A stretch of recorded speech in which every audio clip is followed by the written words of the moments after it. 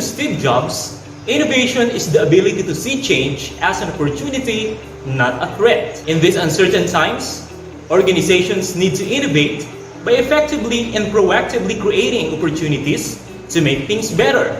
And this can be done through researches. Jose Panganiban National High School, as an institution of learning, is taking part in researches by providing a training ground for the students to immerse and engage themselves. Even during this time of pandemic, you were able to pursue these research activities amidst various community restriction and limitation.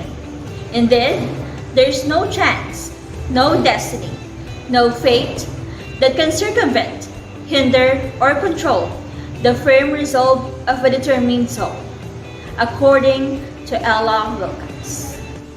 Together with the school principal, Ma'am Lourdes B. Mesa, Assistant School Principal, Ma'am Luningning B. Akal, research evaluators, mentors, student researchers, we welcome you all to the first Jose Panganiban National High School Senior High School Virtual Research Conference 2021. Let us show honor and pride to our country and God through the singing of our national anthem and the prayer to be led by Sir Marlon Nakwa.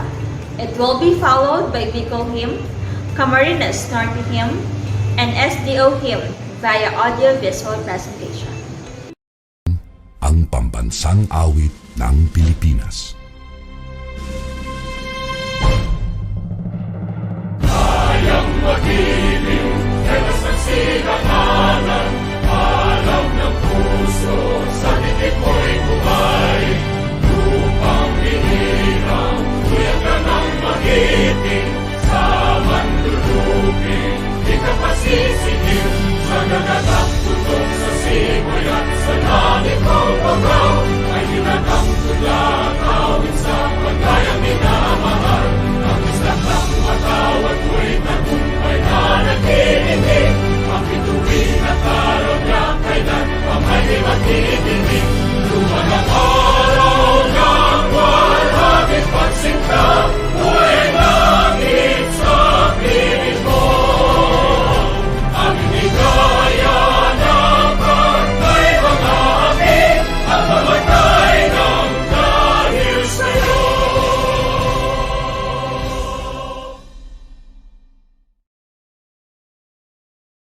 In the name of the Father, and of the Son, and of the Holy Spirit. Amen. Most gracious and loving Father, we adore you and we worship you in this wonderful day. We ask you to forgive our trespasses as we forgive those who trespass against us. We thank you for the gift of life. We thank you for the blessings and the graces we receive every day. We ask you to guide us always in our works and endeavors, especially our learners who will participate in pre-oral defense presentation today. Bless also their families, especially their parents who labor for financial and moral support.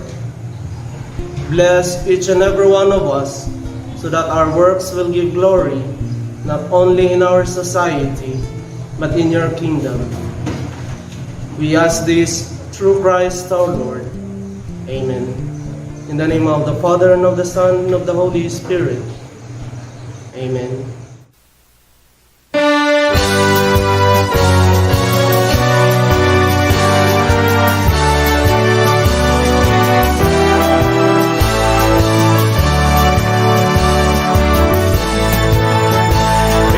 Dear beloved Bicolanda, all the Virgin open your Francia, renowned for filling up and sealing from dawn to dusk. We're singing our praise to thee, where the flames, the sparkling rivers and seas, hills and mountains, trees adorn.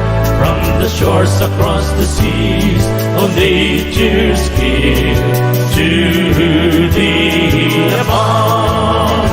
Bicolanda, Bicolanda, our native land, behold, Alpine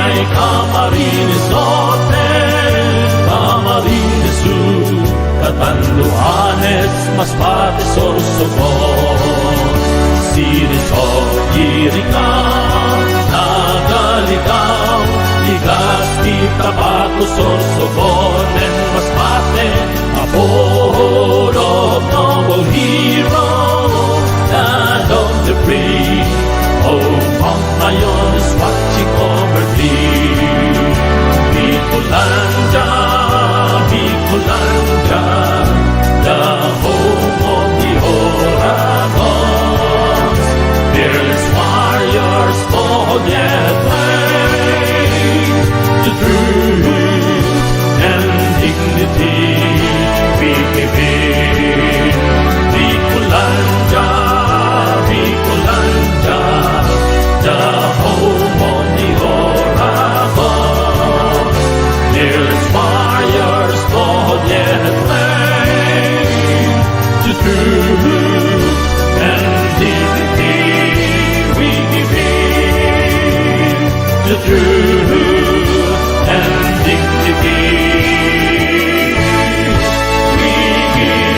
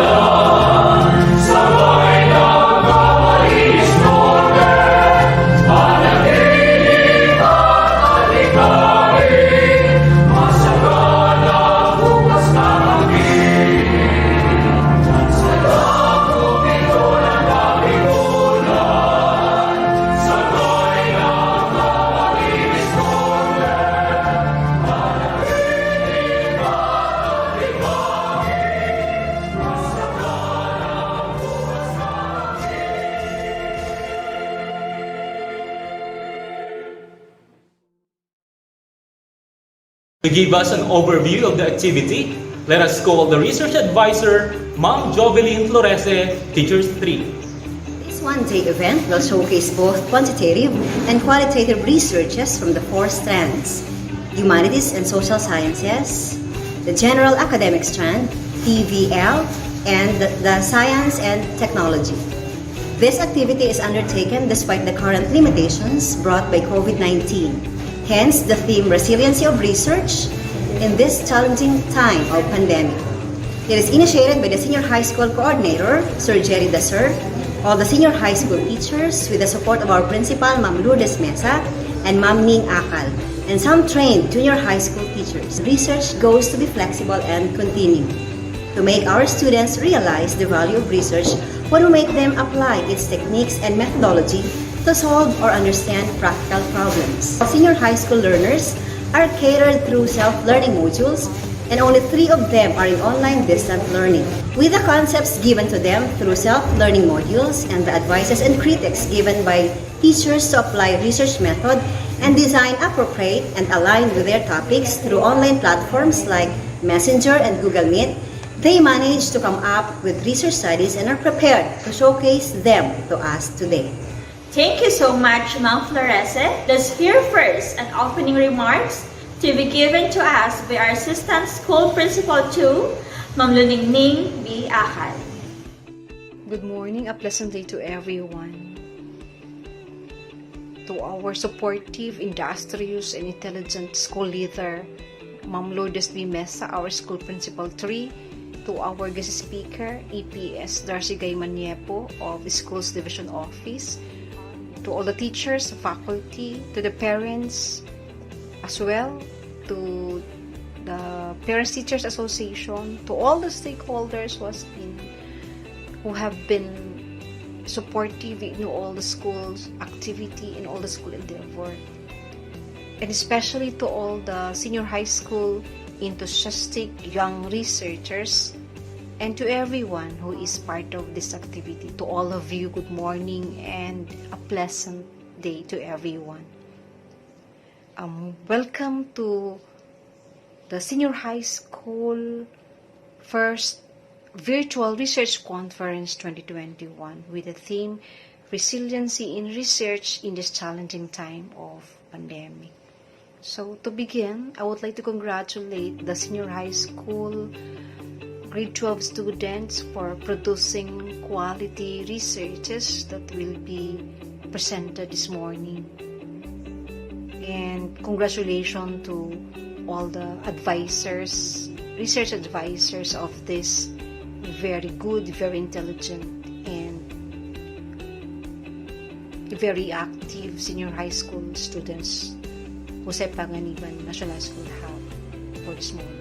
Congratulations to all of you for producing quality research. I know it's been days of tiring days, weeks and months, but you were able to go through with it. You were able to succeed those tiring moments, finishing these researches that you are about to present this morning. And to the teachers as well, congratulations for putting your foot forward in helping our students learn and motivating them to push through.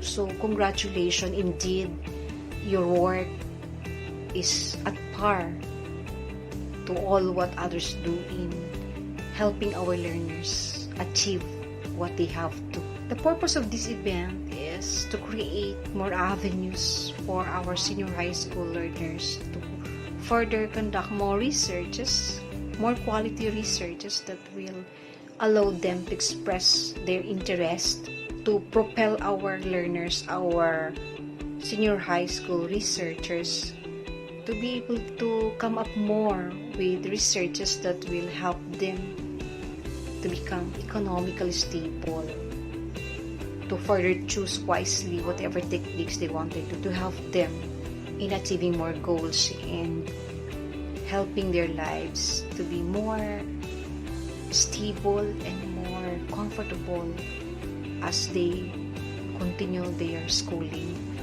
or better, to have their to develop in them their entrepreneurial skills will give them hope to become economically stable and become a productive member of the community where they are living in. I'm hoping that the researches that will be presented today have used research processes, statistical tools, sound technology, sound statistical tools that enable them to finish and come up with quality answers, quality solutions, correct solutions, to be able to help our learners come up with better solutions. We're hoping as well that this event will create more avenue to more future researches, and this activity is at the end of having a conference, research conference. I do hope that next year is another research conference and it will stop here. To all of you, to our senior high school young researchers, continue look for answers, continue searching for answers, continue finding the truth and fulfilling your queries, and keep on motivating yourself to push through and come up with better solutions. Keep it up to become a research enthusiast. So to all of you, congratulations and mabuhay kayong lahat. Good morning. Thank you, Ma'am Akal. This time, we will be hearing another message from a phenomenal educational leader, our principal, Ma'am Lourdes B. Mesa. Our Schools Division Superintendent, Nympha Cuemo, Assistant Schools Division Superintendent, Maria Flora Ibanez, Mr. Darcy Gay Maniego, Senior High School Division Coordinator, the PSDS of Jose Panganiban Districts, Mrs. Maria Filomena Saludes, the teaching staff and the non-teaching staff of the school, the parents, our learners, and to all who are viewing us through the school Facebook, good morning. I would like to personally express my appreciation and gratitude to everyone who contributed to make this activity possible. To our Schools Division Superintendent and Division personnel who granted us permission to hold this event. To the proponent and the teachers for their bravery and creativeness in planning and managing this research conference despite of restrictions. The parents who continuously support, coupled with unconditional love to their children. To our learners who dared to pursue the secondary education despite of crisis and difficulty they experienced in the past few months. Research being the systematic way of investigation into and the study of materials and resources in order to establish facts and new concepts and conclusions is becoming in demand nowadays.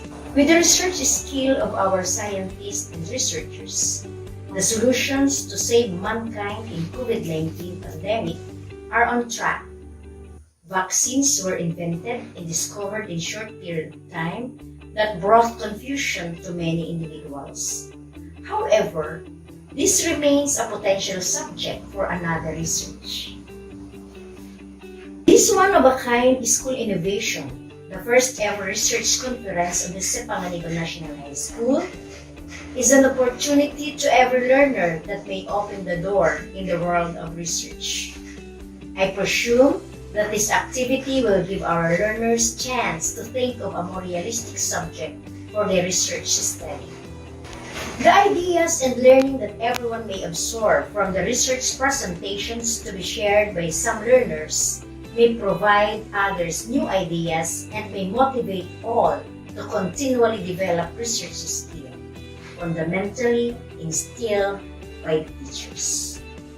May this activity has profound the fundamental research skill our learners learn from this institution during the years of stay with our competent teachers.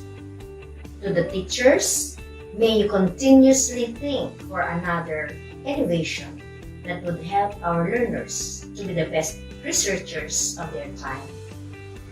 I congratulate everyone for achieving this goal. That is definitely an inspiring message. Thank you so much, Ma'am Mesa. At this juncture, Ma'am Eunice Dunizo, Head Teacher 3 of English Department, will introduce to us our guest speaker.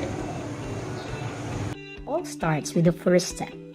Despite the COVID-19 pandemic, here we are taking another milestone as we conduct the first ever Jose Panganiban National High School Senior High School Virtual Research Conference for school year 2020-2021. To our school heads, Ma'am Lourdes B. Mesa and Ma'am Luningning B. Akal, department heads, Sir Jerry B. Dasser, Senior High School Coordinator, Ma'am Joy S. Dasco, Grade 12 Chairperson, Ma'am Jovelyn A. Florese, Research Advisor, Senior High School teachers, the Grade 12 researchers who hurdled the elimination round and are now ready to present their research projects, their supportive parents, and all those who are watching in Facebook Live through the Jose Panganiban National High School Guidance Center. Good morning to all of you. Our guest speaker today has only one request: to keep the introduction short and simple. He was once a teacher, then became a teacher in charge, a principal, and later an education program supervisor of the Schools Division of Camarines Norte. When the K-12 basic education curriculum was implemented, he took the helm of being the division coordinator of senior high school. He went through the birth pains of making sure that the additional years in high school will be implemented in full despite the many challenges and obstacles.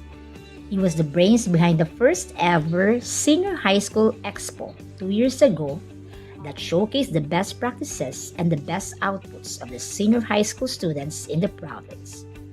A devoted husband to Ma'am Merlita Di Feo Maniebo, a master teacher 1 in Filipino at Camarines Norte National High School, a very supportive father to his equally good-looking sons, and a loving son to his parents. A person who keeps calm despite the stressful day-to-day activities, who loves to sing and to serve God whenever his time will permit it. Friends, please welcome our guest speaker, Mr. Darcy Guy Maniebo. Good day, everyone. It is my honor to be part of your first research virtual conference, and I would like to extend my congratulations to the organizers and people behind this worthy endeavor. On the other hand, I would like to say good luck to our learners who will be presenting their researches, which were realized because of your hard work, of your perseverance, and of your resourcefulness.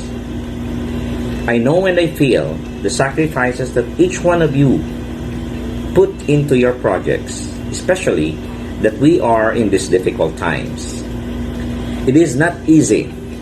It is indeed very challenging to finish your projects, considering that no face-to-face is allowed and a lot of restrictions are at hand.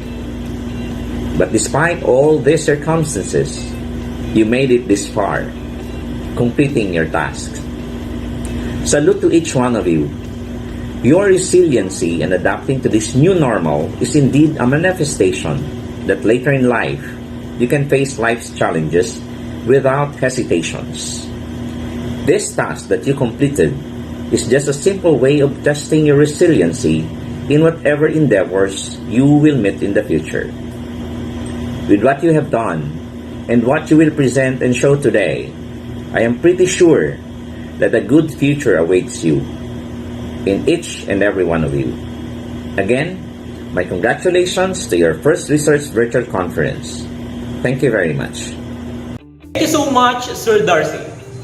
We are almost on the verge of our research presentation, but prior to that, let's acknowledge who are the persons behind this activity and those who will evaluate our students' researches. To introduce them, let's call on Sir Mark Paul Rosell, Teacher 3. Good morning, everyone. I am so much honored to introduce and present to you the panel of research evaluators for the first ever Jose Panganiban National High School Senior High School Virtual Research Conference 2021. Our first research evaluator is a cum laude graduate of Bachelor of Secondary Education, major in English from Camarines Norte State College. She graduated her Master's in Educational Leadership in Mabini Colleges with her thesis, Reticence and Interest of Students in Oral English. She's currently teaching research subjects of the school's senior high school department. Ladies and gentlemen, help me in welcoming Madam Jovelyn A. Florese.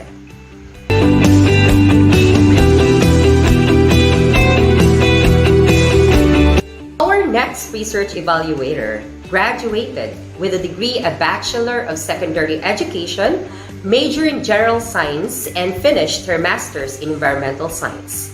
She's the school's research coordinator and division last module writer.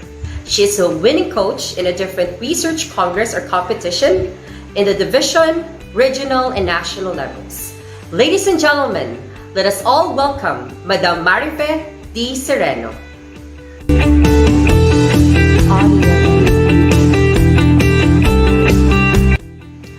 This research evaluator graduated his baccalaureate degree in teaching English from Polytechnic University of the Philippines with flying colors. He finished his Master's of Arts in English Education at Bicol University. He's currently taking up Doctors of Philosophy, major in Educational Foundation at the University of St. Anthony. Ladies and gentlemen, let us all welcome the Master Teacher 1 of the English Department, Mr. John Edward B. Atiwag.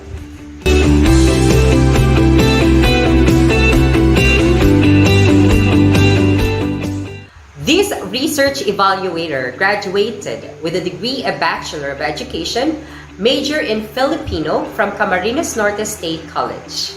He finished his master's degree in teaching Filipino at Bicol University with his thesis, Preserbasyon ng Wikang Manide ng mga katutubong minorya sa Camarines Norte. Ladies and gentlemen, help me in welcoming Mr. Roque Agustus Lamadrid.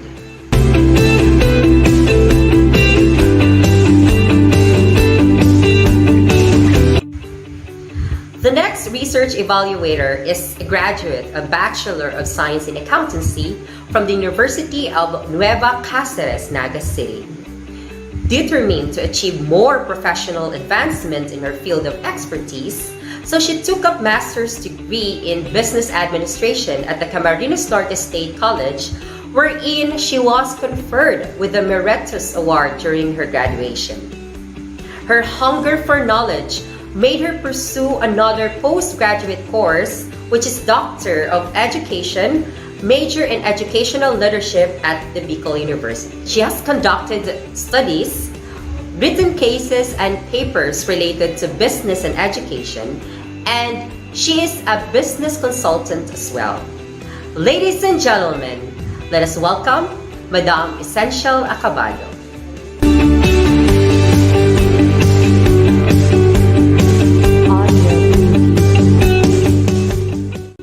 Our next research evaluator graduated with the degree of Bachelor of Science in Accountancy. She finished her master's degree in Educational Leadership at Mabini Colleges with her thesis, The Roles of Parental Involvement Towards Learners' Academic Achievement. Ladies and gentlemen, let us welcome Madam Lucita S. Sis.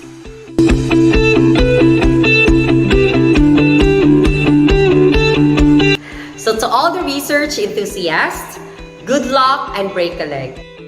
Thank you so much, Sir Rizal. Ladies and gentlemen, we are now on the most awaited part of today's event, the research presentation proper. Before you all start, we would like to extend our warm congratulations to each and every one of you for your determination and perseverance in reaching this stage. We know that you have been selected from among your class groups. You definitely have a good research. That's right! And this is the sequence of our presentation. The first presenters will be the STEM students, and it will be followed by Gus and Humes respectively. So now, let's begin with presenter number 1.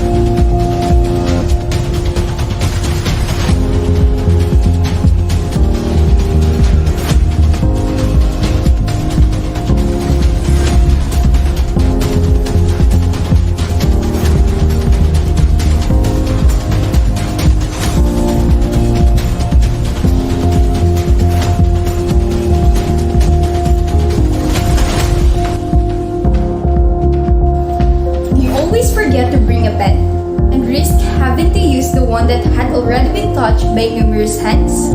Does it take you much longer to fill out the form? And do you think that it just takes too much effort to simply record all of the people coming in the premises?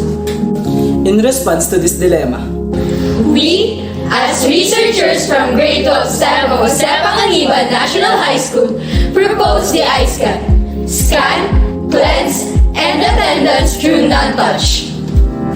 The study seeks to answer the following research questions. Number 1. What are the significant advantages of the device? Number 2. What is the level of efficiency of the device compared to the separated features? Number 3. How can the device track and keep record of the people who come inside the facility? Generally speaking, we aim to examine the efficiency of the device named iScan, scan, cleanse, and attendance through non-touch, to disinfect hands, check temperature, and monitor every person who enters the school premises. And specifically, we aspire to fulfill the following objectives. Number 1, to create a device that covers all data collection necessary for future references. Number 2, to determine the effectivity of the device that gives conveniency in terms of sanitation, contact tracing, and recording of temperature. Number 3, to ensure minimal contact with frequently touched surfaces that could lead to the spread of the virus. The pandemic evidently posed a great threat to our normal social functioning. That is why we must adopt the abrupt changes to keep not just ourselves, but everybody else safe from the risk of the virus. Hence, the device was constructed to significantly fulfill the following outcomes for the convenience of each social group. iScan aims to lessen the chances of transmission of COVID-19 virus that may be present in common surfaces of the community. The compact design also reduces the amount of materials needed for construction, therefore reduce the production of waste. With regards for public and private institutions, a compact and sleek design that offers an easier way of ensuring sanitation and keeping tabs on every individual entering the area. It serves as better reference whenever contact tracing is needed. For the school, it seeks to lessen faculty effort in monitoring attendance in campus entrances. For the students, instead of painstakingly jotting down their personal information, this device will let them efficiently log into the system as well as utilize the sanitation feature with only a tap of a card.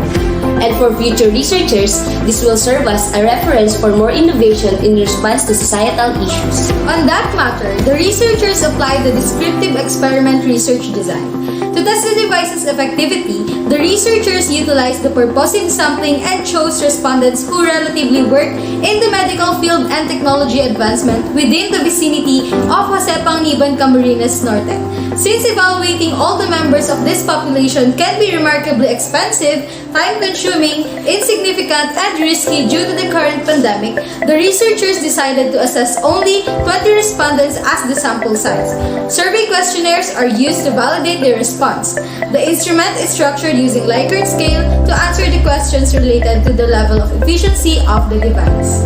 With that being said, the researchers conducted an in-depth research about the review of related literatures pertaining with the utilization of hand sanitizer and thermal scanner apparatus and RFID-based system. We found out that both traditional and automatic hand sanitizing dispensers are both efficient. Reviews about the thermal scanners available in the market gives coherent results. Talking about the RFID technology, systems incorporated with such technology are proved to be structured and systematic. On the contrast, the researchers didn't find any apparatus or system that have all the features. To fill the gap, the researchers came up with the innovative device that's designed to have all the features stated as part of the imposed health protocols under the new normal. On that note, iScan was designed to put all these apparatus in one system. iScan has an automatic hand sanitizer dispenser, temperature scanner, and can record personal information of a person with the use of RFID tags. The device is equipped with RFID RC522 reader, which will provide a contactless recording of information from the owner of the RFID card. Information such as name, time of entry, and scan temperature will be recorded and shown in the monitor. After that, the recorded information will then be saved in the system for a systematic contact tracing method. The system will stand 5 feet tall following the standard height of a person for accessibility and will be cased using steel frame as its foundation and acrylic to have an aesthetic appearance. Safety check secured with iScan.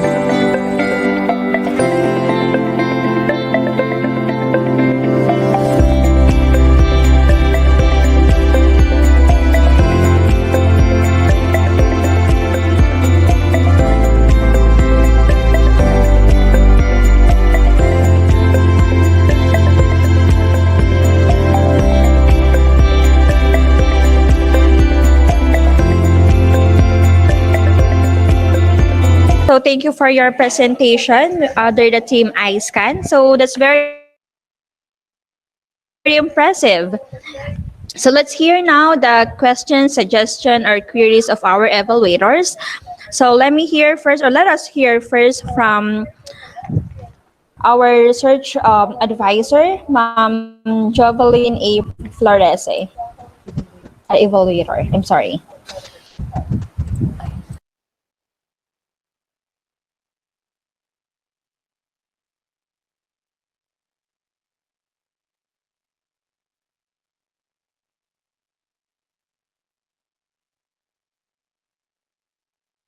Ang ano niyo, oo, yung, ayun. Okay, good morning. Good morning, Madam. Just like what I have told you, the defense is to help you, the group, improve the paper. Ano po?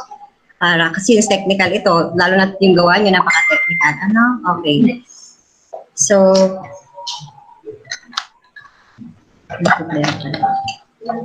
for okay.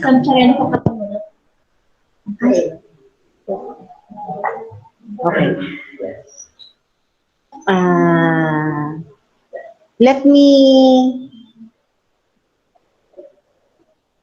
I noticed that dito sa number 2 ninyong statement of the problem, yan. Meron dito, what is the level of efficiency of the device? Saka sa hypothesis din merong effective. So these two are the two most significant feature of your innovative device, di ba? Okay. I wanted to see them sana in the data gathering tool. Kasi your parang the respondent or the informant, yung si-survey ninyo for the effectiveness and efficiency, ito ang ibibigay nilang info, di ba? So, sana makita ko yon dito sa chapter 3, ay doon sa inyong data gathering tool. Ano po? We have the, meron naman dito, kaya lang, hindi nyo nasabi kung ito ay under ng effectiveness at efficiency. So, I hope that the groups, the members of the group are listening the suggestions. Okay. So, let me ask na lang, alin dito ang, sa mga variables dito, quality of the device, I'm referring to the evaluation test. Sa efficiency lang ang nandito, no? Efficiency lang. So, dapat efficiency and effectiveness sana. So, I'd like to see in the next time that you present the paper na magkahiwalay dito. So, let me ask anyone, which from the variables here under quality of the device would fall under effectiveness and which one would fall under efficiency?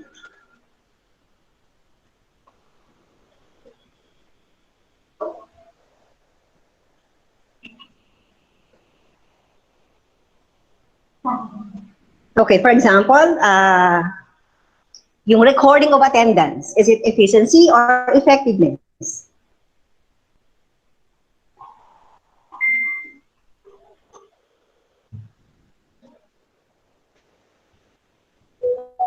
I would say it's efficiency. Ano?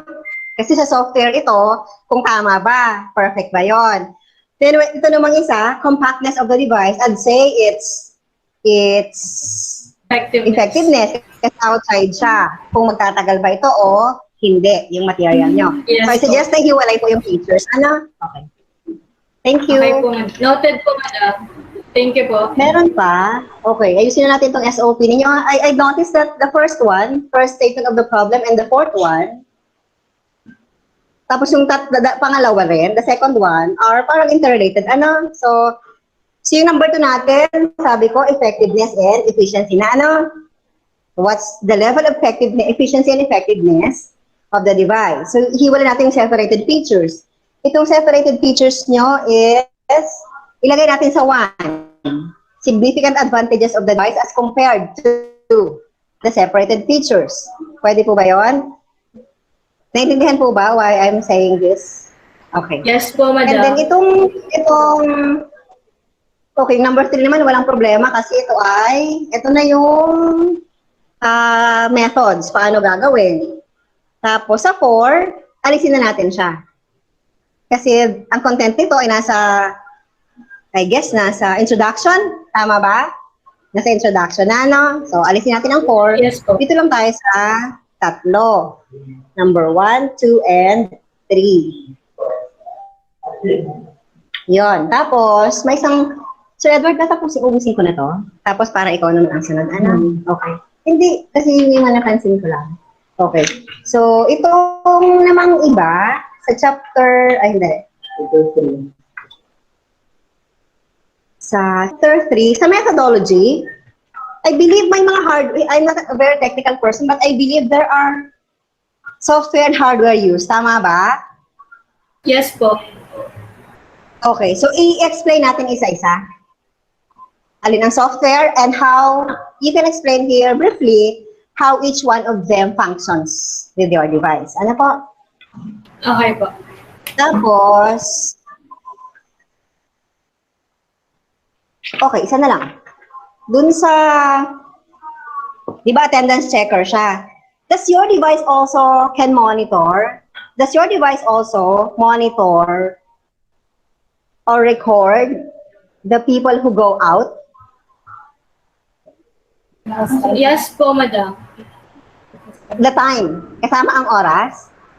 Yes po, time in and time out po of the person. Yung temperature din, paglabas? Hindi na po. Magte-temperature check lang po kapag pasok. Pagpasok lang po.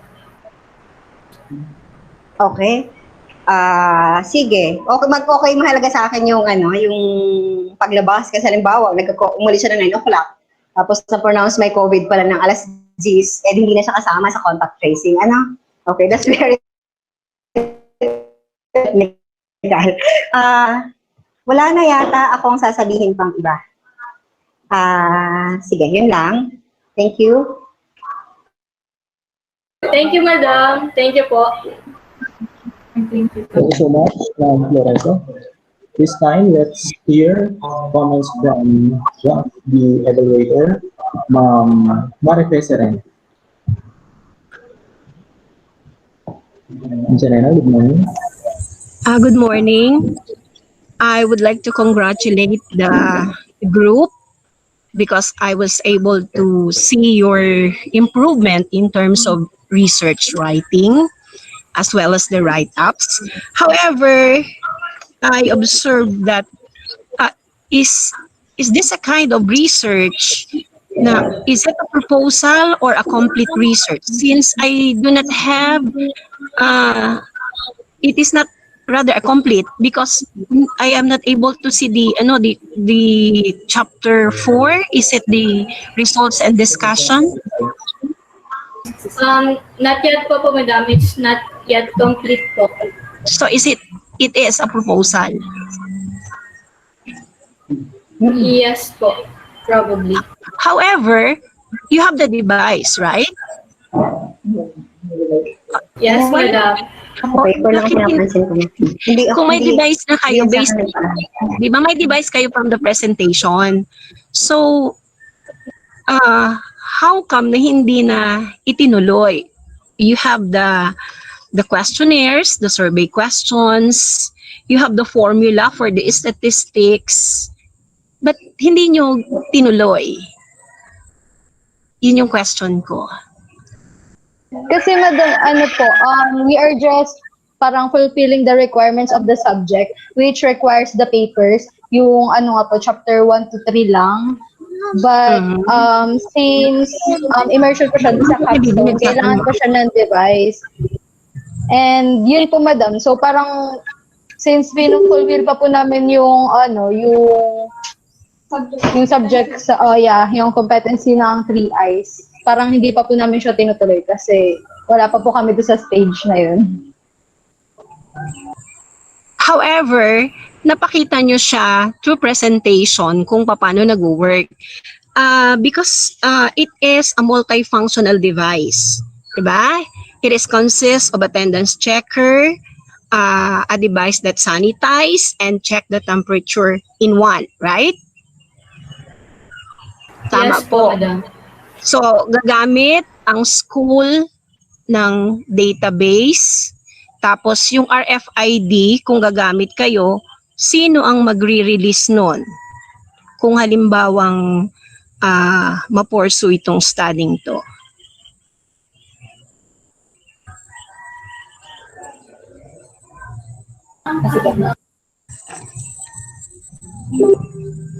Di ba para siyang merong card? It depends on the client po kung ilan po yung gustong i-produce na RFID. So for example po, if ever na ma-implement yun sa school, we suggest na lahat ng students or every personnel na papasok sa school premises will have a RFID card. Oh, I see. So, ibig sabihin nakadepende ito sa admin. Ano? So, but your study is kung magagamit ito ng lower years in the next kung magbe face to face man, it's okay, the idea is good, kaya lang probably the expenses ay masyadong mahal. Kasi yung application nito plus the creation of the device itself ay talagang magastos. Pero if yung advantage ay talagang makakatulong sa school. Okay. And dito sa, di ba gumamit kayo ng Likert scale for the description for the efficiency of the device? So, kung itutuloy nyo ito, how many respondents ang kailangan gamitin nyo to make the study valid? Madam, for now, since mahirap po mag-conduct ng study ngayon, and with the COVID-19 pandemic, so masyado pong high risk kapag nagkuha po kami ng maraming respondents. So, nagamit po kami madam ng purposive sampling so that we can limit the respondents po from field of technology like ICT teachers or from any personnel from municipal health office or something na related po sa medical field since meron po kaming sanitation feature. Ay, okay. Maglilimit lang po kami into mga 20 respondents po. And besides yung number na 20, it is not good for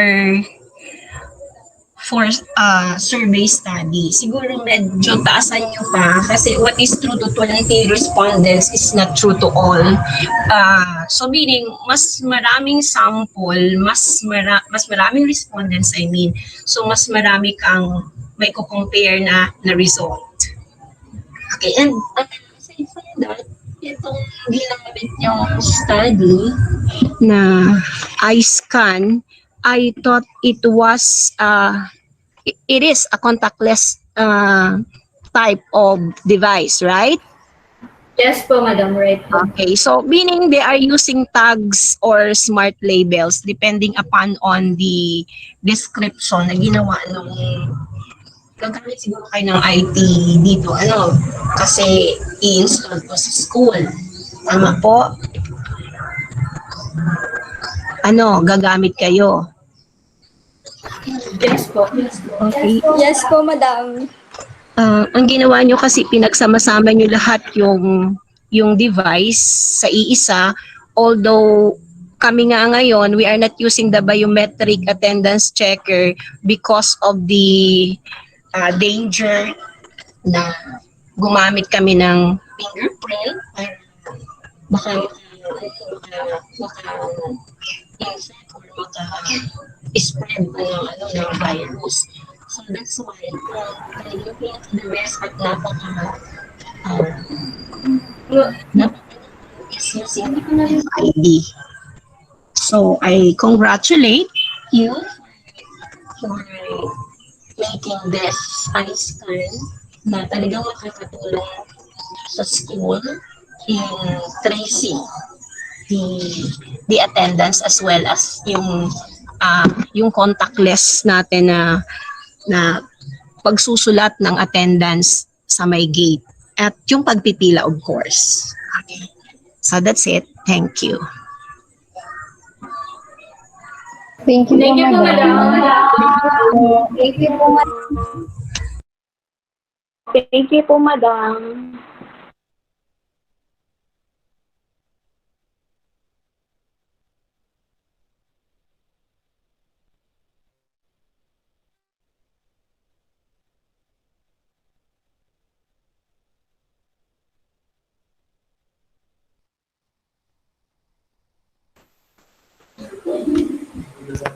All right, so thank you for that, Ma'am Mari Fisareno. So let us now hear from the master teacher, one of English department, one of our research evaluator, Mr. John Edward Atiwag.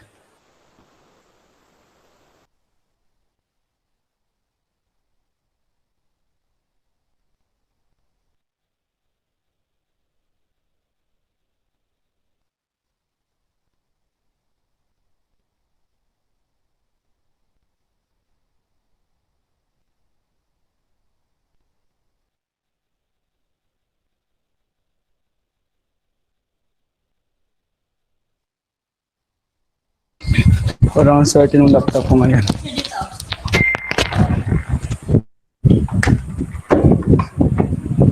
Okay na? Okay po, good morning. Good morning, sir. Good morning, sir. Good morning, sir. Good morning, sir.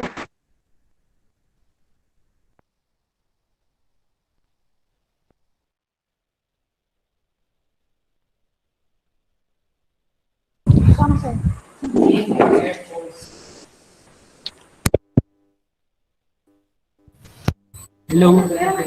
Meron na ba? Oo, meron na ulit. Ito, meron na. Okay, so same observation po with Ma'am Joey. We're not that expert when it comes to the technicality of the device. However, we will, I think it may help. Anyway, dito sa scope and limitation rather, since that you are going to use web application, right? Tama ba ako, Miss Aragon? Yes po, sir. Wala mo naririnig sa akin. Okay, late lang. Okay, Is there any amount of money to be spent when it comes to the maintenance of the application or wala naman? Meron po, sir.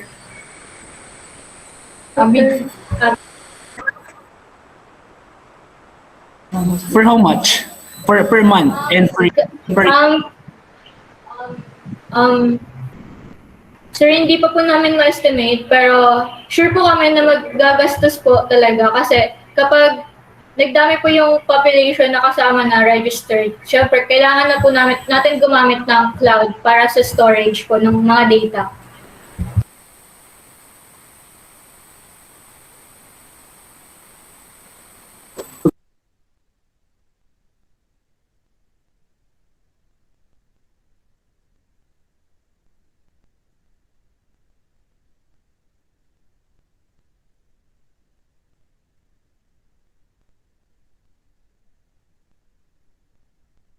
wait for a while. Okay. So it depends upon on the number of the population and organization to be di ba? To be included in the using the eye scanner or the eye scan. So it depends upon on the number of the population and organization to be included in the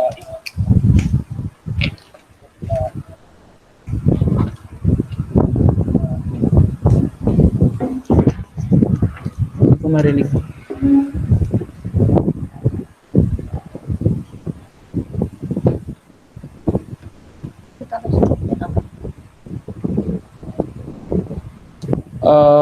Giselle? And anyone on the Pardon, sir? Hindi po, when it comes hindi to po namin narinig. Okay. When it comes to the since yung iCloud, di ba? School yung mag-ano or any organization ang magbibili, di ba? Or ang babayad nung tawag nito nung web application fee. Ano yun? Isang bayad lang ba yun ng application or separate?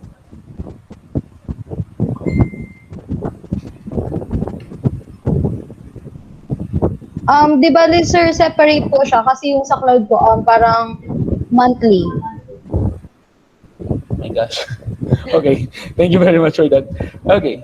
So, I think some part ba siya pwedeng explain dito? Di ba pwede na siya sa ano? Sabi ko sa methodology, explain. Yeah, sa methodology that should be explained para at least alam ng reader kung ano ba yung kung what extent yung kasi minsan 'di ba issue yung lagi yung finances. So it would be one of the struggles when it comes to the acceptance of the project. And since it's a web application and then the data will be provided by the respondents or by the user, how sure are we when it comes to the Privacy Act to be at least secured?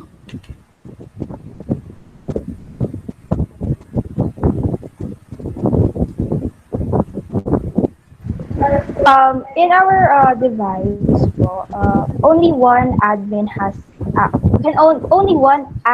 can access the whole system. So, in any case po na nangyari is yung admin po na yon is aalis po siya or papalitan na po siya, need po niyang i-provide yung credentials ng account po ng admin to the following to the next admin that will take over the system. Okay, thank you very much for that. And yeah, dito sa tinatanong na sundan ko lang yung tanong ni Ma'am kanina ni Ma'am Maripe about your population in chapter 3. You decided to have 20 respondents and it was suggested to add at least more respondents to make it more valid. So is there any percentage on the type of population you will be doing this survey rather? How many medical personnel, how many ICT, or it will only talk about this medical personnel who will be using the iScan?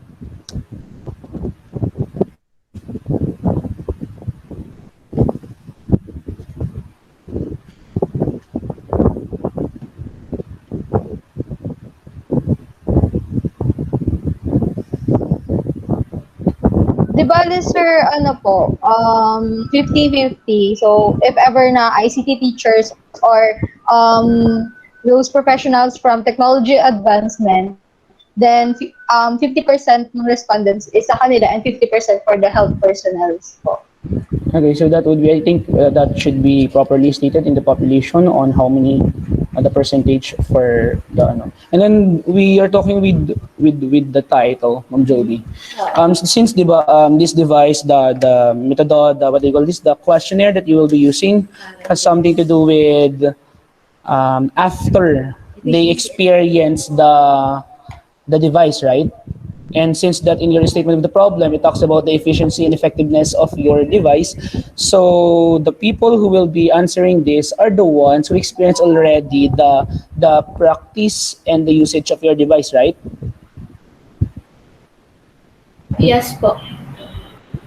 So they are going to be given the questionnaire once they experience the eye scan.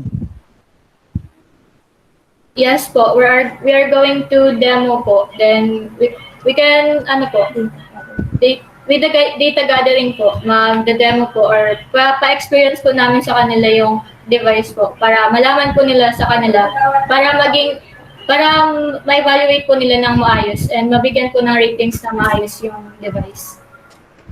Okay. We're also talking with changing or at least adding some words in the title if it's okay with the group. We're planning to make it evaluation.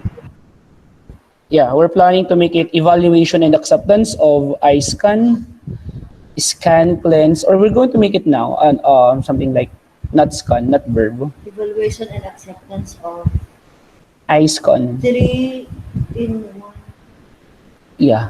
device 4. Scanning, cleansing, and attendance check. Okay. Narinig niyo? Para mabawasan ninyo sa ano ninyo, sa number of respondents since kapag ang ginawa kasi natin is evaluation and acceptance of 3-in-1 device. 3-in-1 device is scanning, cleansing, and attendance checking. If that would be the title, so mababawasan na kayo ng respondents when it comes to survey kasi hindi na kayo mag-survey, di ba? Like the one who are present during the demo na gagawin ninyo, sabi nyo, during the data gathering procedure.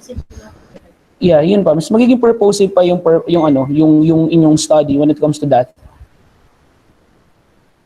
What do you think? Or dito pa rin tayo sa eye scan, cleanse, and attendance through non-touch. Since, anyway, kasi yung title na suggested naman namin is, makikita naman siya sa statement of the problem when it comes to the effectiveness as well as efficiency of the device. Since yun naman talaga yung present ninyo, di ba? How good your device is when it comes to scanning, to monitoring the attendance, as well as cleansing or sanitation. Sir, we have a proposal na rin po for our title since nasabihan na rin po kami before na magbago nga po ng title pero hindi po namin nagawa kasi naka-prepare na po kami ng video and everything. Kaya hindi po napalitan before this presentation. But we have our proposed title po for our study. Eye scan automated attendance log system with thermal scanner and hand sanitizer. It's the same. Parang na-reward lang yung ano nyo ngayon, yung title niyo pero hindi nakita kasi dun sa title that what you wanted to happen on your device is to be evaluated and to be accepted by a particular organization, whether it's a school or an offices in the local government unit of Jose Panganiban or any offices in the locality. Di ba? We'll work on that po, sir, and we'll take it as a recommendation po for now and pag-usapan po namin. Sige. Thank you for that.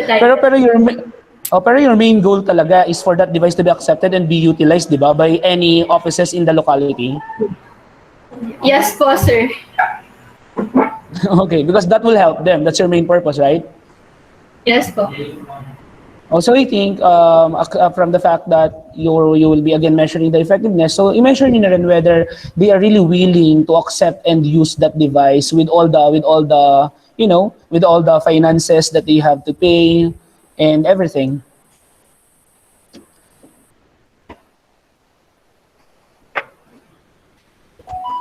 Anyways, yun lang naman. Yeah, sorry first if I failed to congratulate the group for coming with this kind of idea of this device that is very timely and helpful in this time of pandemic. So congratulations and work with all the suggestions by the research evaluators. Good luck and God bless everybody.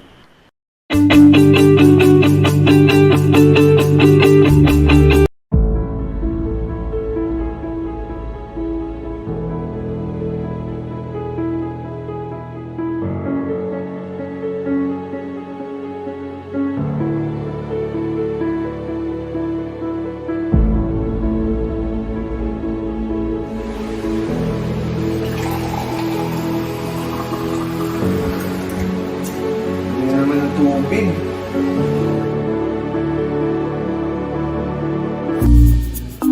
Kamar, nagdumi pala ng tubig galing sa lumit po niyo, pre. Nasa timba na lang gamitin mo, pre. Pre, salamat.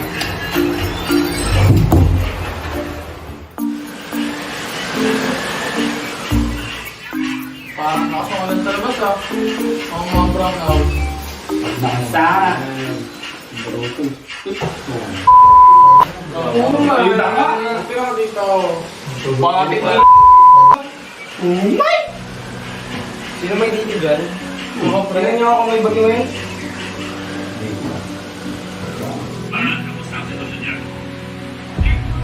Afternoon. We've been experiencing violent winds and intense rainfall here in Vincent, Camarines Norte. Right now, we are staying inside a concrete house, but the rice field.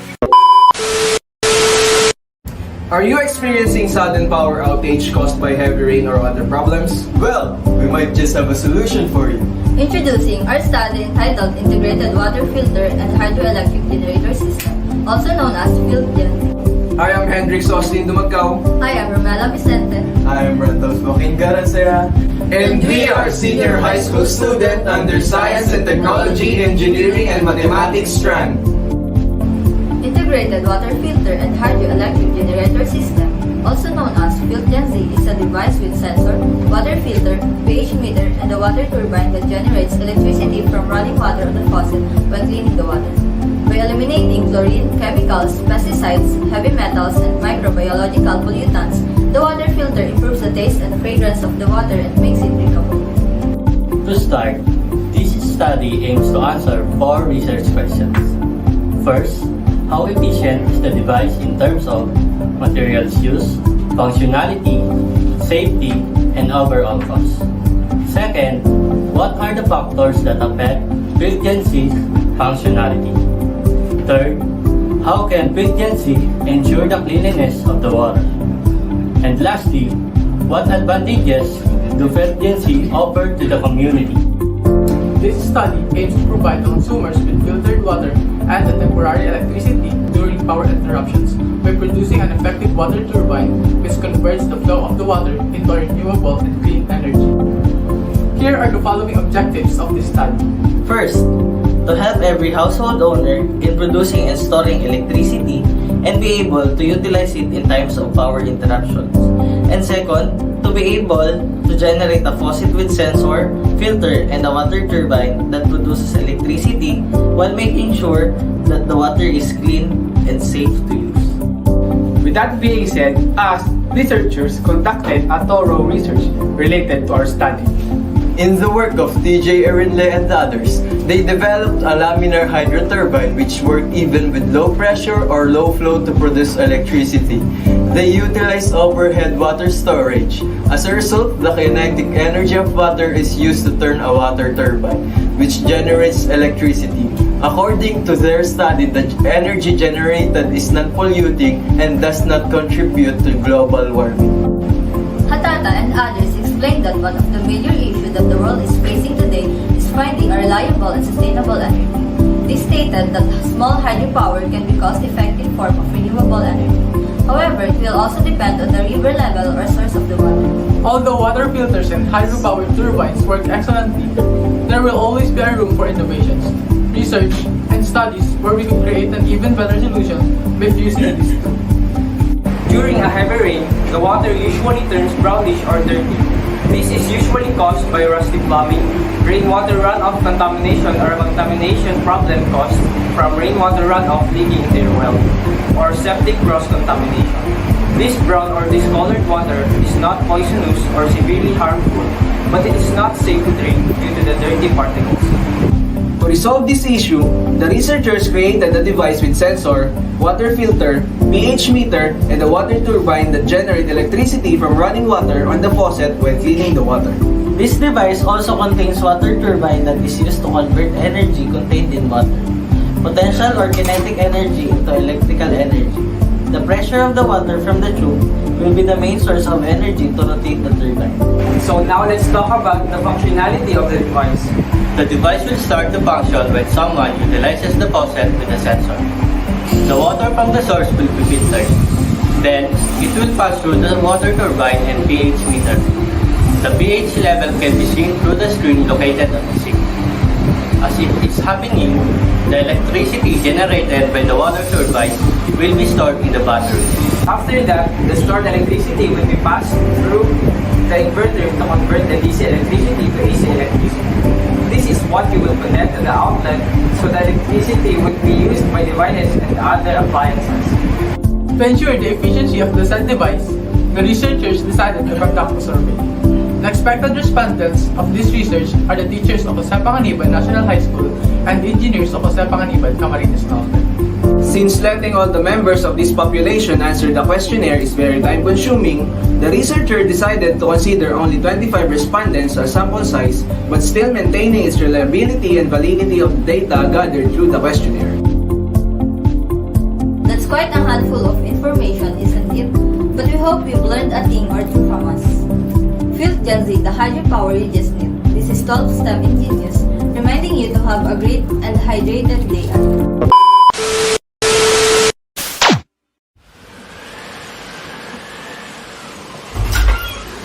Brown out pala. Ano sa CR eh. Okay. Bagyo pre, Okay, bagyo ba? Oo, pre. Tagal mo to kurente? Oo, lalaro kami. Yo! Nice one! Sa ano lo? Tuloy. Yung sa ano pre? Yung sa ano kanina? Ayun pre. Ulang, pwede mo na yung grade namin, o. Pagpasada. Pwede. Oo. Kasi nanonood na kami kanina, tapos naglabas yung ads pre. Lord. Pag-aasal pre, parang gusto nga bumili. Parang 97 yun eh. Hindi mo mataas yung grades nun. Pag dilabo sa research yun, 97. Pangdayo? Oo, pwede pa na ako yun, pwede pa tayo. National na yun. Kung ano yung gastos? Good morning po. Morning, madam. Good morning, good morning. Okay, hindi ako masyadong technical na tao, no, pero baka makatulong din naman yung suggestions ko. Ano? Although may usapan na kami niya ni Roy. Si Roy yun, tama ba? Okay. Just like the first group, you also would like to focus on the efficiency of the device. That's good. Medyo helpful siya kasi malapit na magtagbagyo, magtag-brown out. Ano ko, the device would be helpful sa sa mga tao ng Jose Panganiban. Okay. So, I'd like to also ask you a question. Ang focus lang nito ay efficiency lang ng device. What about yung sa water, nakita ko rin naman cleanliness of the water. Pero wala ako nakita na yung sa wattage. Wala ako nakita sa SOP nyo, sa statement of the problem ng wattage. Sa methodology, parang wala rin akong nakita. Ang alam ko kasi, the power to be generated, the wattage is dependent on the water volume and pressure, tama ba? So, kung magpo-provide ng drawing dito, ilagay ng diagram, ilagay din yung mga detalye, yung mga dimension, malaki ba ito o maliit, kung may sukat, ano po? Sige po, madam. Yun. Tapos yung cleanliness ng water, dito nakalagay nyo, how can citizen ensure the cleanliness of water? Yun, na-explain nyo rin doon, because Nakita ko naman tingnan ko how do you define cleanliness kasi it's one important terminology or variable here in your SOP. Tingnan ko sa definition of terms, you mean potable? Drinkable ang sabi niyo? Yes po. But with that, I'd like to see then kung ilang stages ba ng water filtration ang magaganap using your device. Ano po? I'd like to see doon sa drawing ninyo sa diagram. So, kailangan ito kasi di ba? That's health. So, yun. Tapos sana, hindi lang device ang ipo-focus dito sa statement of the problems, pati na rin yung sa efficiency and safety rin ng tubig at saka nung dependability rin ng specific na wattage na kayang i-provide. By the way, ang tanong ko dito, ilang watt ba ang kayang i-provide? Or volts ba yun? Sarado na naman tawag ng device nyo.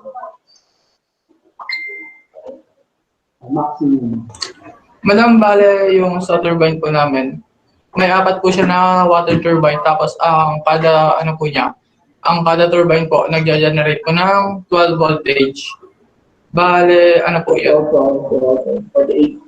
Bale, sa pagkatapos po sa turbine, dadaan po siya sa electrolytic capacitor, tapos saka na po dun sa voltage regulator para po mapanatili yung sa 12 voltage na output. May pressure system. Madam, additional lang po.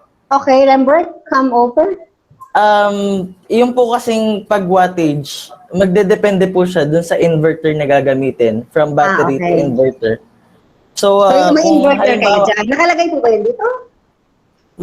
Meron po. Wala, hindi ko.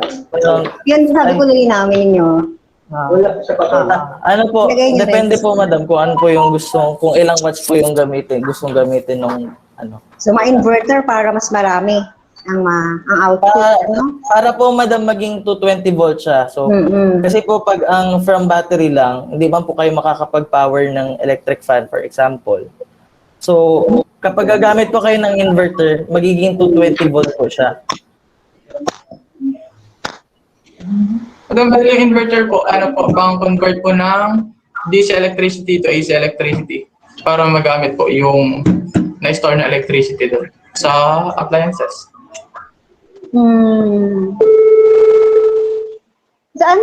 Saan nakadepende yung water volume at saka pressure? Nakaangat po ba ito? Meron siyang pressure system? Hindi po madam, bale ang gagamitin lang para po ng makaproduce yung kurente, alam ko mabilis. Yung, madam, kaya na po yun ng average na ng standard pressure po sa household, which is around 30 to 80 PSI. Yun? Pwede?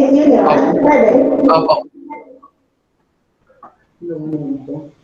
Yun po yung bali gagamitin na pressure para mapaikot yung turbine. Okay. Yan ba ay have you asked the detail about the pressure doon sa water district natin? Ganyan ang bale dun po sa nakala po namin data, 30 o kaya 40 to 80 PSI yung average household na pressure ng water. Bale, hindi pa po kami nakakatanong dun sa water district dito sa JPAC. There is a common knowledge naman. Alam niyo naman. Opo. Okay, thank you, Roy. 30 or 40 to 80. Thank you, Rembert. Papakinggan naman natin si Ma'am Serena at saka si Sir Atiwag. Yung sabi ko lang, yung safety, itong efficiency variables niyo, wag lang sa device, pwede rin sa tubig, ilagdag yung sa water at saka dun sa power, yung sa output nito. Okay, that's all. Thank you so much. Alright, thank you for that, Ma'am Florese. Let us now hear from our next research evaluator, Ma'am Marife Sereno.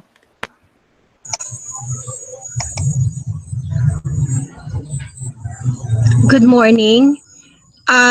Your study is similar to Mr. Ivarola and Mr. Abiado na nanalo sa Baguio I would like to ask if this device is installed in household. Madam, in household po, tapos pwede rin po siyang gamitin sa school, yung mga water fountain ng school. So, in what time of the day where you will use or the water pressure is great? Kasi kapag ang water pressure ay ginagamit ng mas marami sa bahay, so meaning the turbine ay iikot siya. Diba? So, ibig sabihin, it depends upon on the usage of water in the household. Tama po? Yes po, madam. Hindi ko nakita sa paper ninyo na merong factors or variables regarding with the pressure, yung time kung kailan siya gagamitin. Kasi ang kailangan is that kung it will be installed in a household as one of the remedy para maano mo yung power shortage, so kinakailangan siyang kung every household ay meron yan, so kinakailangan i-install siya sa part ng bahay which is a little bit higher para yung pressure niya is mas mataas. Kasi when you open naman the faucet, makikita mo na talagang yung pressure nararamdaman. So, how are you going to connect that device kung yan ay gagamitin sa isang household? What part of your house? Is it near the, ang tawag doon? Malapit ba siya doon sa may kontador? Or sa loob ng bahay nyo, i-connect yung device? So, paano?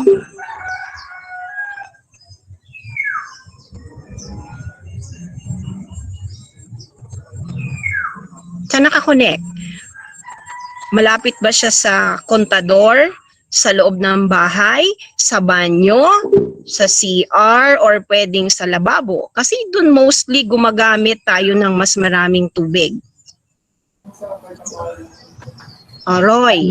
Siguro, madam, advisable siya na malapit sa kontador kasi dun pinakamalakas yung pressure po.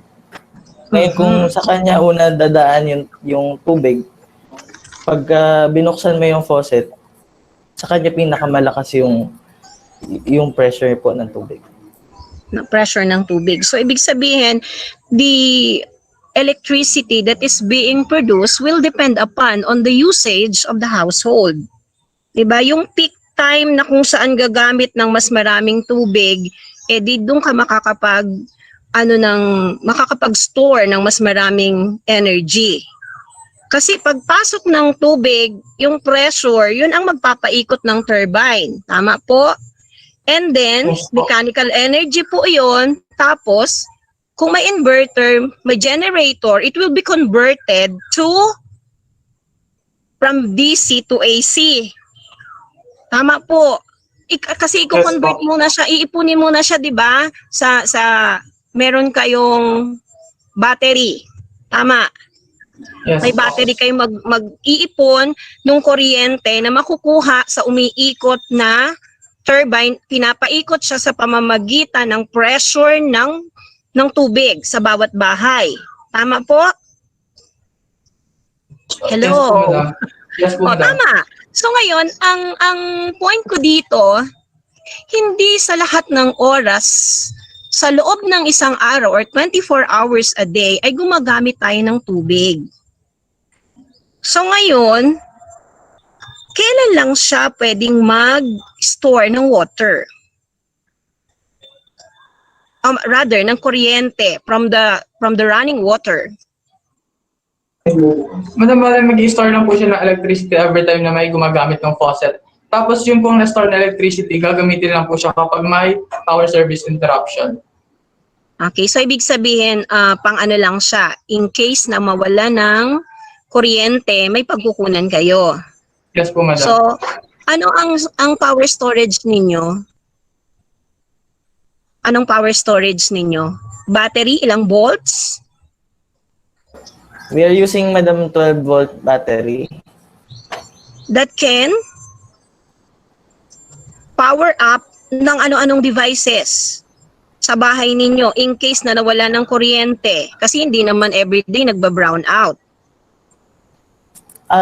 Siguro, Madam, yung kung ilang appliances po yung mapapagana niya, magdedepende pa rin po dun sa wattage kung gagamitin ninyo na gagamiting inverter. So, kung 800 watts po yung inverter, opo, dun po magdedepende sa inverter kung ilang watts po yung gagamitin. Okay, isa pang napansin ko when you present the other function of the device ay gumamit ng parang yung filtration process. Masyado namang ambitious yon kasi pwedeng ma-filter ang heavy metals. With that device, where will you construct the filtration system? Saan mo siya i-construct? Kung yung rather the device for converting electricity from the running water is through the generator and the inverter, saan nyo naman ilalagay yung filtration system ninyo? Ang sabi nyo, it can filter heavy metals, it can filter bacteria. Mabuti mga suspended materials, pwede yung matanggal kasi simple lang yung process. Pero kung may bacteria and other microorganisms, meron pa diyang ultraviolet filtration, may dadagdag ng chlorination process. So para kang meron kang yung bilihan ng water sa distilled water, parang ganun kalaki ang i-construct mo. Pero with your device, saan ka magko-construct ng water ng filter? Water filter. Madami yung water filter po. Andun siya before the water turbine. Doon po siya nakalagay. Ha? Bago po yung yung water turbine. Na may water filter naman ako. So, ibig sabihin, kung sabi ni Rembert, ilalagay siya malapit sa kontador kasi doon papasok ang lahat ng pressure ng tubig. Tama po, Rembert? Then, doon din ilalagay ang water filter. Tama rin? Anong itsura ng device nyo? How big it is? Kasi pag filter, mahirap. Lalo ng heavy metals. Pag nagpapatest nga ng heavy metals, isa-isang ititest o ano ang presence ng mercury, ng iron. Isa-isa siya. Hindi siya po pwedeng at one instant na pagdaloy ng tubig, you can sort out yung lahat ng impurities present from the water. So, you will have to install a device used for, let's say, for example, for identifying heavy metals, for purification process. So, marami kang ilalagay sa device mo. Loaded na ata yan, be. Pag ganun ang mangyayari niyan. O di hindi sa kontador, nakalagay siya sa pwedeng lababo. So, nasa ilalim yon, device na yon. Itong nasa itaas, ano ito? Ano po itong nasa itaas? O lahat kayo nakamute? Yung faucet na may sensor. What is the use of sensor in that device? Para po, Madam, pag hindi mo na po kailangan i-turn or i-on yung faucet, automatic po pag nilapit mo yung kamay mo. We are using ultrasonic, Madam, module for Arduino. Ultrasonic device? Ay, po ako. Sige, okay. Dami yung sa din po, yung sa sensor po din sa faucet to prevent transferring din po ng germs and viruses or contamination. Para pagkatapos mag-umpis ng kamay, wala nang additional contamination. But your device is stated that the one of the feature ay maliban sa nagbibigay siya ng energy ay nakaka-filter pa siya. Parang multi-functional device din itong gawa ninyo, di ba? Yes po, kaya po madam integrated. Pinabali, combination po siya ng iba't ibang device. Oo, may tubig ka na, may source ka pa ng energy in case na magkaroon ng brownout. So may possible kang pagkukunan ng current. Plus yung tubig na gagamitin mo is free from contaminants. Tama po. Yes po. Okay, kaya lang ang worry ko lang dito is that yung inyong filtration system will not as simple as what you think. Kasi it is not the state of the art na sinasabi ninyo na it can filter heavy metals, it can kill viruses, bacteria, and other microorganisms present in the water. Yung sedimentation process, madaling tanggalin yon. Simple lang yung procedure, yung process ng pag-remove noon para maging mas malinis ang tubig, especially ang tubig sa Panganiban. Talaga makikita mo nag-iiba yung color niya. So yung chlorination process, it kills bacteria, fungi, but not virus. Kaya nga, kung gagamit kayo ng ganong process na lahat i-offer nyo, masyadong malaki yung device nyo. Nakita nyo naman sa water station, ang lalaki ng device nila, dun pumapasok yung water. So kung ganyan lang, as simple as that illustration of your device, you cannot make a simple filtration sa ganyang klase. Okay, yun lang po.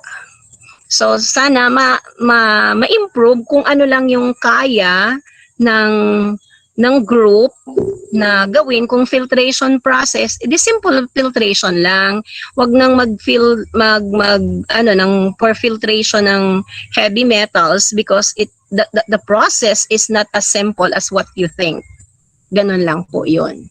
Hindi ko naman dinurog yung yung study ninyo. Kaya lang doon sa papers nyo parang may kulang. Mga lalaki ang magkakagrupo, right? Sino ang pinakamapagit at pinakamasipag sa grupong yan? Kilala ko kung sino. Roy? O, kaya yun po. That's it lang. Tama na po yun. Yun lang ang akin. Sige po. Thank you po, madam. Okay. Congrats, nakatapos. Thank you po, madam. Salamat. Thank you so much, Ma'am Marites.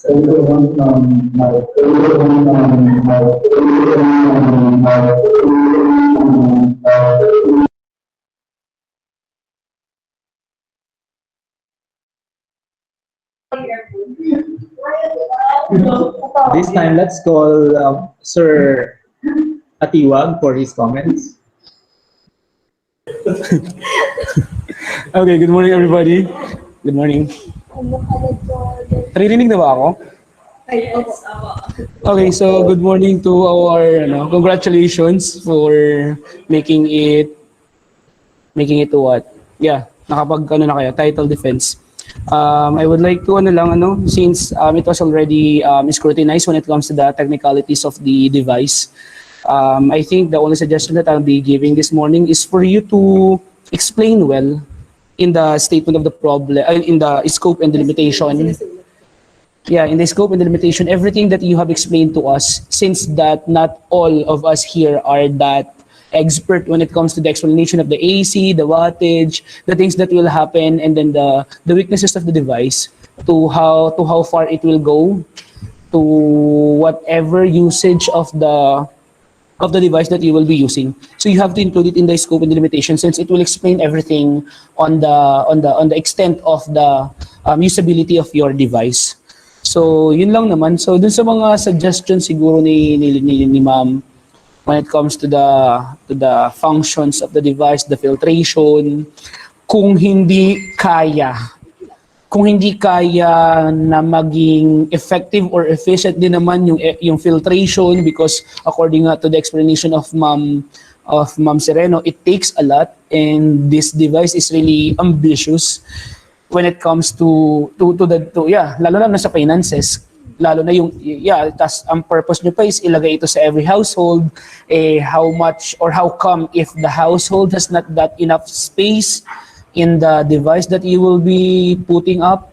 So yun, kung hindi kaya na itawid pa yung isang ano ng inyong device, yung filtration, just focus on the generation system. Anyway, okay rin naman siya eh. Pero kung kaya nyo itawid at explain talaga na kaya naman ng device ninyo na mag-filter ng hard metals, bacteria, and everything, push. Support lang. Kahit ano na lang siguro, kahit na clean water, kasi pag may bagyo naman baga, ang dumi ng tubig talaga sa kasi Panganiban, di sapat na yung malinis na tubig. Oo. Tapos yung issue talaga ng clean water, yung potable water. Siguro kung sa issue kasi ng JPANG, 'di ba? Alam niyo naman yun na may lumalabas talaga ng mga brown water. Kung hindi kayang i-test yung potability ng isang water, at least yung ma-clean lang yung water from brown into a clear one, parang magagamit lang pang sabaw, pang hugas na pag may bagyo, I think that would be enough. Kasi kapag parang imposible na from brown, tapos ipi-filter nyo ng ilang stages, kasi di ba sa mga water refilling station, ang lalaki ng filtration devices nila, para yung brown water maging crystal, tapos talagang maging siyang potable. Pero kung ilalagay nyo naman sa delimitation ninyo na at least ma-change lang yung color for washing purposes, siguro lalaban. Gawan nyo na lang ng paraan sa guys, sa papel. Kailangan yung ma-explain dito lahat para i-define ng maayos ano ba yung potable, ano ba yung clean, ano ba yung, basta yung extent ng device ninyo.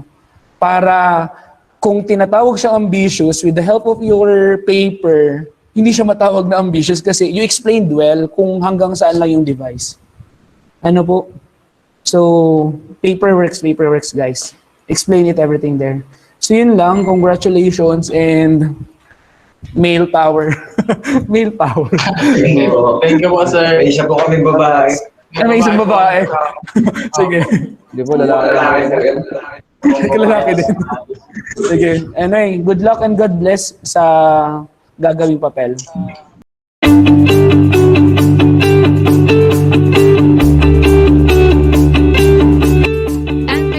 Coronavirus threat still lingers, distance learning will be implemented for the upcoming school year 2020 to 2021. According to the Education Department, there are various learning modalities under the distance learning. One is online, which uses technology such as gadgets and access to the internet and can be categorized as synchronous or asynchronous. There is also the modular distance learning, wherein self-learning modules, whether in print or digital format, will be given to students. Another is the television and radio-based instruction, in which lessons would be carried out through programs. The Education Department says the type of learning modality to be used in a locality will be based on the capacity and situation of learners and teachers. Ang unang naririnig nga namin, paano naman matututo ay wala kaming internet. So sa bawat sitwasyon ng bata, mayroon tayong inihahaing cope na paraan ng pag-aaral at pagkakatuto. Earlier today, we visited Lagro High School in Quezon City to see how they are gearing up for the distance learning. Its principal, Maria Noemi Moncada, said they are not new to the distance learning approach, as they have been doing this when classes are suspended. Ready naman sila kasi nga ang mga teachers trained. Ngayon, meron talagang hindi natin maaalis yung mga malapit nang mag-retire, hindi na natin pinipilit yan. Sila ngayon yung mga magmo-modular at voluntary naman. The school principal added that as of today, around 6,100 students have enrolled for school year 2020 to 2021. 80% opted online learning approach, while 20% chose the modular learning. Now the teachers in Lagro High School attend various webinars and trainings and simulation of classes through a summer camp.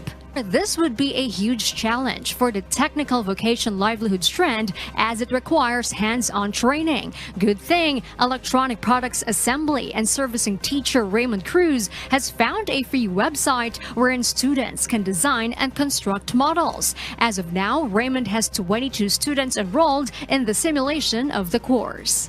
Meanwhile, for the modular learning, the school principal said advisors will upload lessons for each week for digital learning, while there will be schedules for parents and guardians of learners to pick up the printed modules. Teachers who volunteered for the modular learning will visit students from time to time to ensure learning competencies. Lagro High School is set to receive tablets from the Quezon City government.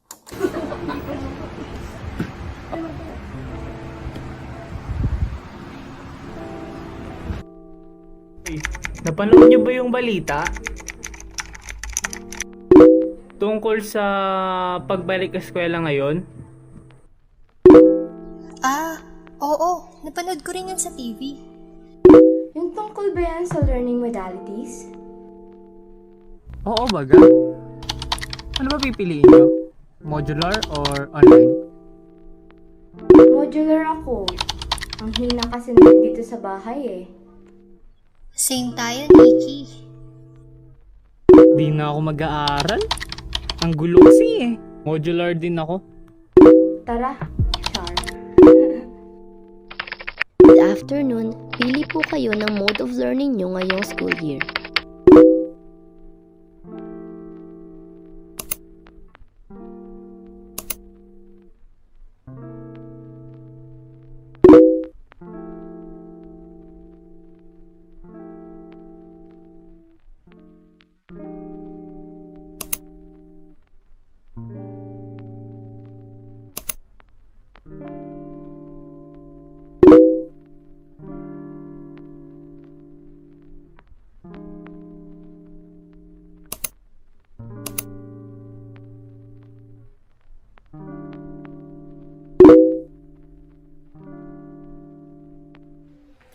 Ayun ako.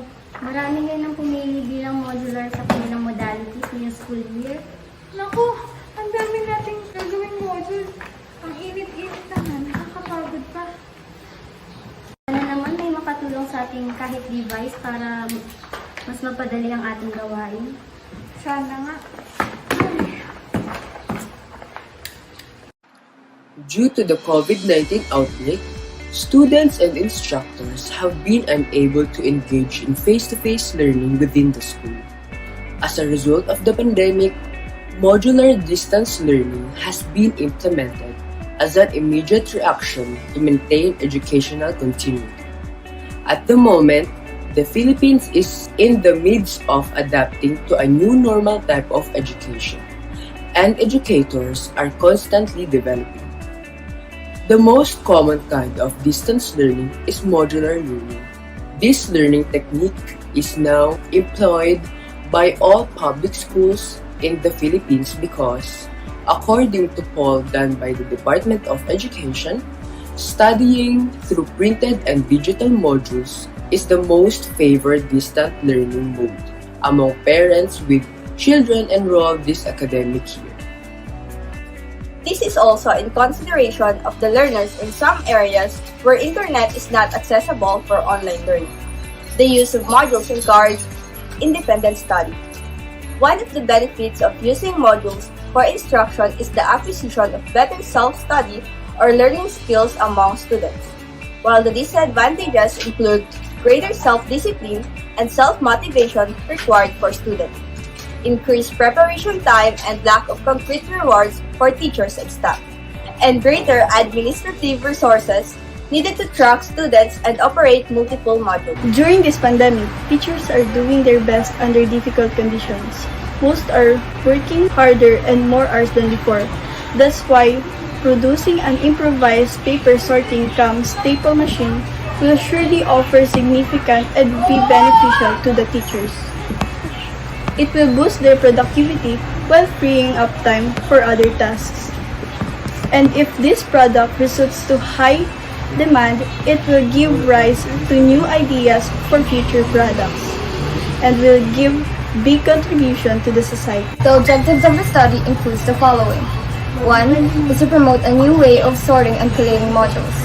2nd is to reduce workloads and increase the production of modules. 3rd is to know if the device is efficient and effective as an improvised sorting device. The following are the materials used to build the improvised paper sorting cum staple device. Metal sheets. It is mostly used to build the outer part of the device. Next is the Arduino Uno.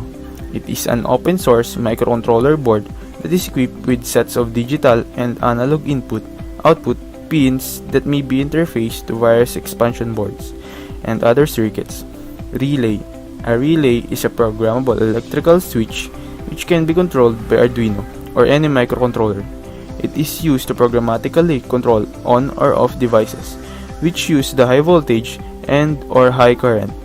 It is a bridge between Arduino and the high voltage devices.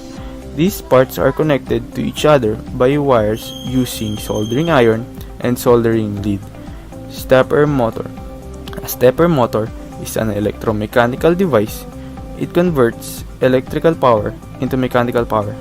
Also, it is a brushless synchronous electric motor that can be divided to full rotation into an expansive number of steps. Roller gear. It is a driving system composed of a cam, a turret, and rollers. The engagement through rollers enables us to put preload between a cam and a turret. This contact with a preload removes backlash between input and output and attains precise, fast, efficient motion transmission. Roller contact enables us to start and stop swiftly. Roller turn attains to minimize a non-productive positioning time. A printed circuit board or PCB is used to mechanically support and electrically connect electronic components using conductive pathways. Tracks or signal traces etched from copper sheets laminated onto a non-conductive substrate. Solenoid is a device capable to transform an electric excitation into a mechanical movement by means of an electromagnetic field generated by a coil. Lastly, LED. It is commonly used for indicator lights such as power on or off lights on electronic devices. When the device is turned on, the LED bulb will light up, and when it is turned off, it will go off. The timer will signal if the production of module is finished.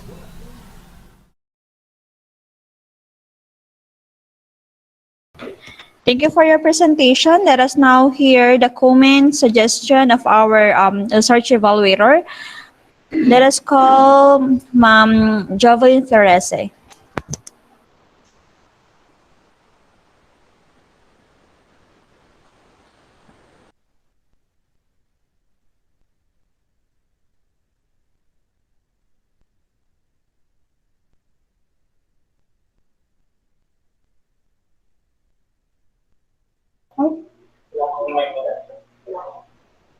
Ang tagal na kasi mga mag-respond. Okay. Meron na, wala pa? May sound na? Dito wala pa, o nakapula pa. Okay, good morning to this group. Okay, with your genuine reason to help the teachers with this labor-intensive manner of sorting and proofing. Ngayon pa lang, we thank you for this, for your wit to offer this kind of device. Ano po? Pero we have to take note that the more the module, the more the pages of the module, the more the time we required. Tapos in your part, the more the trace you need. Kasi parang 5 lang ang nakakita ko. Okay, but then, it is good that we have, that the modules now are, have been replaced by learning activity sheets, which is shorter. Merong 2 pages, merong 4, may 5, hanggang maximum of 5 pages. So with that, with your introduction, aalisin niyo yung module. Kasi yung module, pwede siya kahit, di ba natin may 30 pages na module, may 27. Your child couldn't afford that. So, you have to be thankful kasi meron ng mga learning activity sheets. Ano po? So, ganun pa rin. Isusort pa rin naman yon. Pero mas kaunti yon. Pasok yung 5 pages ninyo. Yun nga lang, aalisin nyo na yung module. Ang babagitin nyo na lang, learning activity sheets. Kung hindi nila madadagdagan. Madadagdagan pa ba yan, Clarence?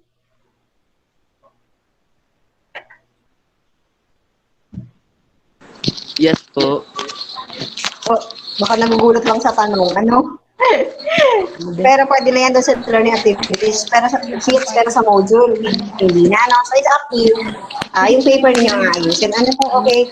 So, doon sa theoretical paradigm, sa hypothesis nyo, sa scope ninyo, makikita ko efficiency and effectiveness. So, dapat hindi lang focus ng statement of the problems. Ano po? Itong number, okay, di na siguro kailangan itong profile because we focus on the device itself. So, alisin natin yung SOP1. Tapos yung the advantages of the device. Sasagutin naman na ito ng efficiency, ng performance na nakalagay sa number 4. So, pwede na rin itong alisin. Ang mahalaga naman dito is yung binabanggit nyo na efficiency and effectiveness. So, itong number 4 ninyo na to, yung what is the performance, ito na ang unahin, siguro. Kung meron pang ibang suggestion sila, Sir Edward, Ma'am Serena, that's fine. Pero since ang focus niyo ay naririnig ko at nakikita ko sa PowerPoint, sa slides niyo is efficiency and effectiveness. So, dito na siguro mag-focus. Ano po? So, palitan natin yung vague na word dito ng performance. So, what is the performance of the device? So, palitan natin ito ng efficiency and effectiveness. Because when I say performance, durability, parang cost here. Ay, hindi. Ilalagay kasi natin dito ang cost. Di ba kulang siya? Durability, functionality, safety, speed, and cost. Palaging kasama ang cost. So, dapat mas mura siya kumpara doon sa... Ay, sa bagay, yung mga ginagamit naman ay mga risograph machine, printing, copier yun at the same time sorter. So, given the fact that modules are provided naman in bulk, in separate pages, pero madami, yun. Siguro, ang ilalagay nyo, mag-estimate na lang, ano, as to the volume of the paper that each tray can handle. Ano po? Tapos ang computation nyo as to the time, kasi nakakita ko dito sa survey ninyo is oras na nako-consume in sorting the device. So, if you wish to, siguro to compare, di dapat meron kayo kung ilan ang laman yan, tapos per minute, siguro, ilan ang kaya niyang para ma-compute yung time. Kasi meron kayo dito nakalagay, speed of production. So, the element involved here is time. Di ba po, time? So, pag tinanong ko kayo ngayon, kung ilang oras, wala pa naman yung device nyo, hindi nyo pa masasagot. So, with that,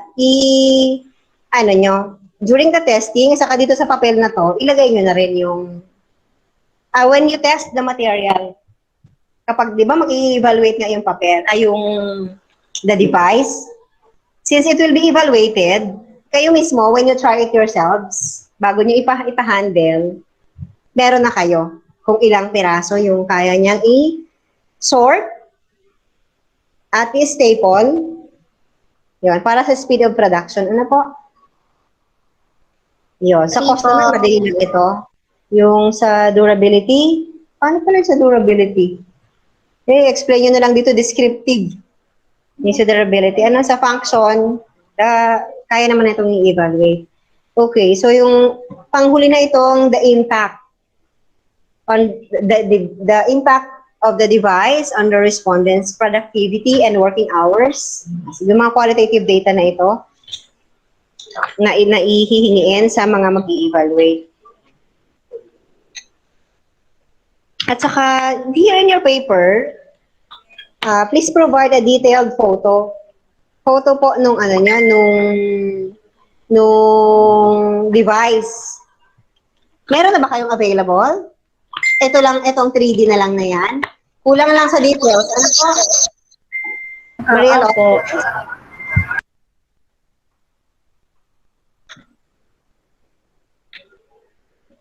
I'm asking, meron na kayo ngayong naka-prepare na photo na may detalye, dimension, yung sukat niya, tapos yung on and off. Yan, masat dito. Yes, Mel Joyce? Ano po, madam? Wala pa po.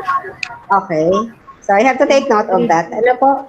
Yes. Tapos, is there a software na kailangang bayaran kapag gamit ng device? Or everything is free, yung mga software yung gagamitin? Yung, say, yung Arduino, is it free? Yung Arduino yata. Arduino. Arduino.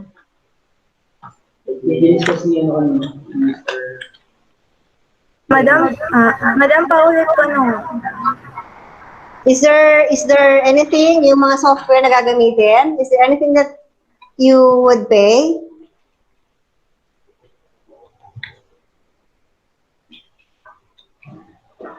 Is there any software? Yung sa Arduino lang po, madam. How much would it cost you?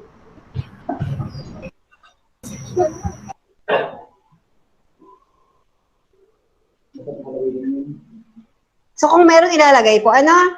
Ilalagay din dito. Okay, that would be all. Saka may ibang, wait lang pala.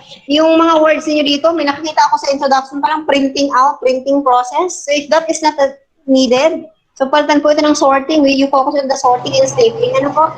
Kasi ang nakikita ko, Yes po. oh, when I read it, ang ini-imagine ko, ano ba to? It confuses the readers. Ano po? Nakalagay dito, may mga printing ako nakikita. So, linawin po kung ano talaga. Ano? Okay. Tapos itong data gathering tool nyo, asa na ba to? Last part, profile of the respondents. Alisin na po yung profile. You are going to explain na lang i-explain nyo na lang ito sa respondents of the study. Ano po? Tapos itong iba pang questions na parang ang dating sa akin ay preliminary survey as to why you have arrived at conducting the device. Part na ito. Ano po? So, you focus on the evaluation doon sa efficiency and effectiveness part, which is ilalagdag yung cost. Ano po? Tapos, quality data na lang doon sa impact. Okay, tama naman itong quality of the device. O quality na naman ang ginamit ninyo. Doon sa isa, performance. Dito naman quality. So, isa lang. Ano po? So, it's efficiency and effectiveness na pinagsama nyo, be it. Ano po? Okay, that's all. Good morning. Morning po. Thank you po. Thank you po. Thank you so much, Flores. At this time, we'll be hearing the comments from or of Ma'am Marives. Yes, yung sir.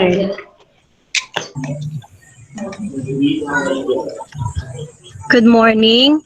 Para lang akong humarap sa grade 10 CDA, my previous advisory class.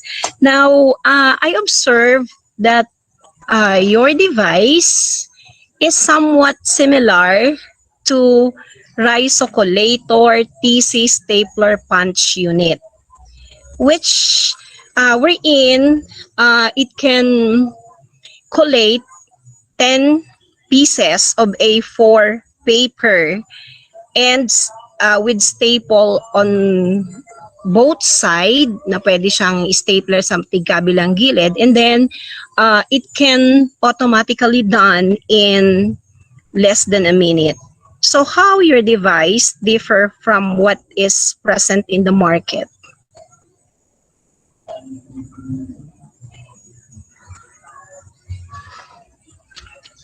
Kasi sabi natin, pag gumagawa tayo ng research, it must be novel.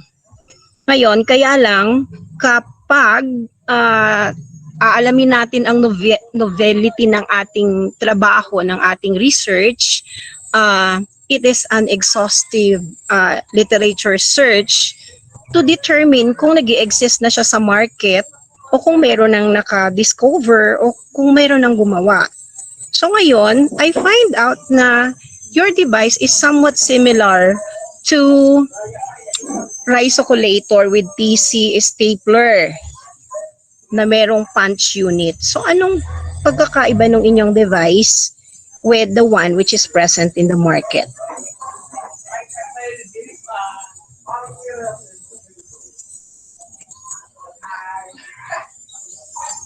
Kasi pag sinabi nating research to search again. So ibig sabihin, kung sa inyo ang title nyo is Improvised Paper Sorting Combs Staple Device, so there is something new which is added in your research na masasabi nyong inyo which is not present in the existing product in the market. So ano yung meron nyo na wala sa existing product?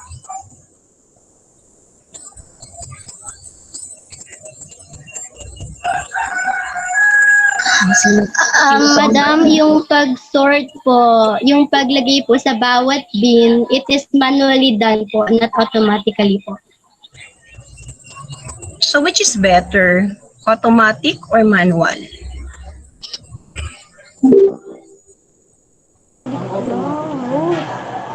Madam, ang ano po, ang manually lang po doon yung paglagay. Pero po yung ano po niya, yung ang pag-sort po doon sa machine, ano na po yun, automatic na po yun. Kasi po, doon po sa staple, ano po siya, para pong may delay. Sabihin mo na. Kasi gagamit kayo ng Arduino, tama? So the Arduino Uno is a microcontroller based system. Parang kung sa computer, siya yung brain. Tama po. 'Di ba? Yes po. Oh. So ang tanong ko lang is anong pagkakaiba nung device ninyo with the existing one, yung nasa market na. Siyempre, pag gagawa tayo ng device, dapat mas advance with the existing. May naisip ka na bago. 'Di ba? If we are going to yung evolution ng oven toaster from pugon, tapos naging oven toaster, from the oven toaster naging microwave oven, from the microwave oven nagkaroon tayo ng on top ng microwave ay meron ng lutuan ng ng maliban sa toaster, meron pa siyang lutuan, tapos may coffee maker pa on the side, tapos sa itaas meron pwede kang mag-fried ng egg. So ganun yung evolution ng research in terms of innovation. So I think ang research ninyo with respect to the device is more on innovation. Ang kaya lang ang tanong ko is, anong in-innovate ninyo kung meron na nito sa market?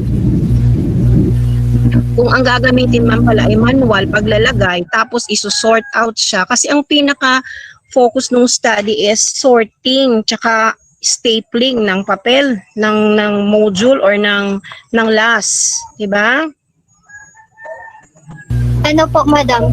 Para kasi, madam, yung mga nakikita po namin sa market po na parang mga na po sa market is ang lalaki niya pong mga machine po. Compare po dun sa device po namin, mas parang pinaliit po namin and ano po, para affordable po siya and mas cheaper po yung price since yung mga materials po na ginamit po namin.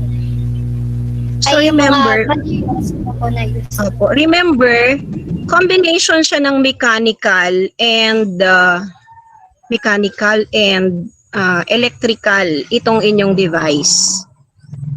Kasi yung feature, yung ginamit nyo, anong metal ba yung ginamit nyo for the body ng inyong device? Sheet po. Oh. So kung maliit lang siya, based from the model na pinag-present ninyo, sa bawat, anong tawag dyan? Sa bawat, anong tawag dito? Bawat bin po. Bawat bin. Meron ba kang yung estimated bin or compartment, correct? Meron ba kayo dyang estimated number ng ng paper na dapat ma-collate? Kasi pag ganito, ipo-program lang naman siya, di ba? Meron po, madam. Naandyan yung Arduino nyo, yung Arduino Uno. Di ba? Doon yun magpo-program. So, meron kayong merong specific number ng paper sa bawat bawat panel or bin, ganyan, meron?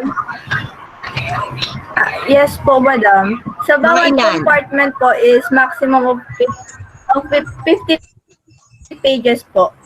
50. Masyadong konti. 50 above po.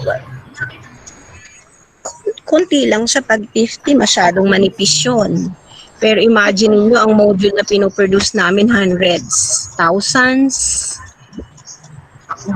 Yung sa printing press, Pwede pa naman yung dadagdagan. dadagdagan nyo na lang. So, anong novelty ng inyong... Opo, pwede po siya dagdagan. Oo, okay. So, anong novelty ng inyong study with respect to the one which is already in the market? Anong kaibahan? Anong masasabi nyong inyo dun sa product na pine-present ninyo?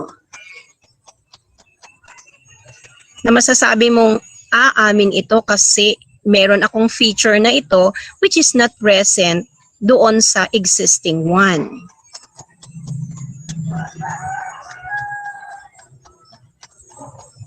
Kasi pag hindi, pwede kayong mademanda. Diba?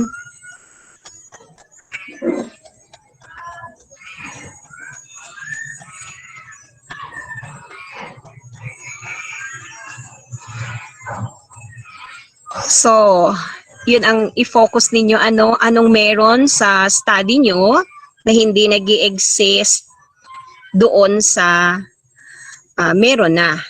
Kasi for innovation purposes naman tayo.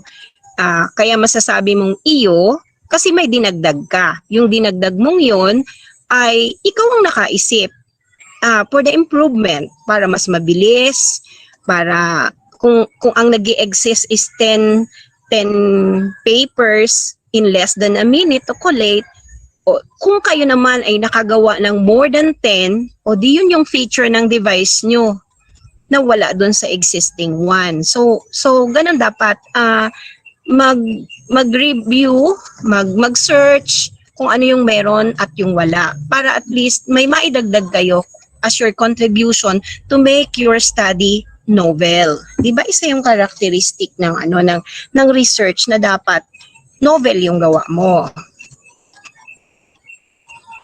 Hindi na kayo nakasagot? Ano nang nangyari? Madam,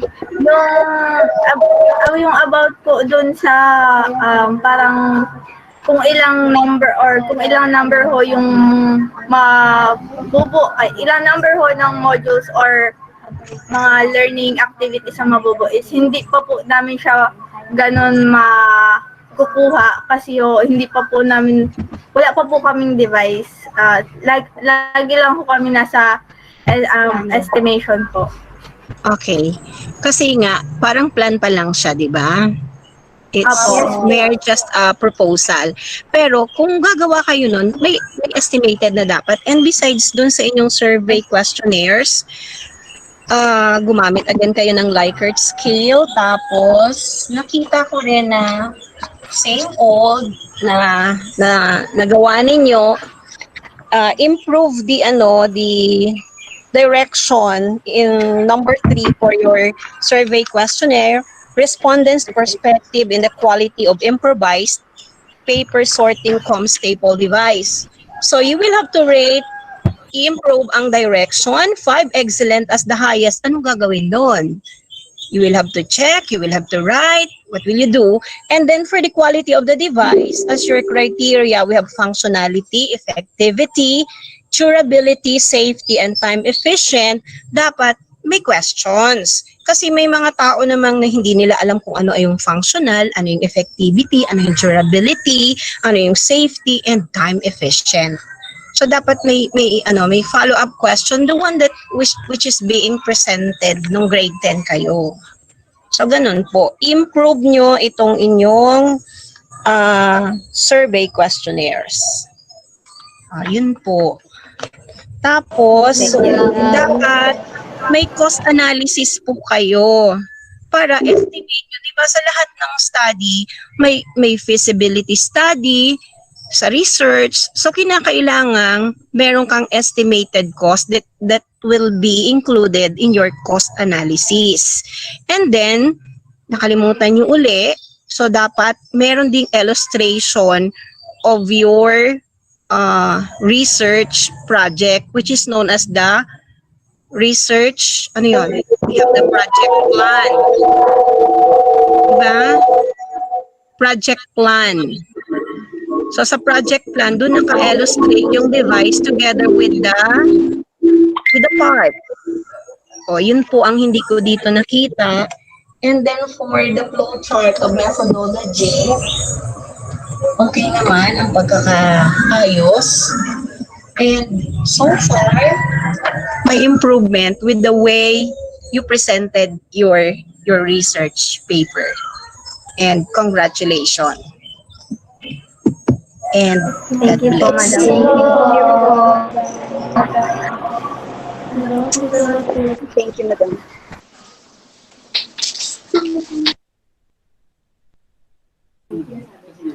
Thank you, Mama Fe. I believe...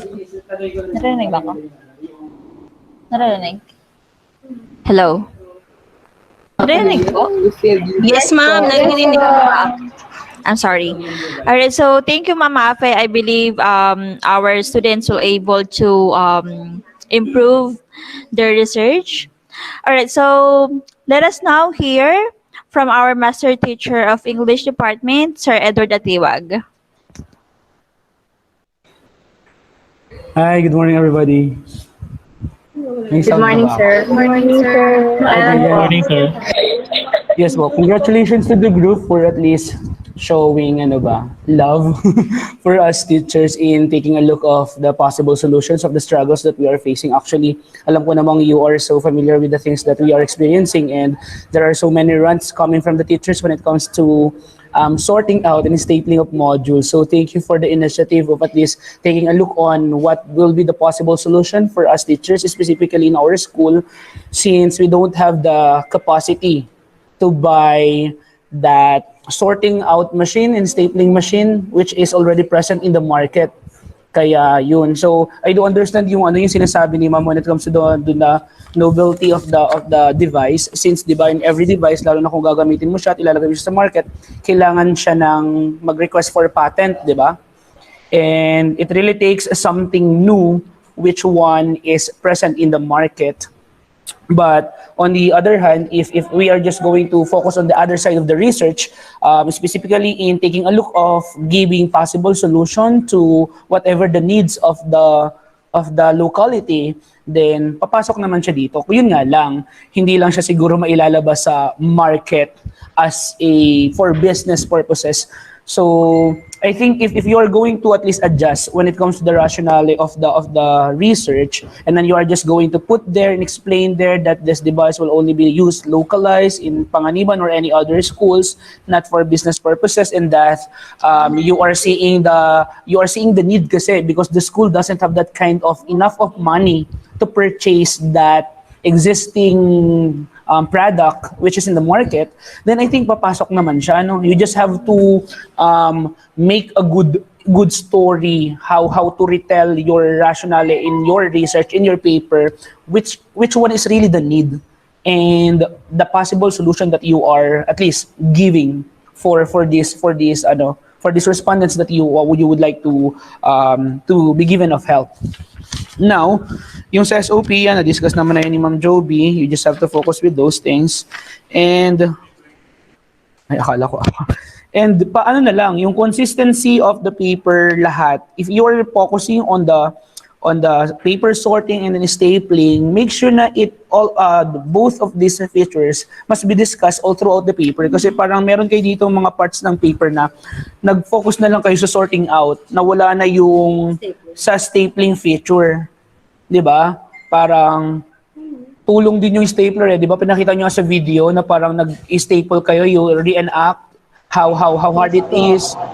So you have to be at least consistent with those things. Doon sa scope and delimitations, ano yung tinatawag dito na limited to time and materials? Again, kung if you would like to explain everything about the weaknesses and then the advantages of your product, and then again, sabi ko nga sa ibang grupo, to what extent, hanggang saan lang yung product ninyo, you have to explain it in the scope and delimitation, ha? For the readers to be given the idea na hanggang saan lang yung product natin. Okay? How it will work, and everything and so on. Same with the significance of the study. Yep. You just focuses on the sorting, not anymore on the stapling. Anyway, gusto ko rin lang malinawan dun sa pag-staple. Pagka-sort out ba dun sa machine, right after the sorting out, lalabas na siya na naka-sort out. Automatic, yung machine na rin yung mag-staple.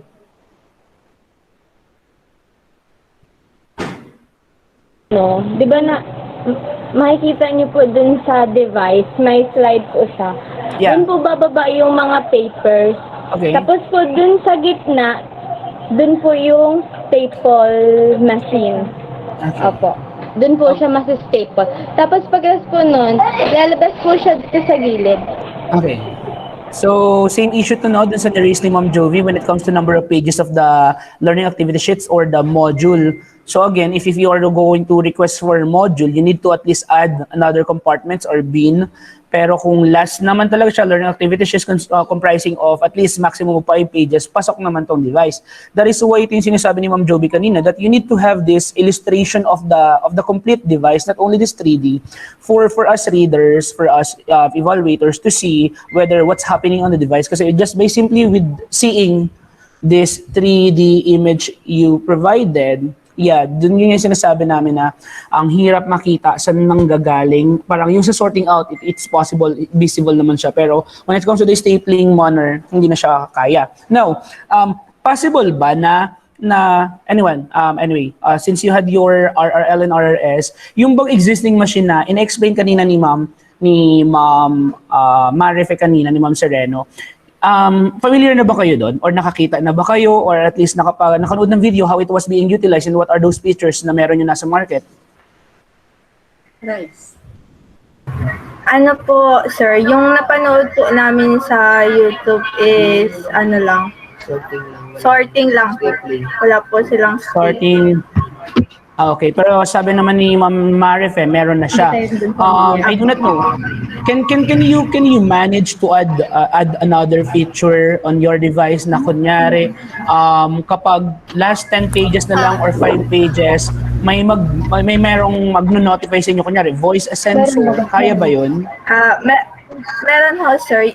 Yung sa material, yung sa LED po, yun po yung mag-represent na parang kailangan na pong magdagdag or i-stop kasi paubos na ho. Yung LED lang, pero hindi kaya magawa ng para mas dagdag feature. Kung wala yung nasa market, kunyari yung nasa market is just LED also to notify na matatapos na yung number of pages, kaya ba ng device ninyo na maglagay ng gano'n? Kunyari, kahit simple voice lang, paper is about to maubos.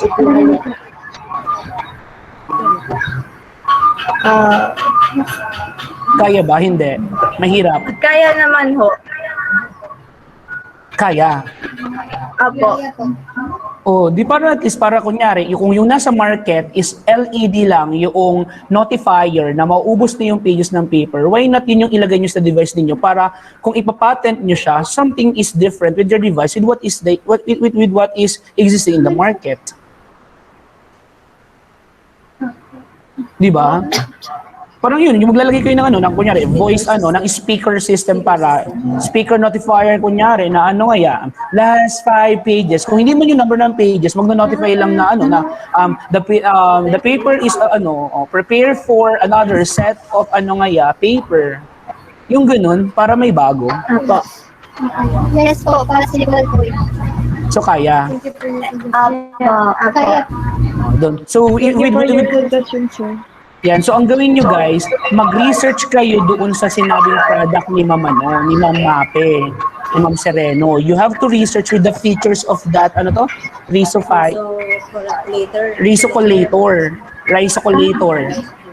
Tapos, yung features niya, dapat alamin nyo para ma-explain nyo dito sa paper ninyo what's new and what's the difference. Aside from the statement that you've given that this one is locally made, that this one is cheaper, that this one is smaller.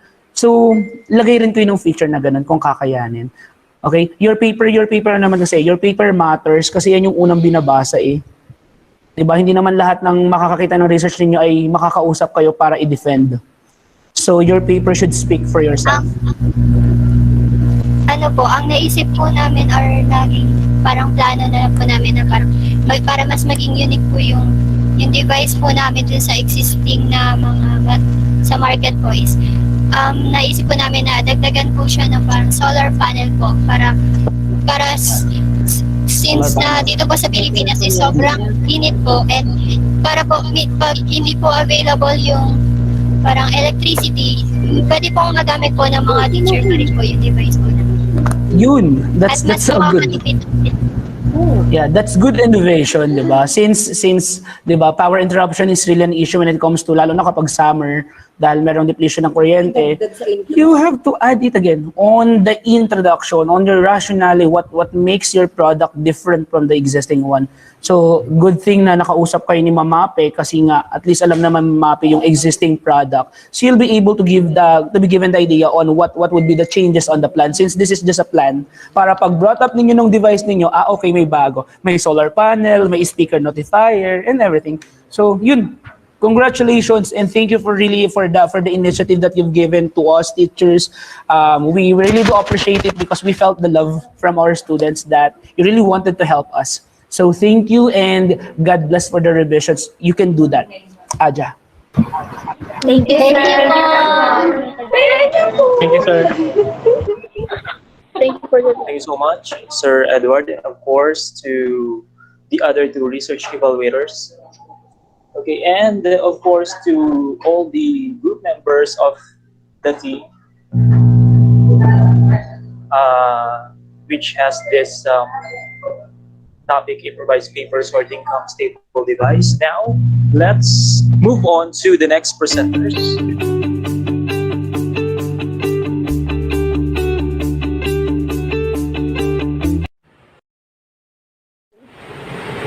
That's all for today. The meeting is adjourned. Let's have dinner. It's my treat.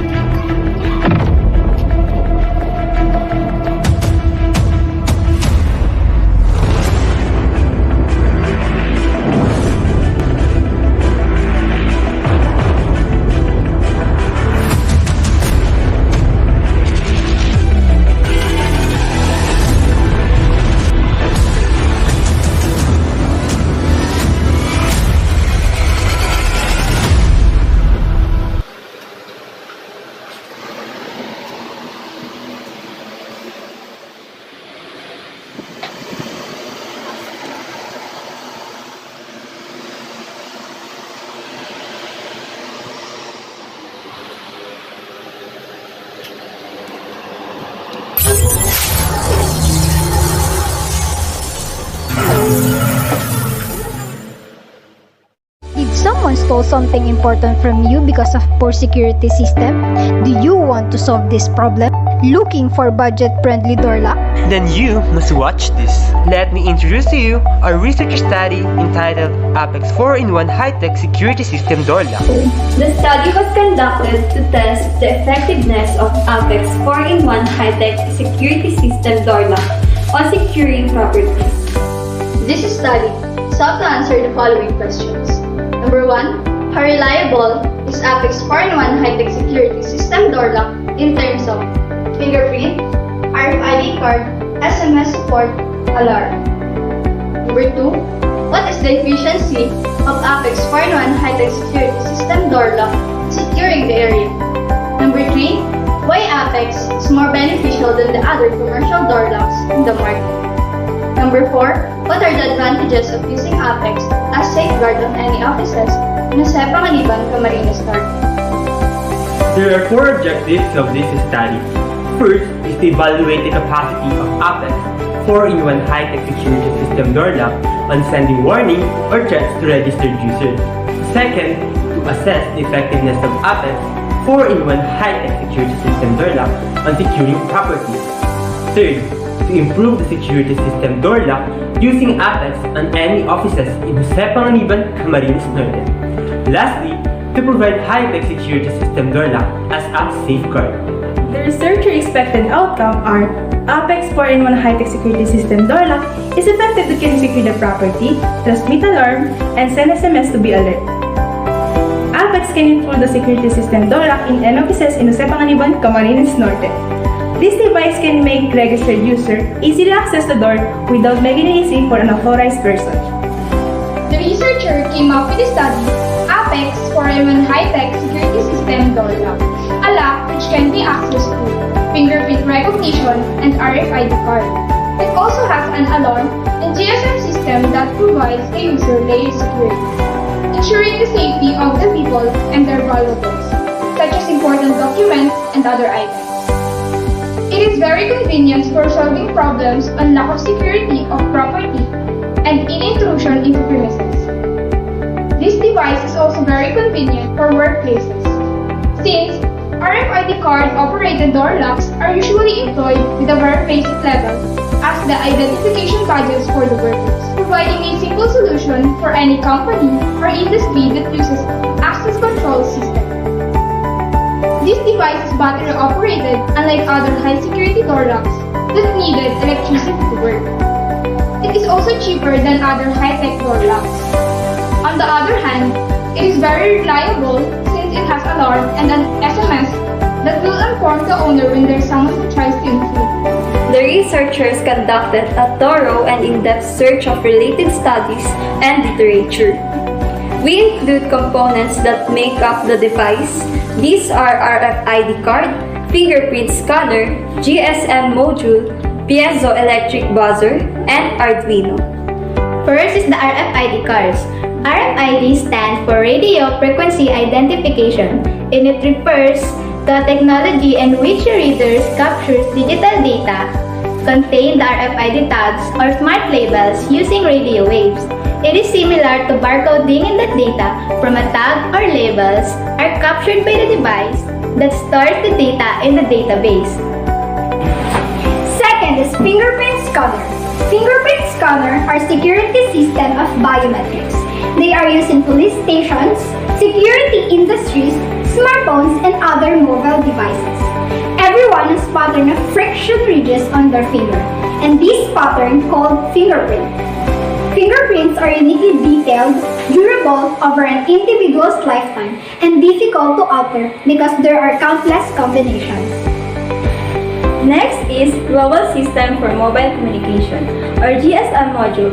It is a hardware device that uses GSM mobile phone technology for communication purposes. From the view of mobile phone network, they are essentially identical to an ordinary mobile phone, including the need for a SIM to identify themselves to the network. Fourth is piezoelectric buzzer. Piezoelectric buzzer is a type of electronic device that is used to produce a tone, alarm, or sound. It's lightweight with a simple construction, and it's typically a low-cost product. Yet, at the same time, depending on piezoceramic buzzer specification, it's also reliable and can be constructed in a wide range of sizes that work across varying frequencies to produce different sound outputs.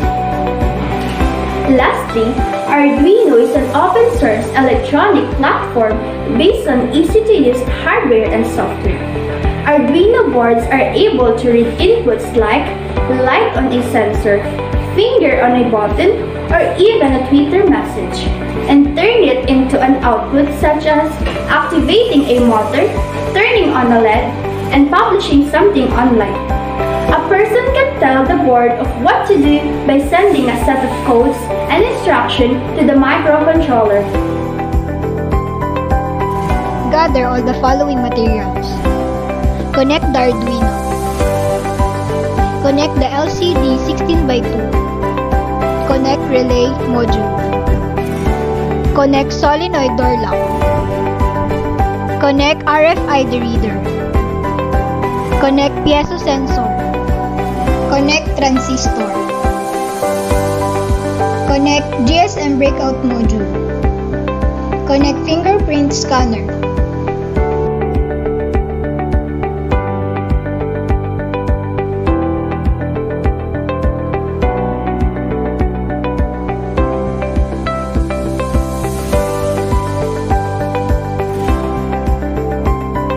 Overall, Apex 4-in-1 high-tech security system door lock was a very good device for protecting workplace such as the office place.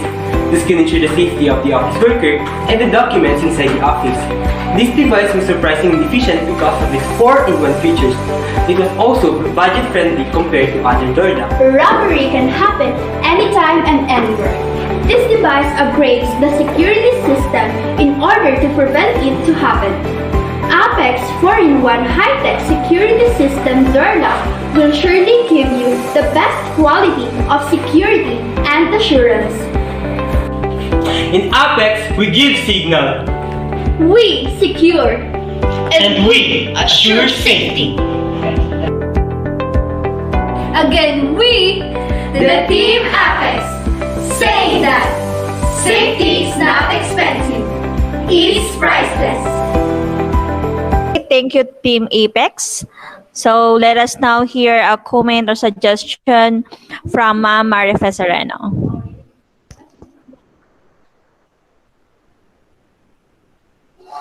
Good morning. There is an issue with your title, Apex 4-in-1 High-Tech Security System Door Lock. So there is an app with the same name, Apex Security System and Business Security System in Colorado, USA. Pareho ng pangalan, and they offer an app sa inyong cellphone, sa smartwatch, para ma-determine kung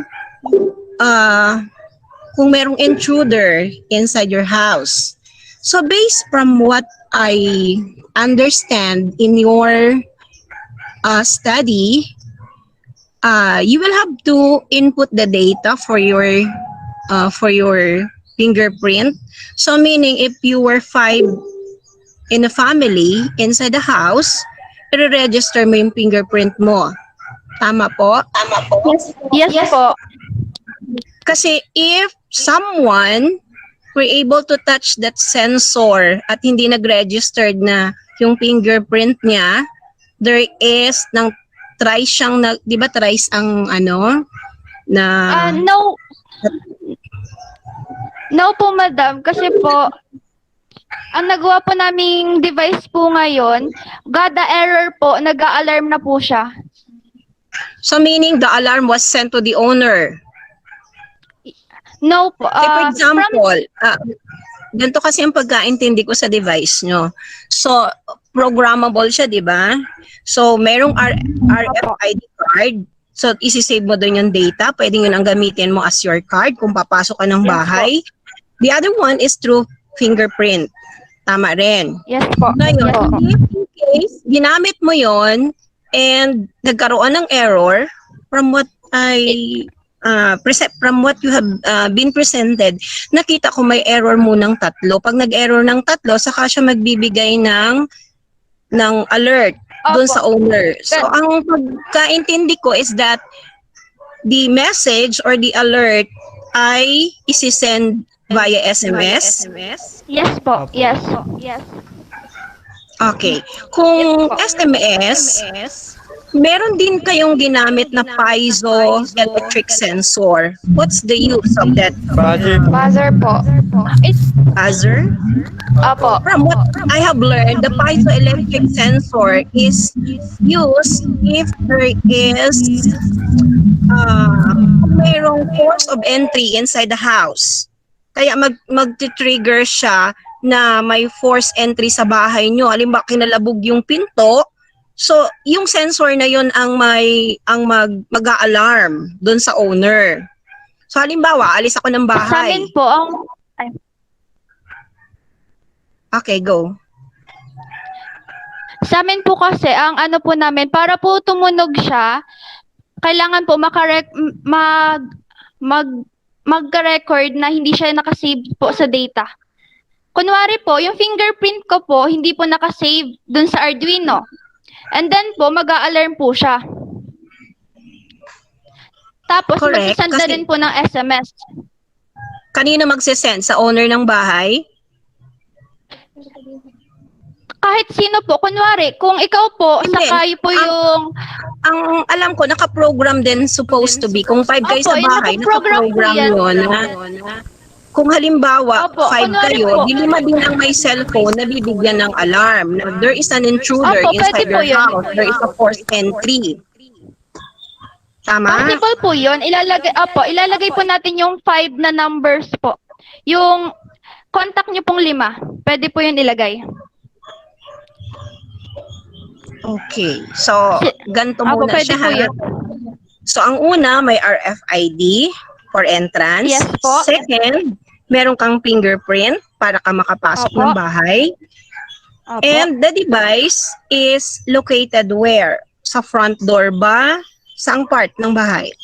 Front door po. Front door. Meron front na po door. kaming device. Pero developing pa rin po. Okay.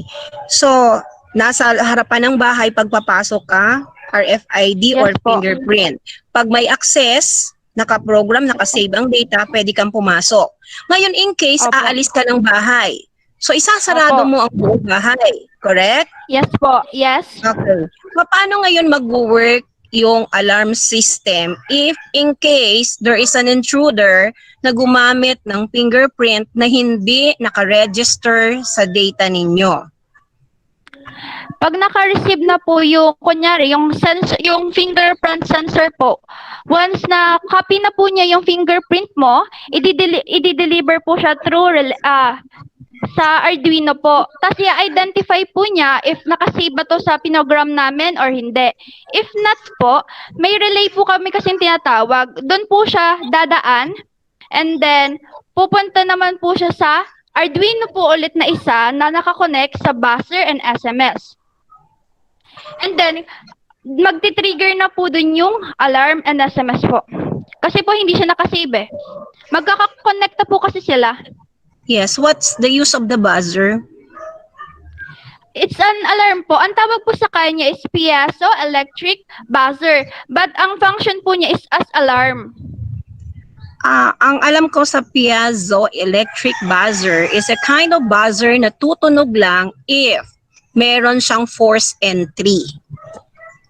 Yun lang yun. Pero po kasi- Tutunog siya. So, ang purpose ng buzzer, syempre pag gumalaw siya tapos nag-buzzer na, so anong gagawin ng tao? Tatakbo syempre yun. Kasi, di ba, papasok ka ng bahay ng hindi mo bahay, tapos dudot-dot ka doon, tapos biglang magkakaroon ng kung siren man yung tunog or pang ano. So, ang mangyayari, aalis agad yun. Opo. So, safe yung bahay mo. Ayun, in case talagang nag-force entry siya, ginagalaw niya, inaano niya yung pinto, doon papasok yung piezoelectric sensor ninyo na doon siya magkukos ng, doon siya magsisend ng message sa may-ari ng bahay na may force entry magaganap sa bahay nyo. Yun ang alarm na isi-send via SMS. Passive ba to active? Ang sa atin. Active. Meron po kasing types po ng piezoelectric, passive and active. Yung sa amin po is active. Kaya po, natitrigger lang po siya once na may unrecognized po na data. Tapos po yung sinasabi niyo po na pag nagagalaw po siya, hindi pa po kasi namin na ano po yung coding. May coding po kasing ginagawa po para po magtunog. Yes, kasama Pero ang pwede coding naman po, dyan. opo, pwede naman po namin i-add po ito. I-add po dun sa study namin. Ang problema po, naubusan na po kami ng oras. Okay. So parang burglar alarm system yung gawa din ninyo. Kaya lang ang pinaka-concern ko dito, bakit nyo ginamit yung mismong pangalan ng company na We did not Apex? know po. Hindi po namin alam. You search Kasi from po, the internet. Kasi po, May Apex talaga siya, 4-in-1 door lock system. ang alam ko, opo, hindi po namin chinek po kasi po yung Apex pong word came from ano po yung Apex po kasi yung word na pinagkuha na namin ng word na ang meaning po is highest or tip. Po yung ginagawa namin is yung pinaka innovative na door lock po na high-tech. Kaya po naisip namin yung Apex po, pero ang bigas po namin is Apex. Ayun mismo kasi ang ino-offer nila eh. Yun mismo ang ino-offer nila, same as your title. Kaya kung magiging ganun mismo ang title, siguro think of another title. Kasi pag mismo yung title niya ang ginamit ninyo, aba, grabing bayaran nyo, madidemanda kayo. Security, home security and business security system mismo. Pag nag-search kayo, kahit ngayon, tingnan ninyo, at yan mismo ang yung title nyo is the name of a company. Kaya ganun po. So, kailangan siguro thorough research muna para walang pagkakapareho ng title. Okay, so explain briefly nung inyong device. Sige po, sure. Apo, thank you po. From yung magmula sa construction doon sa labas ng bahay, and then papaano mabibigyan ng message yung mga taong wala sa bahay pero may force of entry na magaganap o merong gustong pumasok sa bahay. Sa door lang ba siya? How about the window, kung halimbawang ang window naman yung ang gustong pasukin ng tao or bubong, paano yon? Windows naman po ngayon is mga modern designs na po, may mga grills. So, we think naman po na we can repair the window and then heighten po.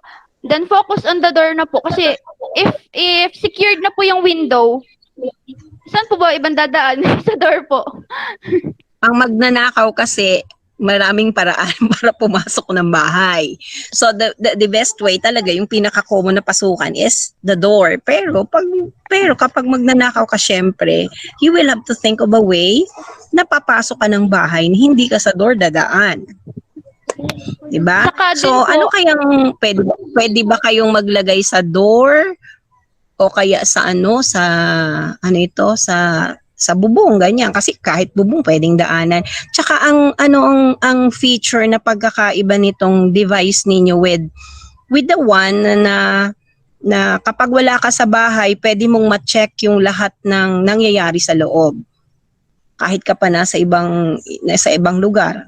Say nasa abroad ka, you can check. Sige po, Miss Irish. Nakaka-receive din po ng message. Kunwari po, na-success po yung pag-access nung tao po. Tapos sa RFID card po, dahil naubusan po kami ng time, pwede po kasi maglagay doon ng name. Kasi kung ang focus po namin is yung office worker, di malalaman po kung sino po yung pumapasok every time.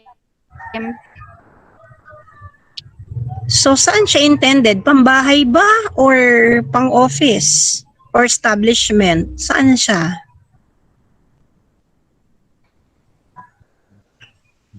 Saan kayo nakafocus ng study?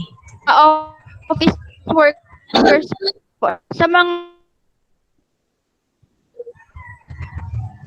hindi mismo sa bahay.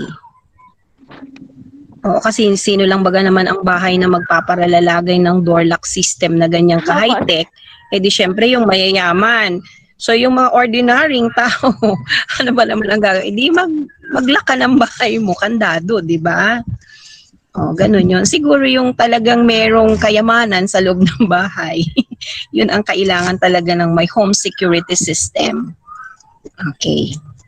O, Basta ang pinaka-ano po namin dito ay, sige go, Miss is Irish. yung ano po siya, compare po sa mga smart high-tech door lock sa market po, this is more ano po, affordable. Kasi po dun sa mga market na pare-parehas po ng features then ang mamahal po. So ang Kaya din purpose po, lang ninyo, nag-lead. okay, so ang purpose lang ninyo, Miss Irish, ng group ninyo ay para mabigyan kayo ng warning na may papasok, Yes po. there is an intruder inside your house, yun lang. How about kung merong masusunog or kung merong incident na may iba pang nangyari sa loob ng bahay, walang ganun. Walang ganung feature Wala ang pong inyong. ganun, opo. So to give alarm Hindi pa po lang. masyadong gamay sa coding. Opo. So ibig sabihin to give alarm lang if there is someone na gustong pumasok ng bahay nyo, ganun lang yun. Yes ang po, study yes nyo. po. Okay. So, yun lang. Ang basta ang suggestion ko ha, palitan ang title. Opo. Sorry, madam. Okay po, sige. Yun lang. Thank you po, And thank you po. congratulations. Bye-bye.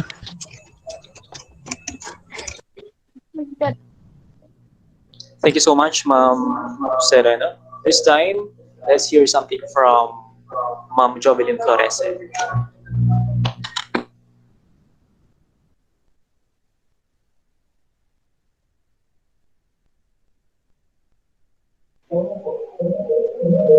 Yan, good morning.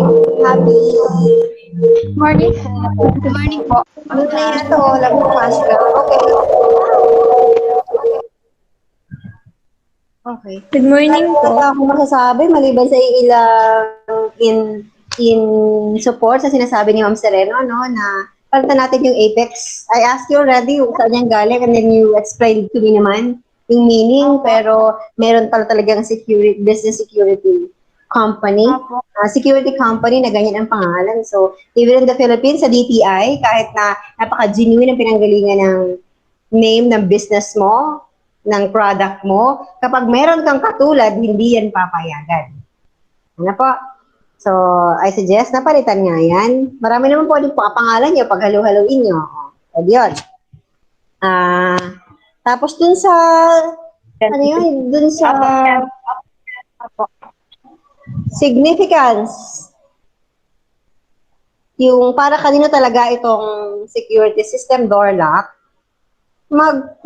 I think kailangan niya na mag-focus sa kung saan swak talaga itong Apex High Security System. Hindi ito pwede sa tao na 1 week wala naman siyang magagawa, di ba? Kung may pumasok na, nakikita niya, wala naman rin naman. Pero, pwede nga mahuli yung kumuha. Pero, sa mga ordinaryong bahay, na security ang pinto, tulad ng sinasabi ni Ma'am Marife, sa bintana dumaan, sa bubong, edi, hindi din sila pwede. Hindi na sila pwede. So, para ma-contextualize lang yung device nyo, i-explain nyo na talaga yung mga kung saan talaga ito swak na swak gamitin. Halimbawa, dun sa resource room, yung pinakamayamang bahagi ng bahay mo, na wag na sa may pinto. Pag nawala yung RFID kasi, paano na? Ma-access yun ng iba. Pwede pong pwede pong tanggalin po sa pagka-program yung ID po ng RFID card. But it will take quite long. Never na automatic naman na magpapalit ka kaagad. Nalaman mo after 1 day. Na wala. Tinatanggal lang po yung ID po na. Hindi naman po ganun kahirap. Pagtatanggal po ng date. Okay, sige. Yun lang. Let us follow what is suggested by the expert. Ano po? Si Ma'am Sereno ang bahala sa technicalities ng device ninyo. So, we follow the advices. Ano po? Tapos yung mga description, itong mga Sa definition of terms, pakiayos din po. May nakita akong GSM pero walang nakalagay sa definition. Hinahanap ko siya. Nakuha ko siya sa Merriam-Webster. So, wala siya. Ilagay na lang din yung nawawala ako. Tapos, may tanong na ako. Pag ako pumasok sa pintuan na merong ganitong klaseng security system door lock, hindi ko na kailangan bumili ng lock, yung heavy metal na padlock. Kahit hindi na po. Apo, kahit hindi na po. Kasi hindi naman bubukas yung pinto. Opo. So, the owner ko lang would have to install another set of door. Yes po. Para magamit. Okay, that's all. Thank you. Sige po. Thank you din po. Thank you. Thank you po, madam. Thank you, Thank you, Ma'am Florese. So thank you for your comments and suggestion to our students.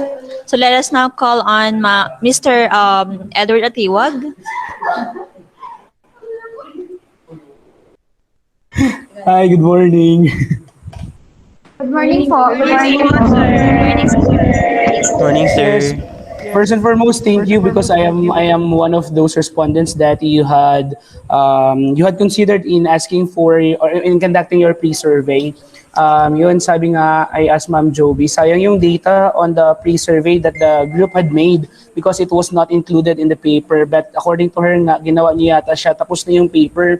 That is why I'll be recommending for the group to include the data that you had for the pre-survey that you conducted. Yung cases ng number ng lock na napalitan a year, gaano kamahal ba yung cost, ano ba yung recommendation ng mga survey ninyo, can you include it in the paper na lang, di ba? Since you will be making naman on Wednesday, di ba? Meron naman silang survey. Oo, yung data na lang. You just have to include na lang yung data. Tapos, may tanong dito, yung bang lock nyo gagana kapag walang kuryente? Ano sir, battery operated po siya. Pag wala pong kuryente or may interruption po ng kuryente, yung battery po yung magka-function. Yung battery, ano yon, naglalas yung battery nyo for how many hours? Kunyari, whole day nag-brown out. Ano po? Ang nakalagay po dun is 10 hours po siya maglalas. Then, bira man lang po baga tayo magkaroon ng interruption na sobrang tagal po. Kunyari, bagyo. Kasi yung bagyo natin, nagtatagal siya for a week.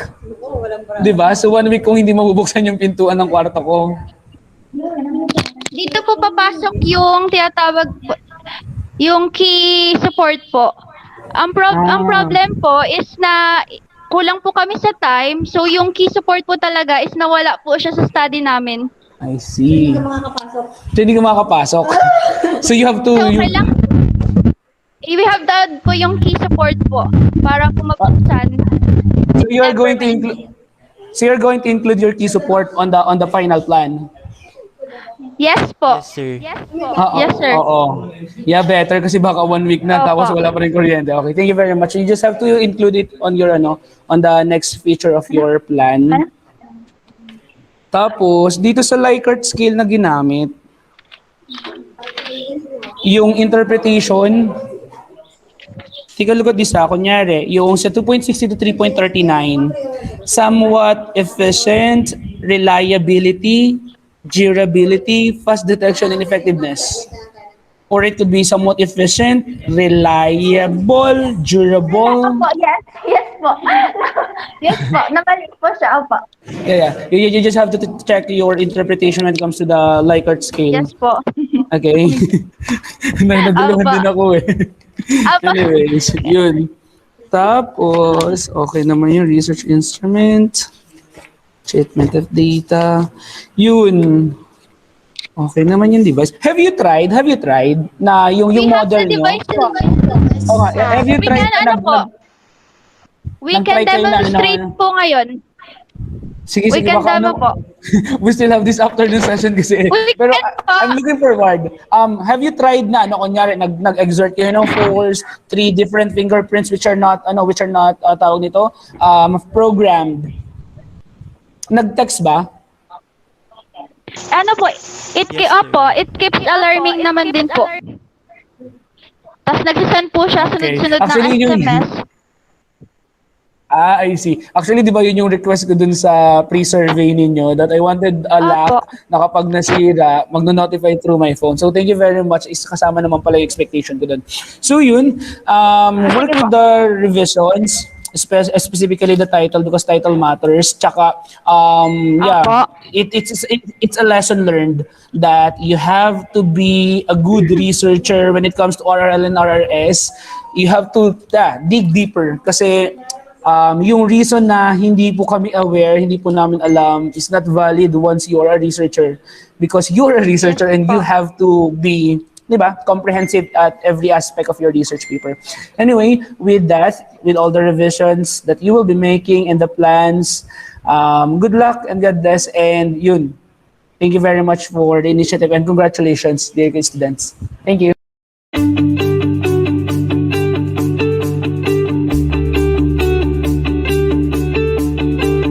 Aban, Trisha Mawas, Christine Cassandra Ral, and we are the grade 12 grad students of Jose Panganiban National High School. And we are going to present to you our research study.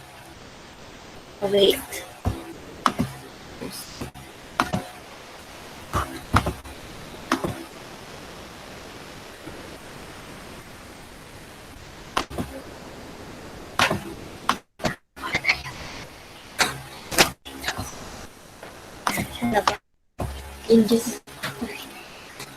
Okay na ba?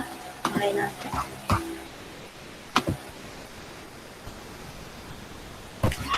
Here are the short film of how we arrived with our research study.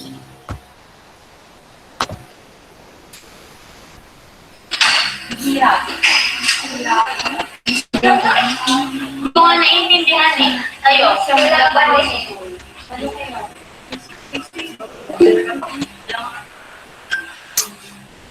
Pwede mo ba kami tulungan? Alin ba? Ito, kasi kulang ng information, hindi namin masabitan. Wala ba kayong cellphone para mapang-research? Cellphone? Alam niyo ba na ang teknolohiya ay isa pinaka-importante pinatukunan ng impormasyon ng mga mag-aral sa panahon ngayon at sa pamamagitan ng cellphone, laptop at iba pang teknolohiya. At sa pamamagitan ng pag-research ay makikita niyo ang hinahanap niyong informasyon. Hindi katulad dati na libro lang ang tanging mapagkukunan ng informasyon. O ito, cellphone, maaari niyong hiramit para sa inyong pag-aaral. Salamat po, ate! Salamat, ate. Ang galing na, no? Sa pamamagitan ng mga teknolohiya o cellphone ay maaari na natin magsuri, magsirasat at magsaliksik ng mga bagay na nais natin. Malaman ang kailangan ng eskwelahan. Salamat, ate! Sa panahon ngayon, gadgets na ang hinihatan. Pilit sa pinaglalaroan. Oh, hindi rin lang ikaw ang dahilan. Ibilig kita ang puso ko. Hindi na masaktan. Oh, hindi. Our research title is Importance of Social Media Gadgets to the Learning Process of Selected Grade 12 Learners of Academic Track of Jose Panganiban National High School, School Year 2020 to 2021. I think our research evaluators are ready to afford their comments and questions. So now let's call in the first evaluator, Sir Roque Lamadrid. Sir Roque, are you there?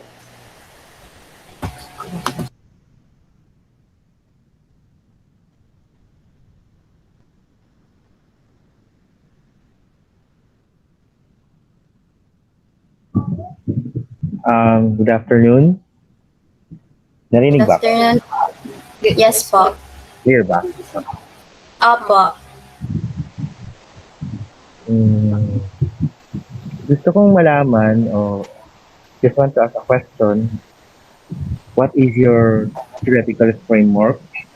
And please explain kung bakit yun ang pinaka-saligang theory mo mag-aaral. Future time.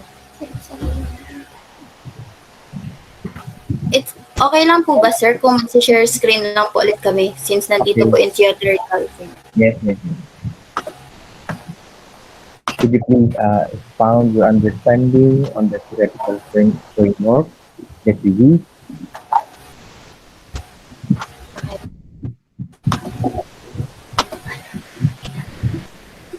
At paki-state kung bakit yun ang pinaka-tamang teorya o theory na dapat gamitin sa inyong study. Napili po namin.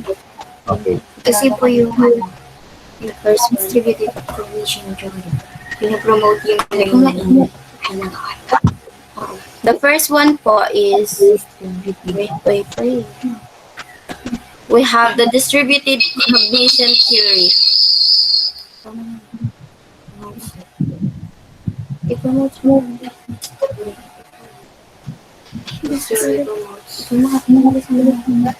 Distributive cognition theory.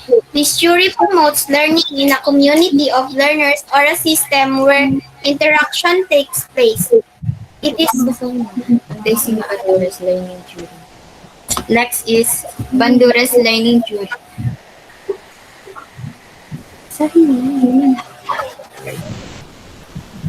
Sasabihin ko na lang po, sir, yung important kung bakit po yung tatlong theory na yun ay napili namin.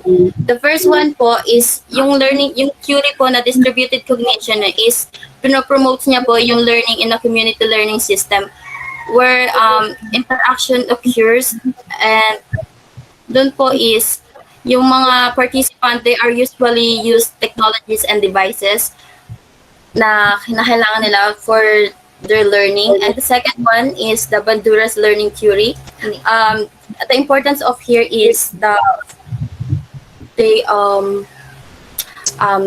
focus on that part of the social media, the social learning process as a model serves as important source for the learning. And the last is the educational technology theory. It is a learning theory. So it's okay po siya dun sa study namin kasi connected po siya.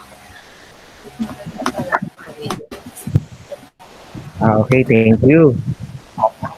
At least narinig ko yung paliwanag niyo sa theoretical framework kasi may napansin ako sa mga ilang study na naglalagay sila pero hindi applicable yung teoryang ginagamit at kumbaga ang layo ng teorya. At least sa inyo, narinig ko na tama yung teoryang ginamit nyo at malapit dun sa inyong pag-aaral. Okay. Thank you. Ano ba yung pinaka-research design nyo talaga? Po? Ano ang pinaka-research design or methodology nyo? Ang methodology po namin, yung methodology po namin gagamitin? Okay, yeah.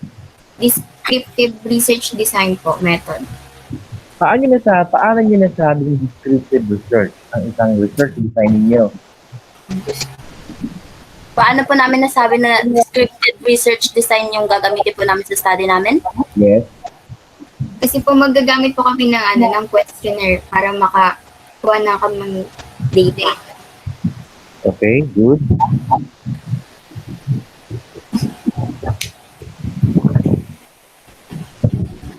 Balik tayo dun sa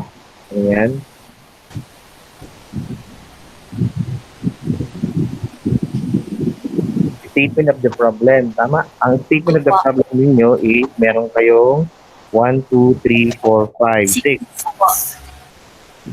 Tama po? Opo.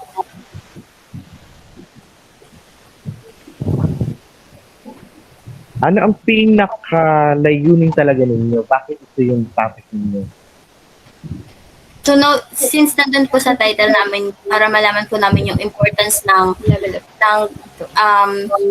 social, yung tulong po ng gadgets sa learning process po ng students. Yung mabe-benefits po yung students sa paggamit ng gadgets.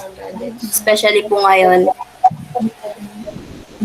Hindi kaya ang kahalagahan, importansya ng gadget ay di na. Kumbaga, di ba sa research, dapat may bago. Alam naman natin ang napakahalaga ng social gadget sa ating pag-aaral. Hindi na siya, kumbaga, dati na siya alam nating mahalaga. Bakit para gusto natin makita ang kahalagahan ng gadget? So in fact, alam na nating mahalaga talaga ito. Kasi nga po, ngayon pong nag-exist yung pandemic na patupad po yung no face-to-face classes. Parang, ito lang po yung, parang yung gadgets lang po yung magagamit na connection natin sa mga classmates tsaka sa mga teachers natin. Kasi nga po, di ba modular opportunities po. Yes, wala po mga teacher. Walang tutor. Tapos, pag nakita niyo yung kahalagahan, ano ang sunod yung hakbang? Ay, andun po, naka-state po dun sa SOP namin, number 5 po, is meron po dun yung negative effect po. So, para po maging bias, hindi lang po kami titingin dun sa positive view ng paggamit ng gadgets. Hindi po kami mag-seek dun sa negative. Ibig sabihin, gusto nyong alamin din yung mga negative effects ng social media. Opo. Pero ang title ninyo, important. So, ibig sabihin, parang positive yun, di ba?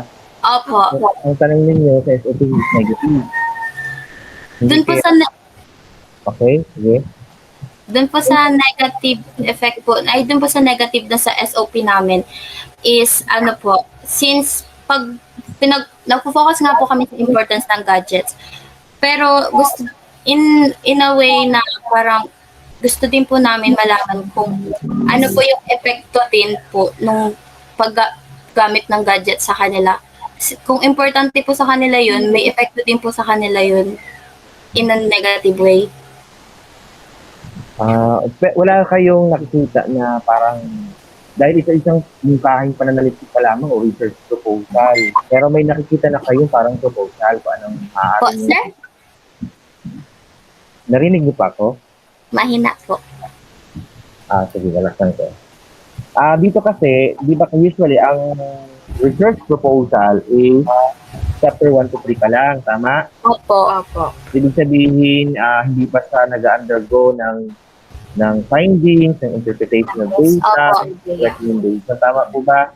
Opo. Maliban kung natapos na yung pag-aaral ninyo, hindi nyo lang ilagay dito. O magmumungkahi pa lang kayo ng pananaliksik. Tama ba? Opo. So dito, sa tingin ninyo, ano yung mungkahi na recommendation? Bagamat hindi pa lumalabas, ano kaya sa tingin ninyo ang maaaring lumabas na recommendation ninyo? Dun sa recommendation po na pwede pong lumabas is yung recommendation po na hindi pa po lumalabas noon, nalalabas pa lang po sa study namin. Okay, dito then may SOP number 6. What can you recommend? Opo. Yung sa recommendation po ng study namin. Paano nyo makukuha yung ganung tanong? Sir? Paano nyo masasagot yung ganung tanong sa number 6? Kasi sir, dun po, kapag yung sa recommendation po ng study is yung iba po, yung sa pag nag-recommend po yung isang study, yung recommendation po ng study namin is, minsan po, yung effectiveness po at saka yung importance ng gadget is hindi applicable sa iba para pong iba po sa kanila, in different way po nila ginagamit yung gadgets. Ang ibig sabihin, yung recommendation possibly ay effectively mungkahi ng mga respondents din o kayo na mismo researcher ang mag-a-analyze para sa recommendation? Opo. Kami na po researcher ang mag-analyze. Kami na po dun ang mag-a-analyze after po namin mag-gather ng data.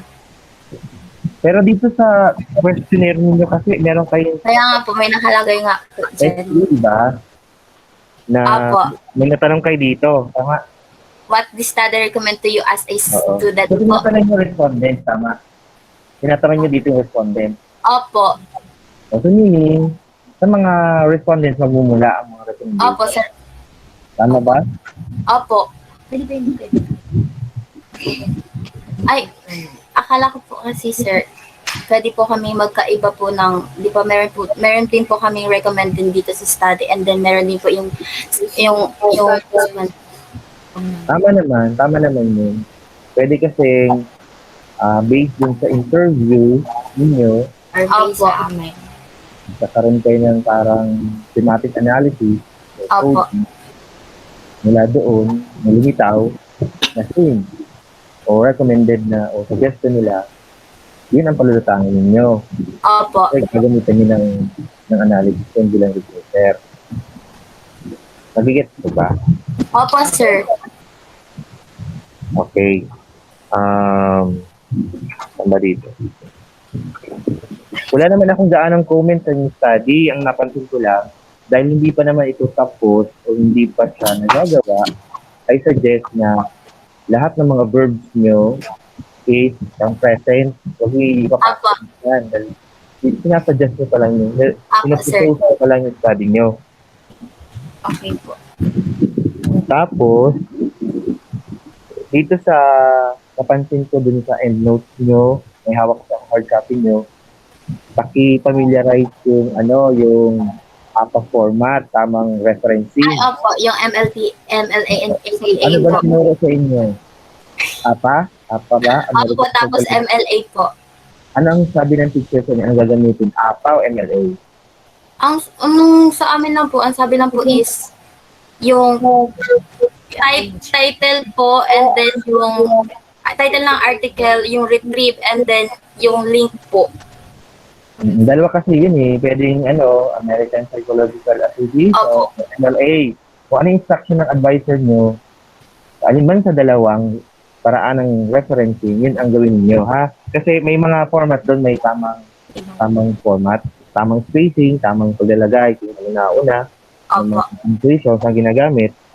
Tapos, sa chapter, pinapansin ko, iwasan tabi yung bagang mga paragraph na hindi nahinga, parang tuloy-tuloy. Apo. Kailangan, at least, naghahati yan sa yung isang page, pwedeng kalahati, half noon, may i-indent mo na siya, hindi yung tuloy-tuloy. Apo. Okay naman yung mga related studies and literature ninyo.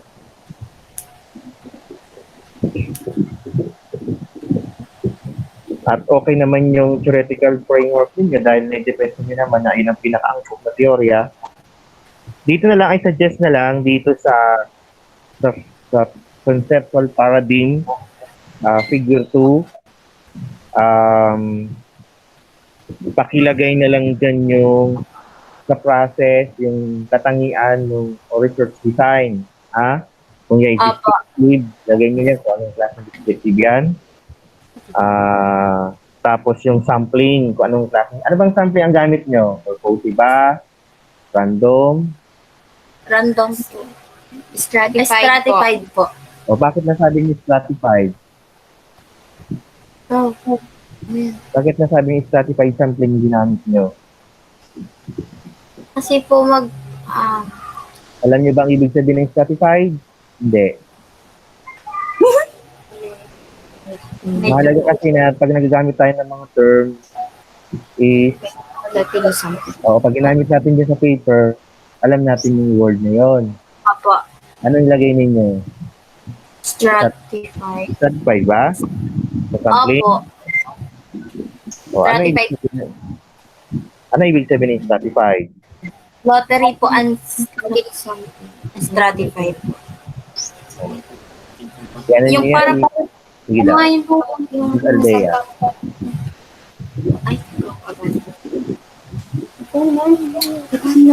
Ano gabi? Ay, masagot po siya. Sige na, huwag mahiya. Naintindihan naman na pandemic ngayon, kailangan magkaroon tayo ng consideration sa inyo dahil hindi naman kayo actual na physical na naturuan ng teacher nyo, pero malayo. Ano po? Ano ang pagkaunawa natin doon sa sampling? Yung po, di ba yung sample po, may sample na po kaming yung sample na po namin, yung sample size namin. And then, i-group po namin siya. By? Yung, di ba po Tama. Sige, continue. Tama yung sinasabi. Kunwari po, bisection. Set. Set ng section. Section po. Set po ng section. Bisect. Bisection, okay. Biset po sa section. Dun sa group po ng sample. May group pa po yung sa section po.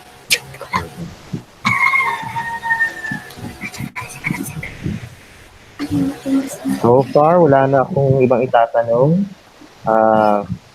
Congratulations sa inyong defense. At paki-note na lang yung mga nabanggit ko, no? Apo, sir. Tala dun sa inyong mga na pwede nyo paun na rin pa sa inyong study. Thank you po.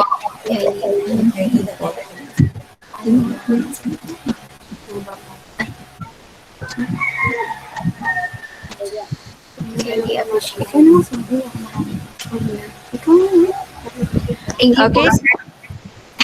All right, thank you, Sir La Madrid, for your observation to our first prisoner. So let us now call on Ma'am Lucita Sis for your observation, Madam.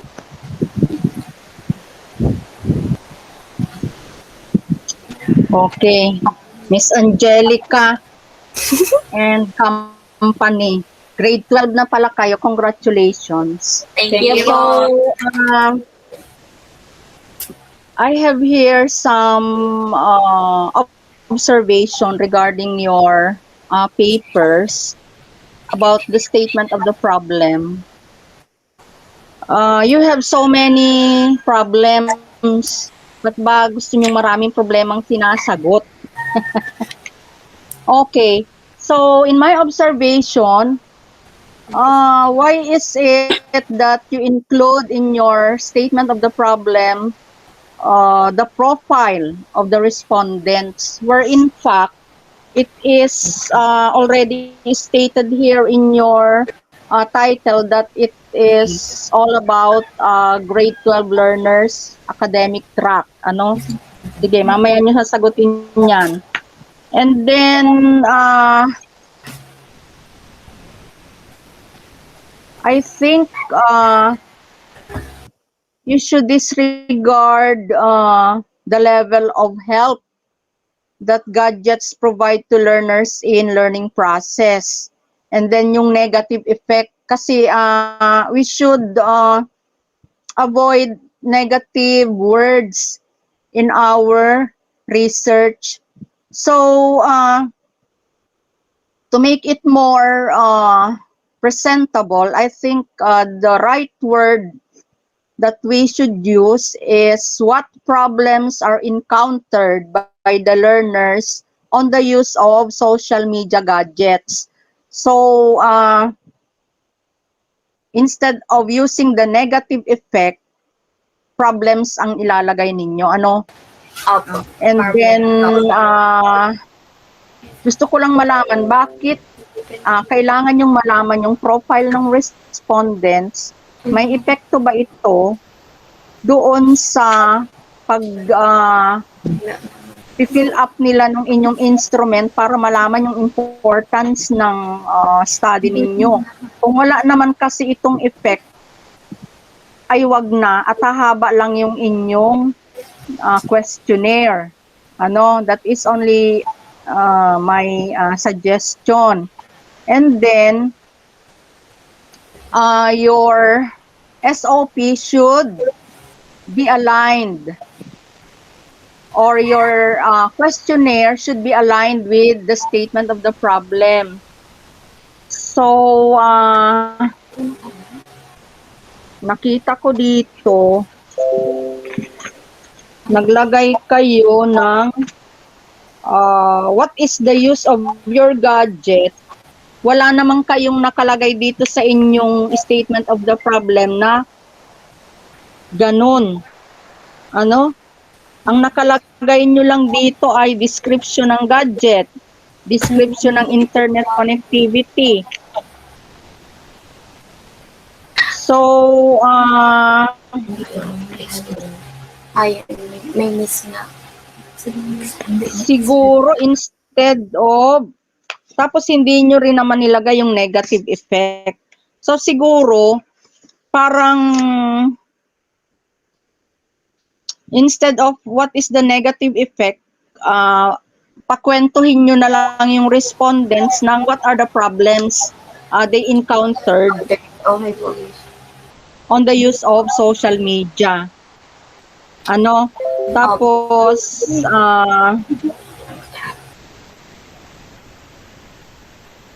yung SOP number 6, so, paikliin nyo na yung ano ninyo, yung 4 and 5, pag-isahin nyo na lang ito para hindi masyadong marami yung inyong SOP.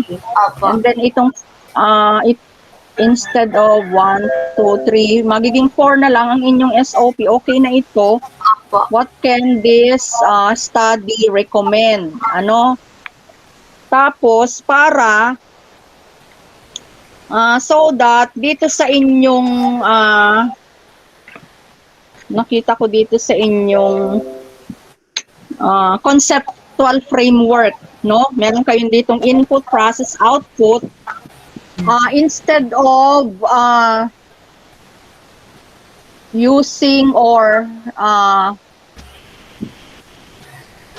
encoding or typing to make a research study about the importance of social media, ang magiging output ninyo ay recommendations on the use of social media. Yun lang. Ano recommendations on the use of social media?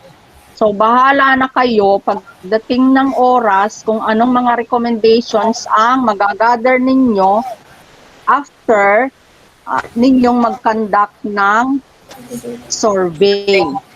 Ano? Yun lang ang aking comment at congratulations. Thank you po.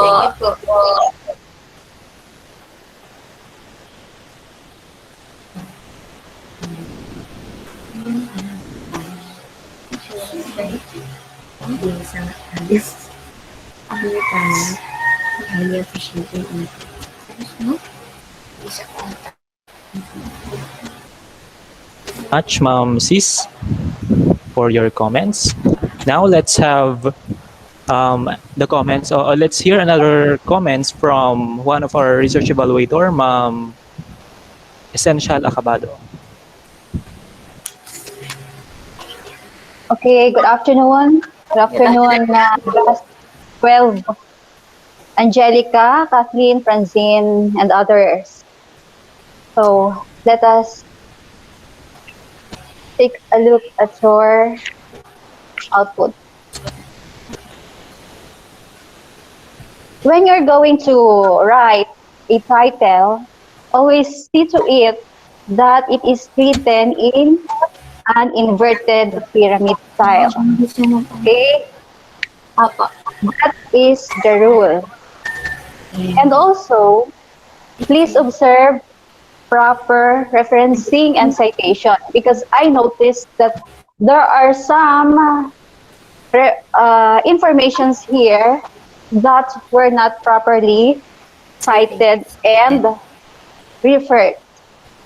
Okay? And then, justify your output, the spacing, the margin. Please take a note of this. And then, for the statement of the problem, the question number 2 and number 3 seems to me to be insignificant. Why? Because you are dealing or you are discussing the importance of social media gadgets to the learning process of selected grade 12 students, but how is that relevant?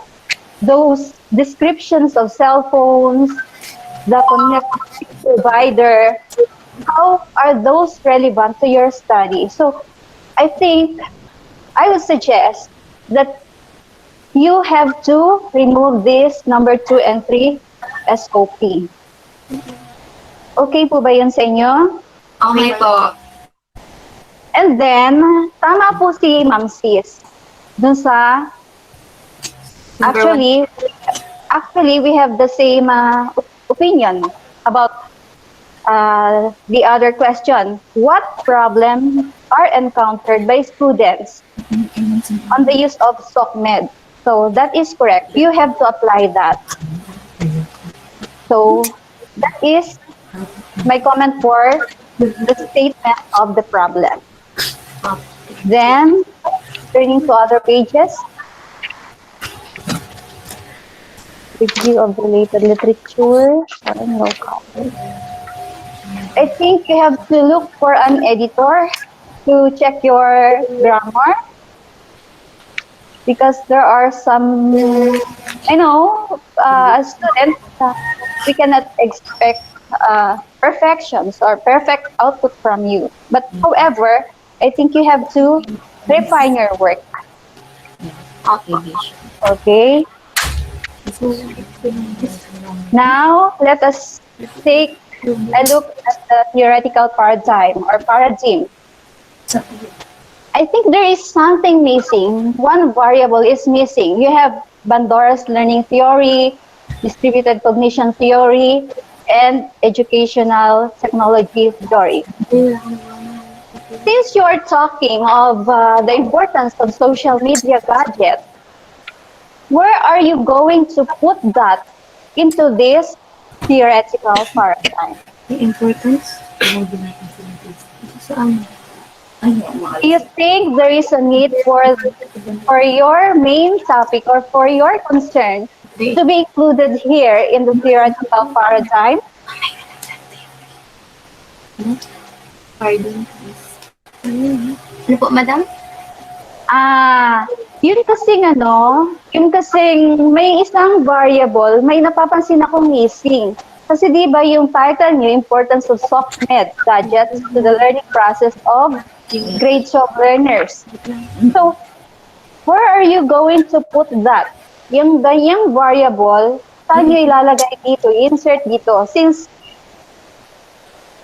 nagbigay kayo ng theory, ano yung naapektuhan nitong theory na ito?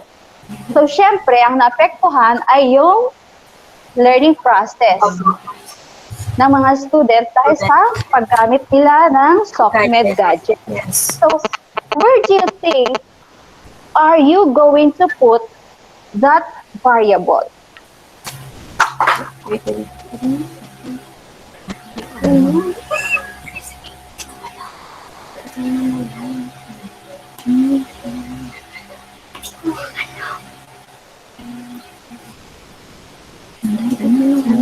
Send down natin na.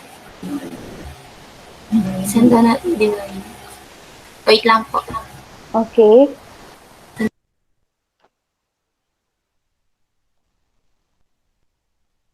Kasi napansin ko dun sa framework ninyo is may arrow down. Pero yung arrow down is yung definition or yung explanation ng mga theories na dinidiscuss nyo. Pero wala yung isang variable na yun yung talagang topic nyo. Saan nyo pwedeng mailagay yun dito? Doon po sa tatlong theory kung saan po namin siya pwedeng i-apply. Siguro ganito, i-anchor ninyo yung variable na yon. SOCMED, hindi ko kasi ganito, imagine nyo, dun sa pinakagitna, may circle doon, tapos, yung arrow is pointed dun sa mga theories. Tapos, yung circle, dun, sa gitna, doon nyo ilalagay yung variable na yon. Nag-gets nyo? Na-imagine nyo yung ibig kong sabihin? So, ganun na lang siguro para malinaw kung bakit ninyo ina-apply itong mga theories na ito. Kasi dito sa pinakita ninyo, although may mga nabanggit kayong theories, very well explained, pero hindi naman na sabi kung anong factor or kung anong variable yung naapektuhan. Okay. And then, this is advice for you and also for the benefit of others. Be cautious in using colors. Dito naman sa inyo, ang ginamit nyo lang ay gray. If you do not know exactly the meaning of the colors you're going to use, better leave it plain. White lang siya. Kasi sa trends ngayon, lalo na sa BU, sa State College, yun din yung in-advise sa akin ng mga research advisors ko. Yun ang hinahanap nila. Kasi kung gusto mo naman maglagay ng kulay, you need to define the meaning of that color. How is that color related to your study? Okay? And then, dito tayo sa conceptual paradigm or paradigm. Take a look at the input. So, dito, may mga nakalagay kayo. 1, 2, 3, 4, 5. You have to revise this SOP based from dun sa suggestion ni Ma'am Sis. Ano po? Okay. And then, sa notes, you have to be careful with the margins, capitalization, and proper referencing, I should say. So, then yung survey questionnaire, you also have to revise that basing from the suggestions of the research evaluators. Okay? So that's all. Thank you.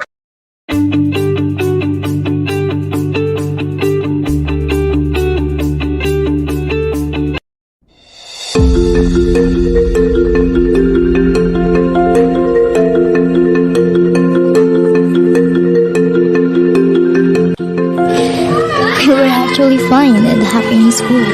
It is normal to hug each other, to talk a lot about the different problems and struggles at school, to explore, to laugh, and enjoy life.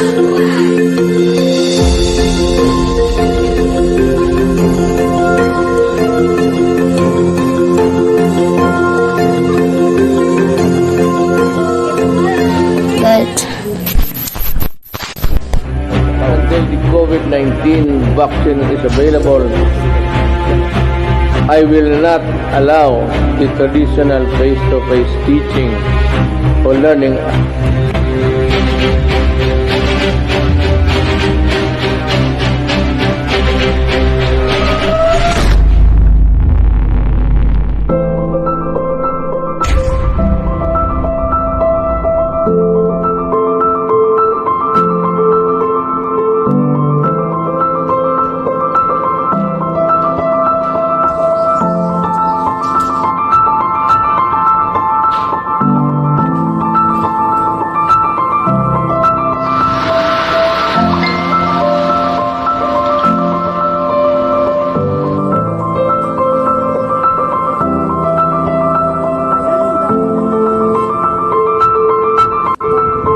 and in just one snap, the new school year challenged us in the most unexpected way.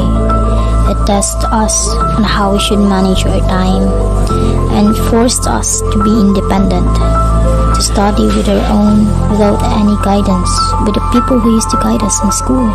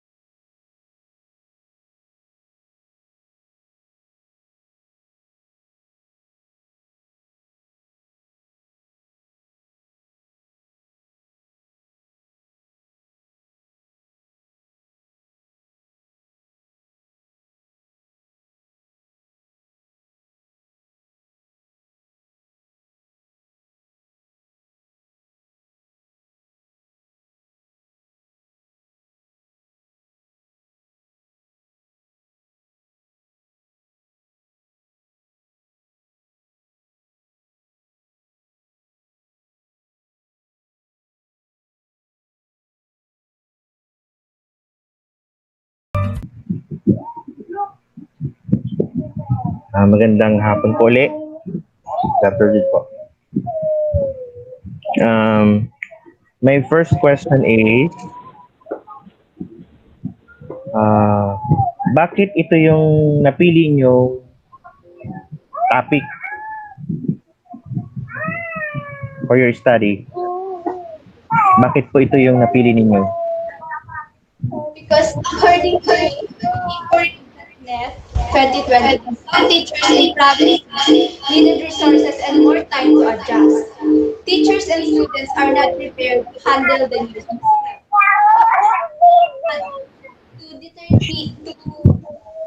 To know the independency rate of grade 12 students here in Jose Panganiban, specifically the academic side.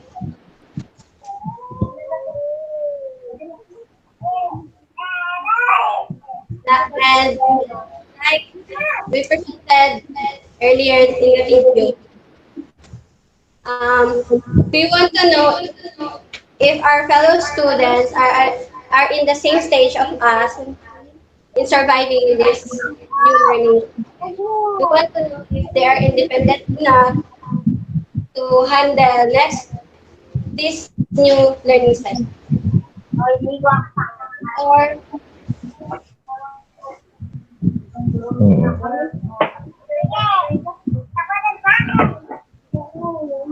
Okay na ba? also Okay. Thank you. Anyone from the group, please explain to me or to us your understanding on the theory that you use in the study, the theoretical framework.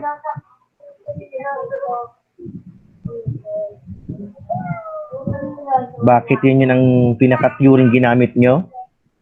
Bakit tatlo yata yung binanggit nyo dito, no? Tatlong theory? Sa tingin nyo, talagang yan ang akma? Bakit kaya yan?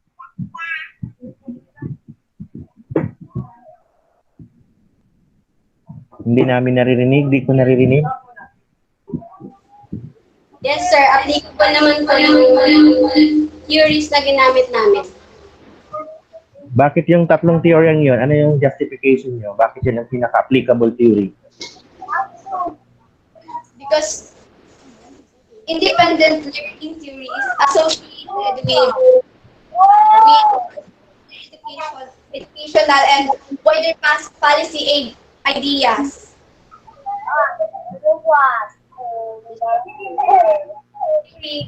Able to make choices and decisions about how to meet our learning needs. The other theory is class education, 1990. Class education as no more than a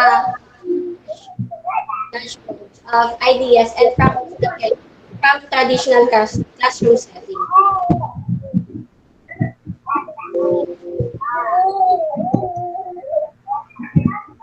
Self-directed learning theory defines as taking the initiative, assess what needs, create goals, and seeks out appropriate.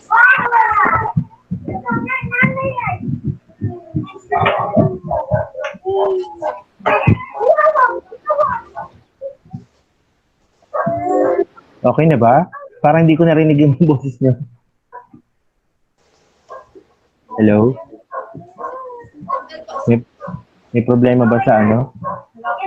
Nagsasalita ka, hindi ko na parang wala kayo sinasalita.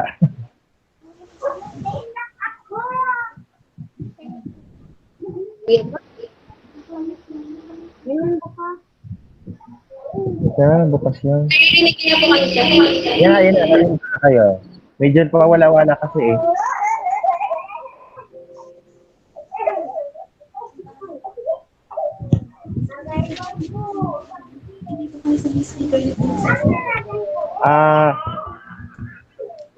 One of my comments here is that you should familiar with the APA format.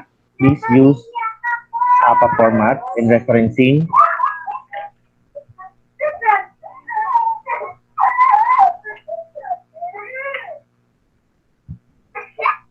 Tapos avoid niyo yung may mga space na malaki dito sa chapter 3 niyo, ang laki ng parang may space na pwede pa nang magamit.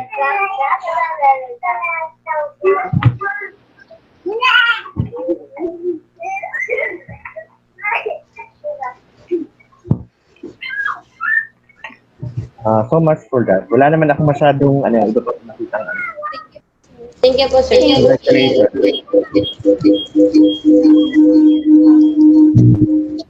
Thank you so much, Sir Roque, for your substantial comments. Now, let's hear something from Ma'am Lucy Dasis. Okay, good afternoon. Here are my comments on your research. So, in your definition of terms, you have not included the word degree, independency degree. Please define how independency degree was used or in your study. And then the word academic performance was also defined, but I think it is not relevant to your study because the focus is all about independence or independency degree. Okay, for your SOP,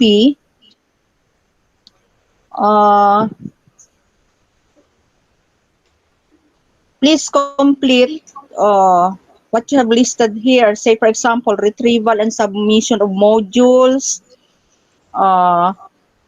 responding to activities on the modules. Kasi dito kayo sa modular, distance learning.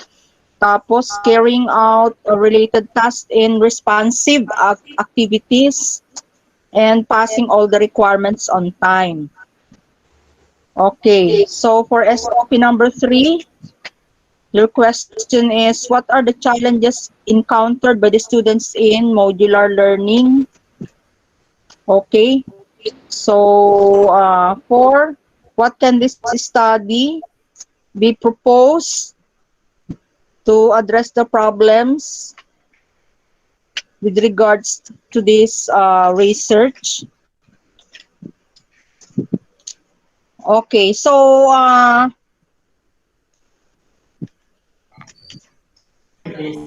how are you going to gather your data?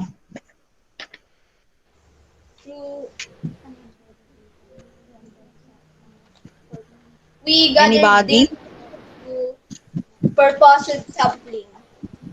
Pinili lang po namin yung mga students na gumagamit ng modular learning. Then we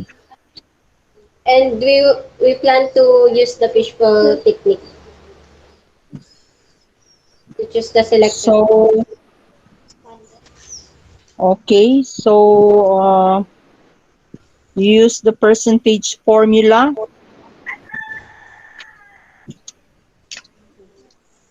And then the research instrument you're going to use is survey questionnaire. Yes, po. Questionnaire. So your questionnaire should be in line with your SOP. Pero nakita ko dito sa inyong table number 3, experiences on modular learning, wala naman dito sa inyong SOP. Okay lang itong challenges encountered on modular learning kasi meron kayong dito sa inyong SOP number 3, may question kayo na what are the challenges encountered by the students. So, dito sa table number 3, naglagay kayo ng experiences on modular learning. Do you think table number 3 has something to do with your study? Or perhaps you could eliminate this. Experiences in modular learning. Siguro tanggalin na ito para maikli lang yung inyong questionnaire.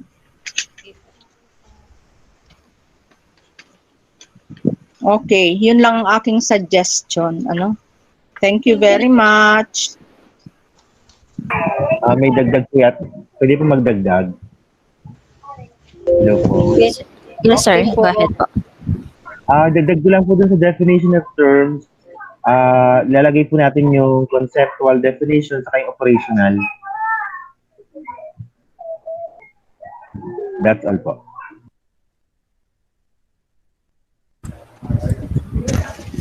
All right, thank you for your suggestion, Sir Roque, and also Ma'am Cis. And let us now call on our last research evaluator, Ma'am Essentia Lacabado.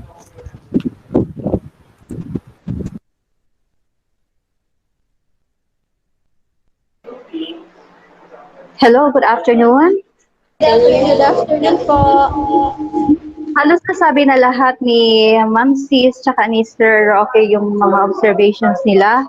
At ganun din yung nakita kong findings dito sa output ninyo. Pero doon sa page number 2,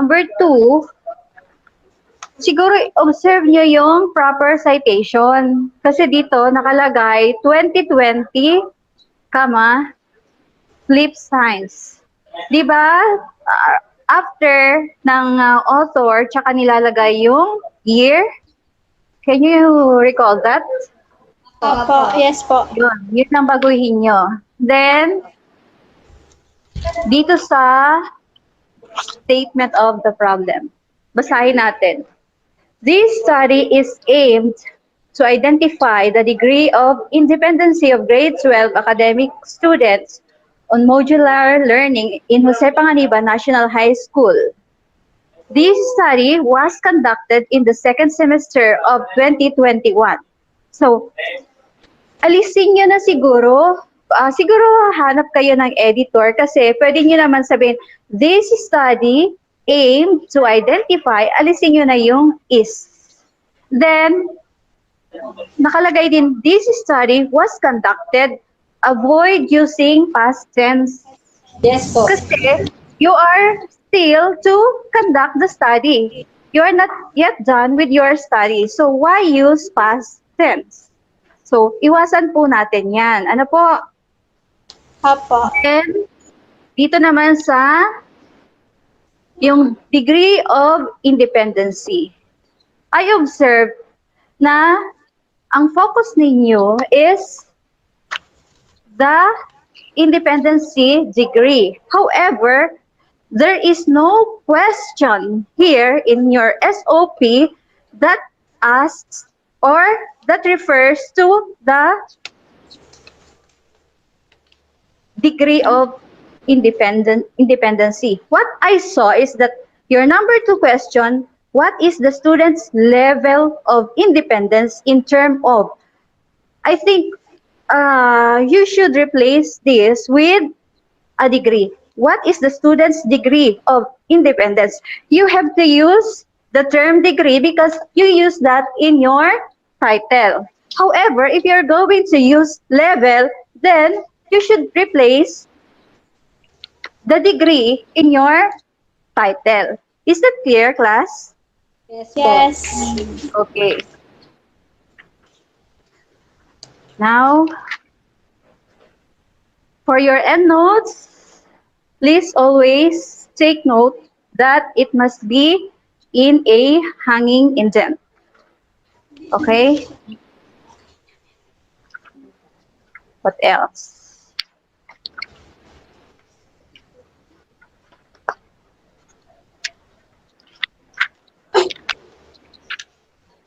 Okay, yun lang naman ang observation ko. Wala na akong ibang na notice dito sa gawa nyo.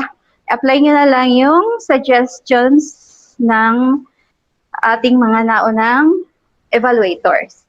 Congratulations! Thank you po. Thank you so much, Ma'am Essence, Sir Roque, and Ma.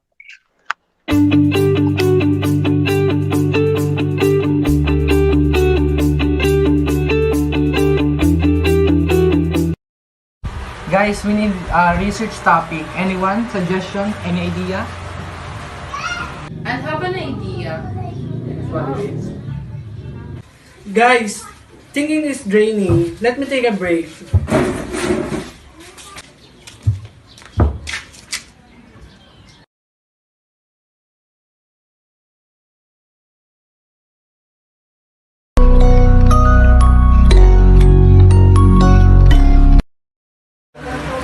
Then, do your modules. Can I just play instead?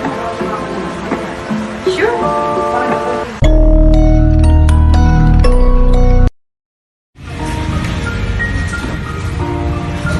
Did I tell you to do your modules now? But I'm tired. Can I do it later? No, do it now!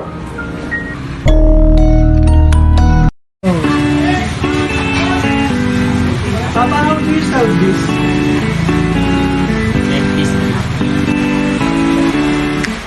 Yes, Papa. Can you take a break, Papa? Sure.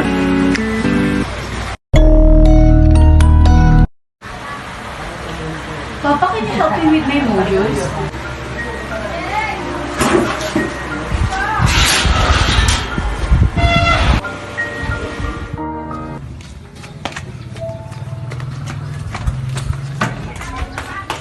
Guys, I have an idea.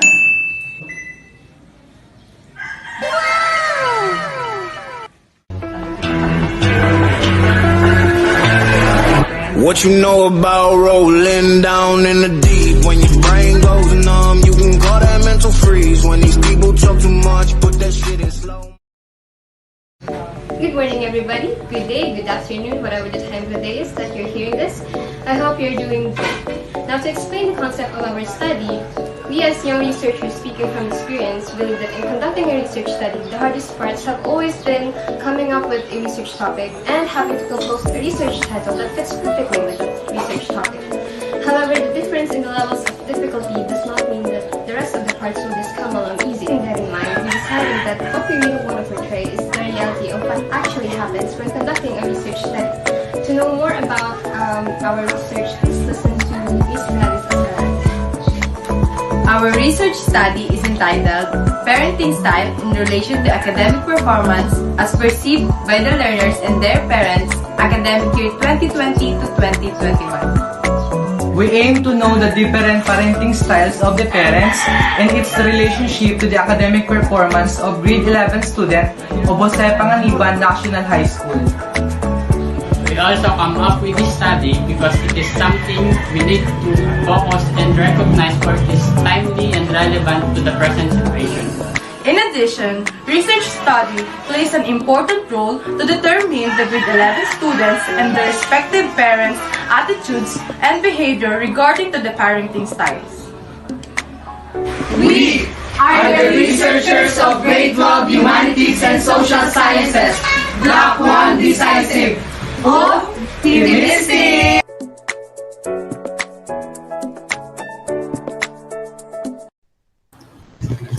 All right. Thank you, Yums. So let us now call on our research evaluator, Sir Roque Madrid, for his observation and comments to your research. Hello, sir.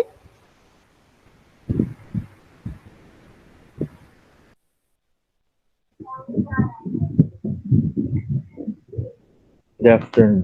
Good afternoon po. Good afternoon po. Good afternoon, sir. Good afternoon po. Congratulations sa inyong paper. Observation ko dito is yung ano ba yung tamang phone dito nila advisor mo, tamang phone. Parang liit dito sa inyong hard copy. Anong font?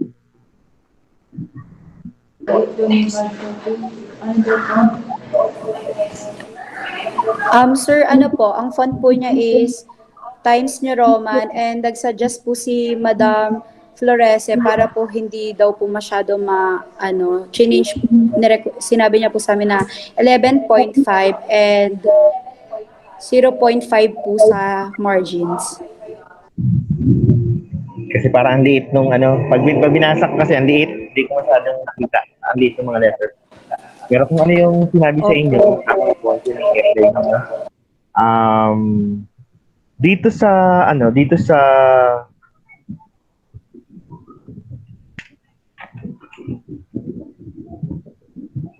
sa definition of terms nyo, ang aking suggestion, maglagay kayo ng, take down po ano, ng conceptual definition and then yung operational definition, the definition of terms. Pag sinabi natin conceptual, based in the dictionary, at pag sinabi natin operational, yung term na yun, paano yung ginamit doon sa study nyo. Kaya dalawa, no? Conceptual and operational definition. Makikita yan sa definition of terms. Noted, sir. Tapos, dito sa gap bridge of the study, page 7 ng yung manuscript, binanggit nyo na qualitative research ang inyong katangian ng study nyo. Pero, doon sa chapter 3, binanggit nyo a combination of qualitative and quantitative.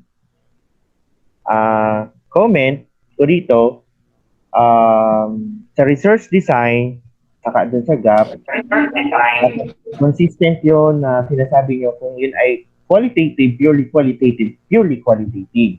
Pero pag sinabi ninyo a combination of qualitative and quantitative, dapat yun ang nakalagay. So, kung tatanungin kayo, ano ba talaga yung research design nyo? Mixed method ba or purely qualitative? Anybody? Sir, regarding po sa gap bridge and study, actually po ang una po namin research is all about qualitative po. And then, as the days go by, nag-revise po kami and ang nangyari po is nagkaroon na po siya ng halo, which is qualitative and quantitative. So, due to limited time for revision, ngayon lang po din namin napansin na hindi po namin na-revise yung sa gap bridge study, which is naka-stated po siya na qualitative lang, which is the entire research is the combination of qualitative and quantitative research po. Eh di paki-ano na lang, correct na lang na dapat yung drawing po sa yes po, sir. Then sa research design on chapter 3. Tapos, dahil research proposal pa lang ito, iwasan ang paggamit ng mga past tense. Dahil ito ay mungkahi pa lang, so ang verb mo dito is mga tense.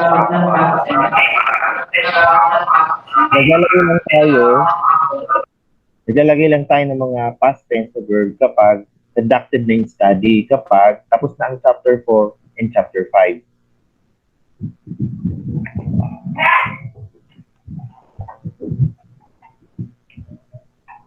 So far, maayos naman ang yung manuscript. Wala akong masyadong nakita, no? Dito ka lang. Doon sa, ninyo? Hello? Doon sa theoretical framework, balikan natin yung theoretical framework nyo. Binanggit nyo parenting style, social learning theory, capital theory. Paki-explain nga ng maiksi, bakit ito talaga? Anybody? Yes, sir. Theoretical theories po namin. Yes po. Good afternoon po. When we up with our research topic po, we came to a consensus that what we wanted to consider was roles that we are most able to relate to. So those are roles our roles as sons and daughters, and roles as students. So yun po yung nag-come up kami. So we did not mention in our papers that we are in the middle of a pandemic, but we cannot deny the fact that we are, and we are affected by the situation.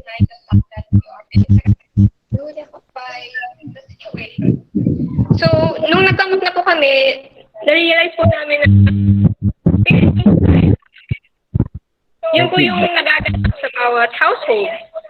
And since we are students na naka-direct na pong naapektuhan ng pandemic, we figured that there might be a way to interrelate those topics.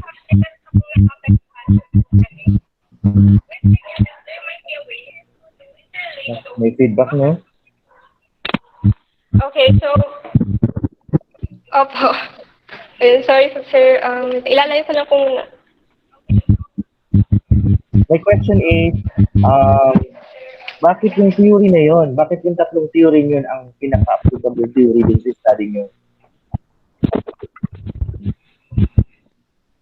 Meron kayo may binanggit kayong tatlong teorya, di ba? Social learning theory, parenting style theory, and capital theory. Bakit yon ang pinaka-theory nyo? Anong dahilan kung bakit yun ang pinakamalapit, pinakamasasalig yung theory? Nirelate po namin yung parenting style sa academic performance ng estudyante. According sa theory ni Diana Permins, which is the parenting style theory, na-recognize po niya na mayroong close relation sa type ng parenting style and sa children behavior.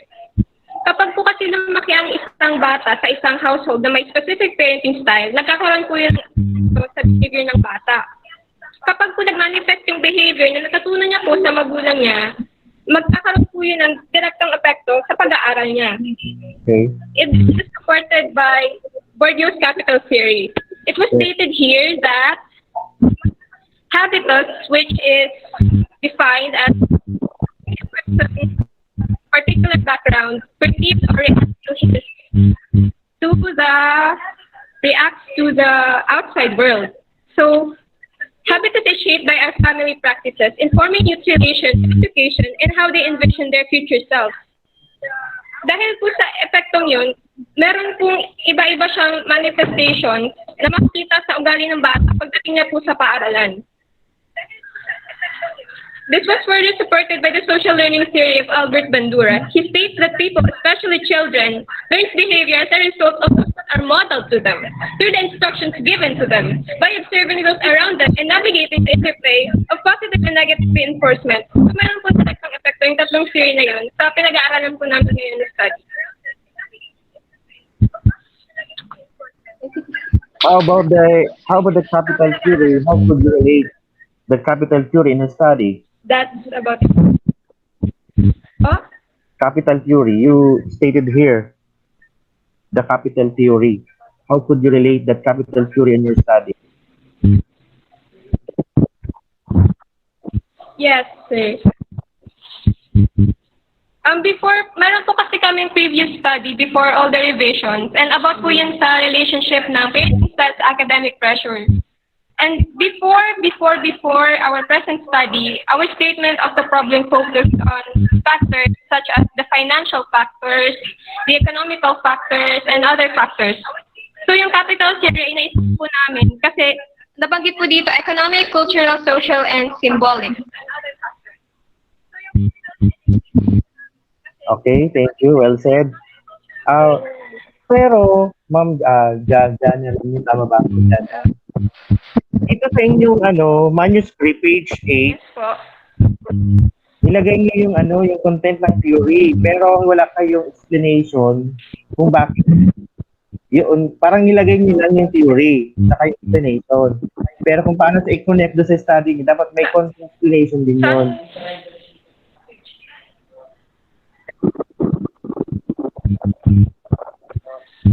Hello? Yung capital... Hindi. Yes, ang sabi ko, tama yung gawain nyo na may mga theory dyan na tatlo, tama yun. Pero dapat may paliwanag pa rin. Tapos yung mga teoryang yun, last part, na yun yung theory ang ginagamit ko dahil yung applicable. May supporting pa yun, statement na kung bakit yun yung theory nyo na ginagamit. Kasi nilagay nyo lang yung theory, tama? Pero hindi nyo explain na yun. Nagigets niyo yung punto ko? Parang kailangan siyang ilagay kung bakit yun. Hindi simpleng ilagay, kundi may support pa, justification kung bakit yung theory yun. Tama naman yung theory ninyo. Tama naman yung theory nyo. Hello? Yes po, sir.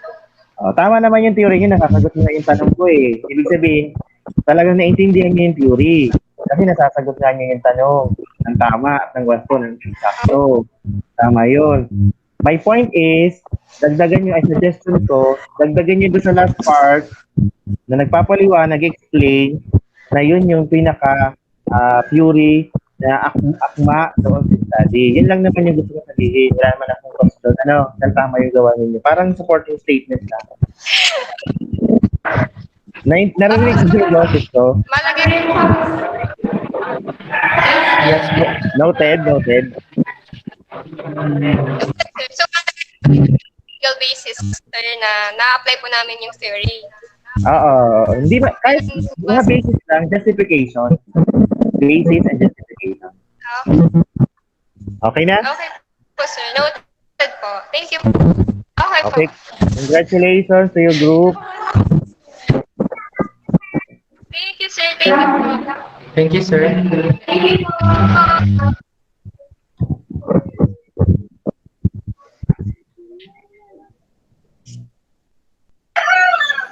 Thank you so much, Sir Roque. This time, let's hear the comments of Ma'am Lucita Sis.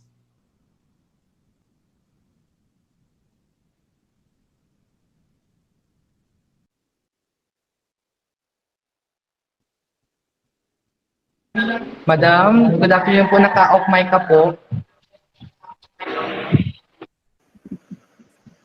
Okay, sorry. Good afternoon, researchers. So I have just a few comments and suggestions. Please take note. My first suggestion is on your statement of the problem. You have 7 SOP. Ano? So masyadong marami na ito. Pag marami kang nilagay na SOP, marami rin na content yung iyong research instrument, which is your questionnaire. Okay. So, can we just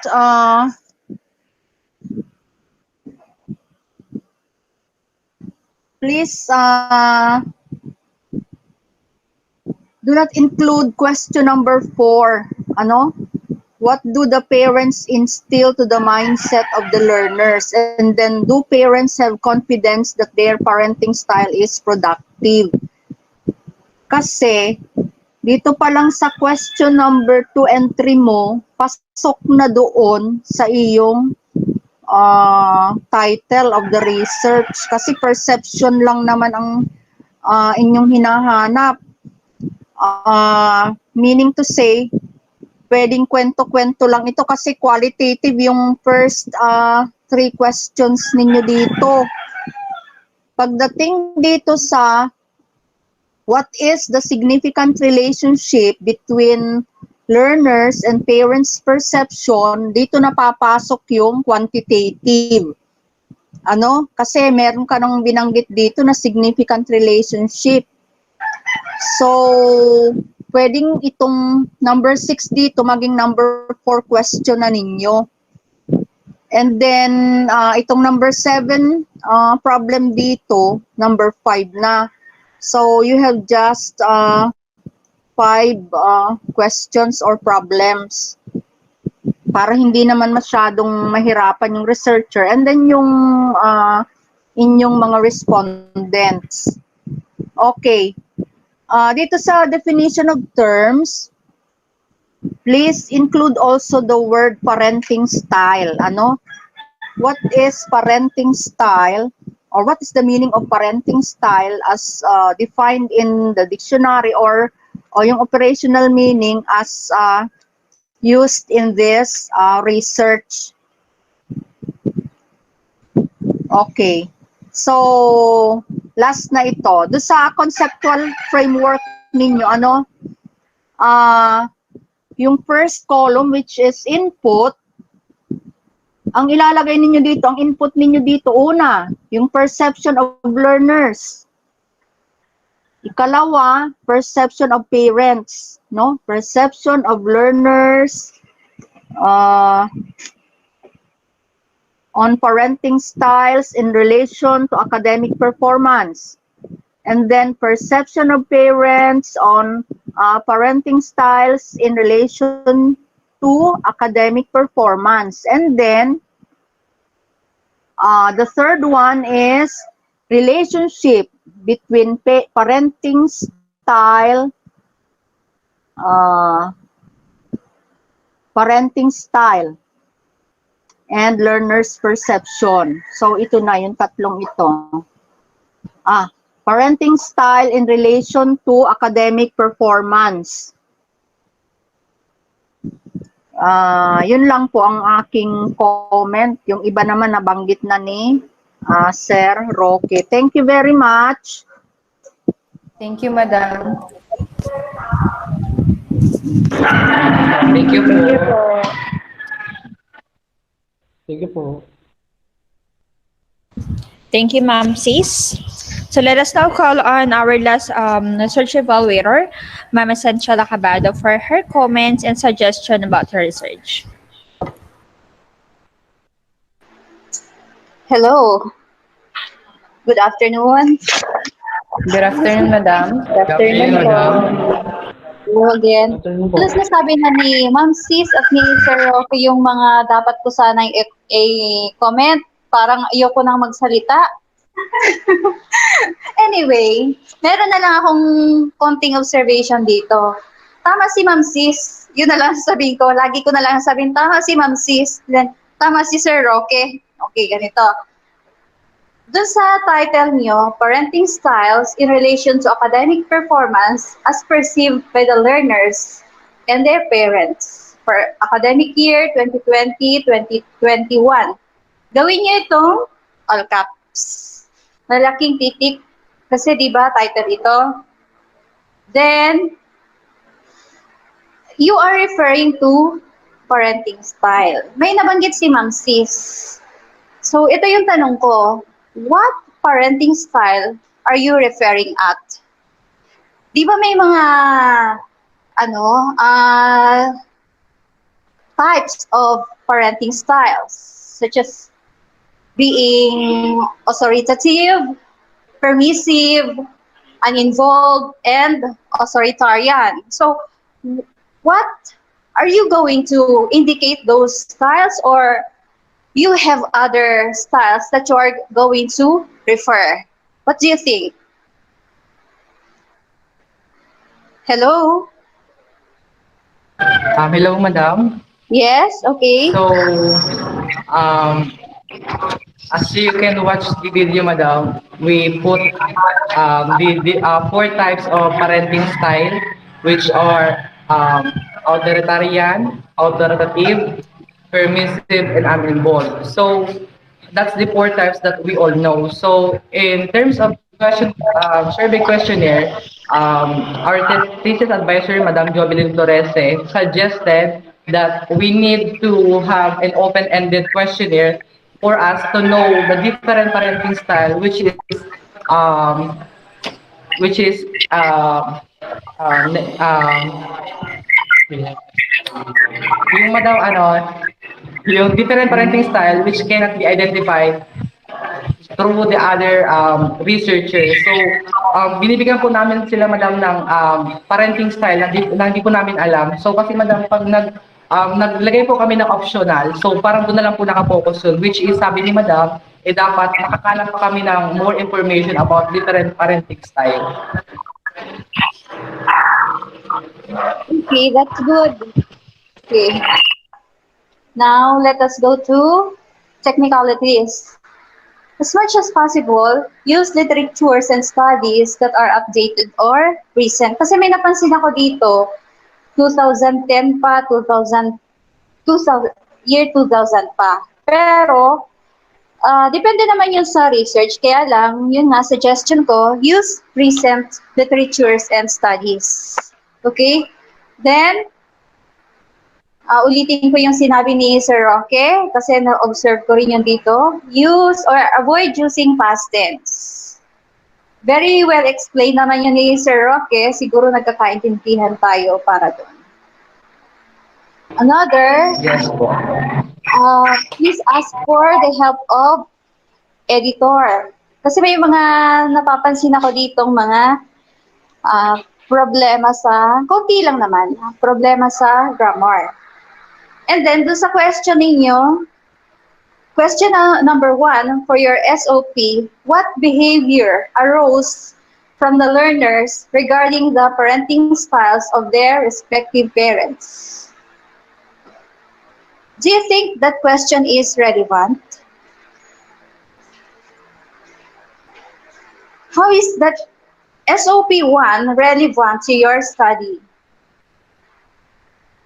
Is it anchored with your research title?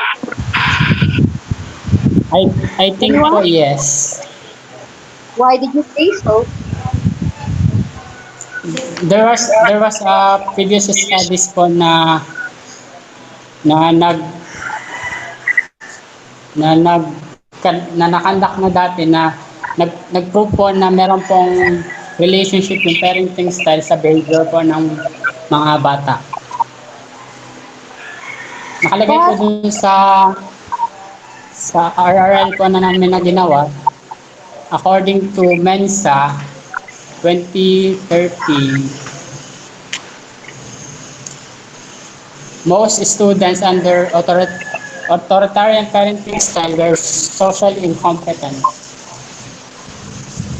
Yun po. Okay. Is this question directly aligned to your research topic or to your research title?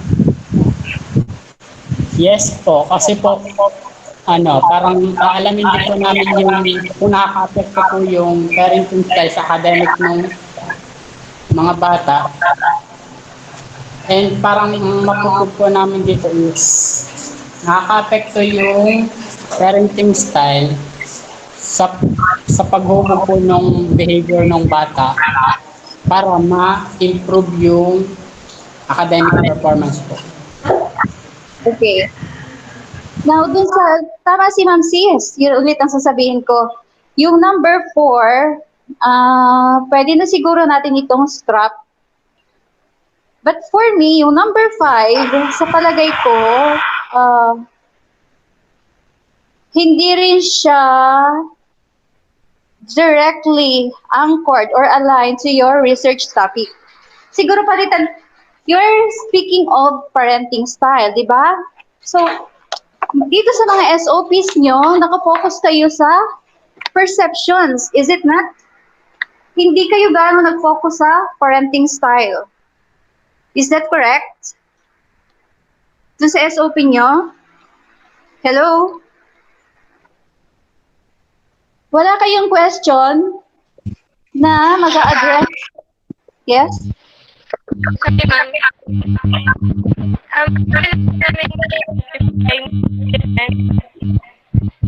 I-defend yung nabanggit niyo po kanina na some part yun. Sa behavior, bago yun. Ay, pagkatapos yun. Ay, naku.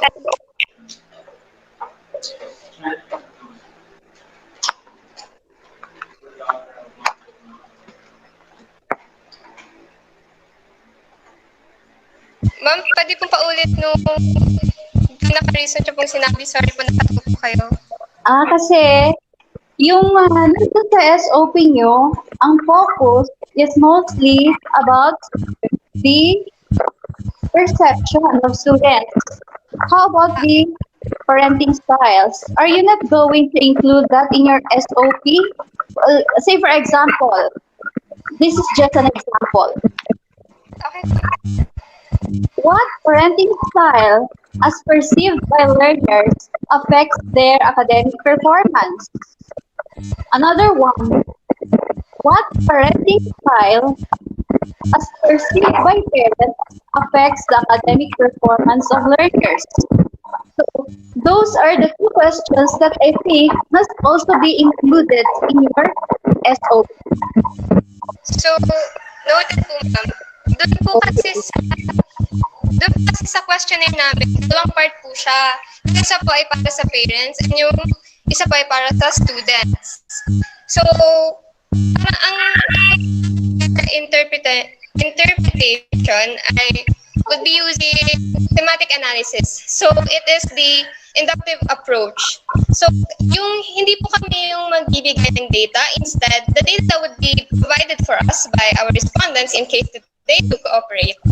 Is we would be basing their results from the answers that they would give. So, the factors and the answers that they would give. Kami na po yung mag-group note at mag-classify kung meron silang pagkakahalimtulan.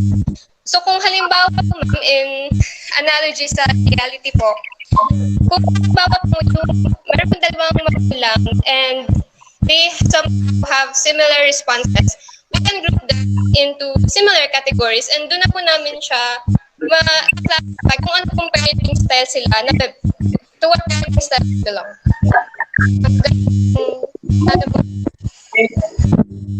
Yes, but still you have to include the parenting style in your SOP.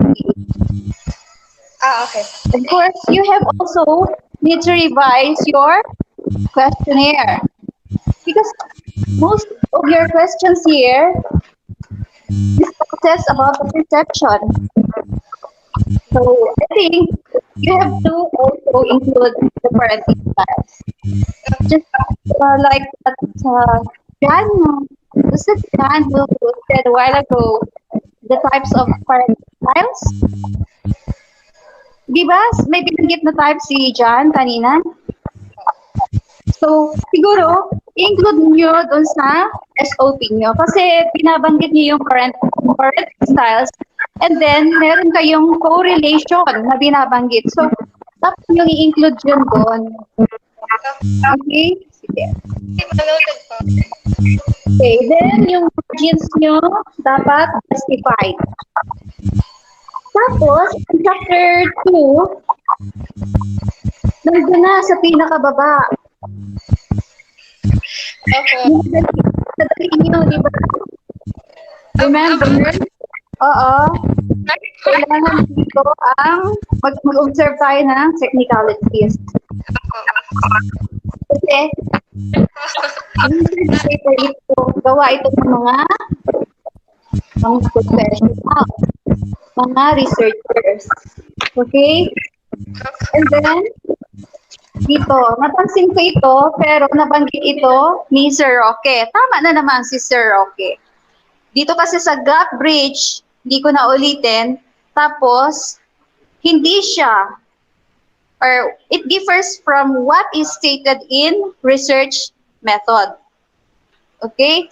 And another, if you're going to read this one, the effects of parenting strategies as contributor to the academic pressure of grade 11.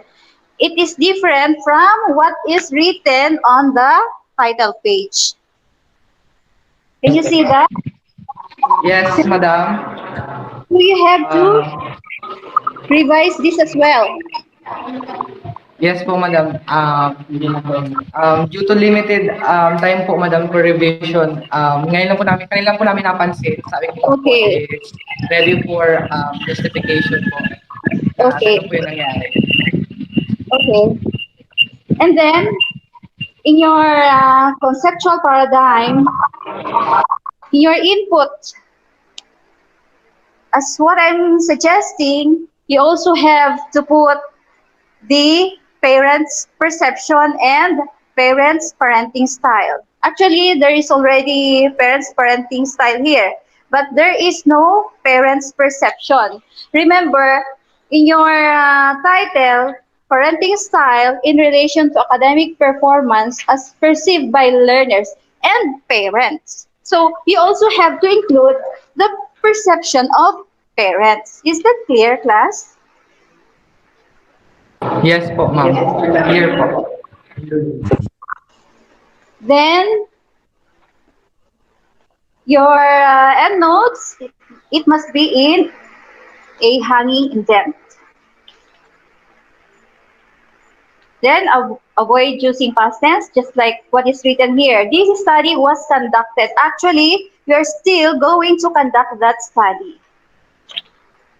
Then in this respondent, look at the table. Respondents of the study. You can see, perhaps this is for the learners only, is it not? Am I correct? Your table, yes?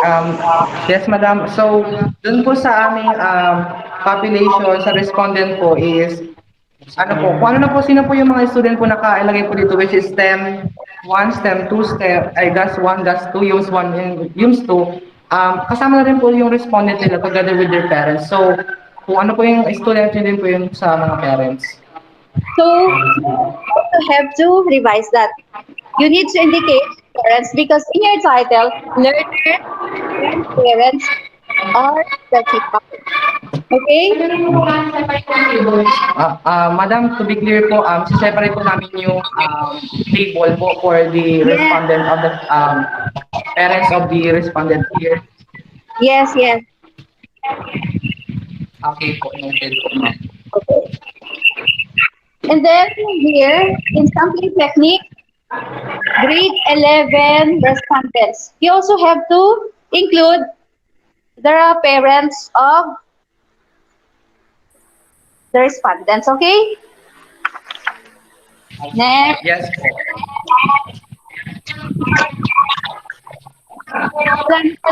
Yun na pala, yun yung observation ko sa inyo. Congratulations!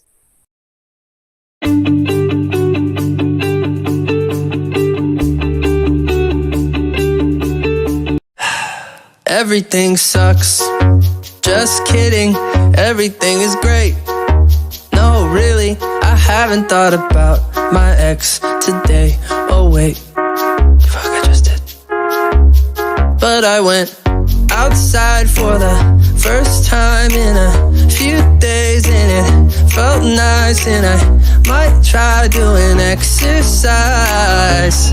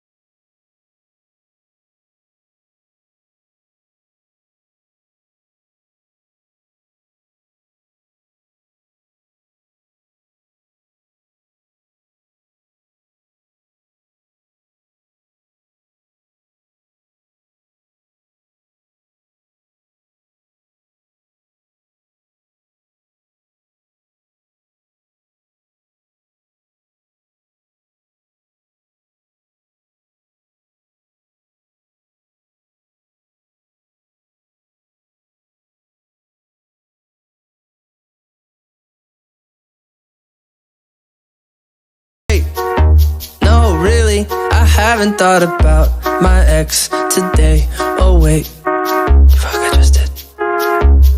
But I went outside for the first time in a few days and it felt nice, and I might try doing exercise. I wanna forget my bad days, all my bad days, and be okay, and be okay. Spend my spare change down at the arcade, and then I'll say everything sucks. Just kidding. Education was one of the most affected sectors in the country since the COVID-19 preventive measures restricted the traditional face-to-face learning. This gave us, the researchers from humanities and social sciences, 12 decisive to analyze and evaluate the perception of students in traditional learning and new normal classes through their academic performances in the local setting. Our study entitled The Students' Perception on the Difference Between Traditional and New Normal Learning System in Relation to Academic Performance among grade 11 students of Humanities and Social Sciences academic year 2019 to 2020 and 2020 to 2021. He sought to define the different perception of students between the said system of classes with regards to its learning environment, source of motivation, distraction, and the level of pressure felt by students. With the use of online survey questionnaires and interviews, students' experiences and perception about traditional learning and new normal classes can be accurately noted, evaluated, and interpreted. The results objectively gathered from the study will provide a credible and reliable primary source of information that can be utilized by students, parents, and teachers in making future decisions and actions to fully understand the variations in the learning environment, the source of motivation, distractions, and level of pressure felt by students in the two learning systems.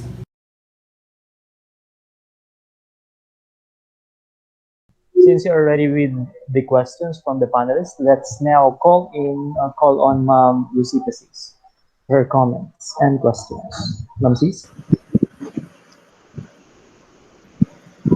Okay, good afternoon, researchers. I have some of these comments. Una, dun sa title, yung title of your research must be in all capital letters. And then, the number of words. Actually, it must be only 15 words. I think the title of your research exceed the maximum number of words for a title. Bilangin din. Bilang ko kasi dito parang nagsobra na sa 15. Masyado nang mahaba. And then, dito na lang ako mga-comment sa SOP.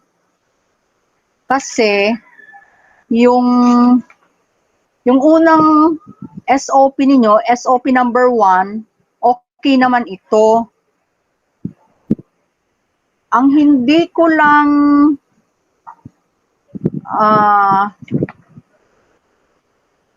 ma-relate dun sa title ng inyong research ay itong number 2. What different? Hindi ko maintindihan. What different is the new normal classes compared to the traditional classes? Or what is the difference? What is the difference between new normal classes and traditional classes in terms of, siguro, what is the difference between new normal classes and traditional classes in terms of letter A, learning environment, B, source of motivation, C, distractions, level of pressure? May others pa kayo dito. Okay.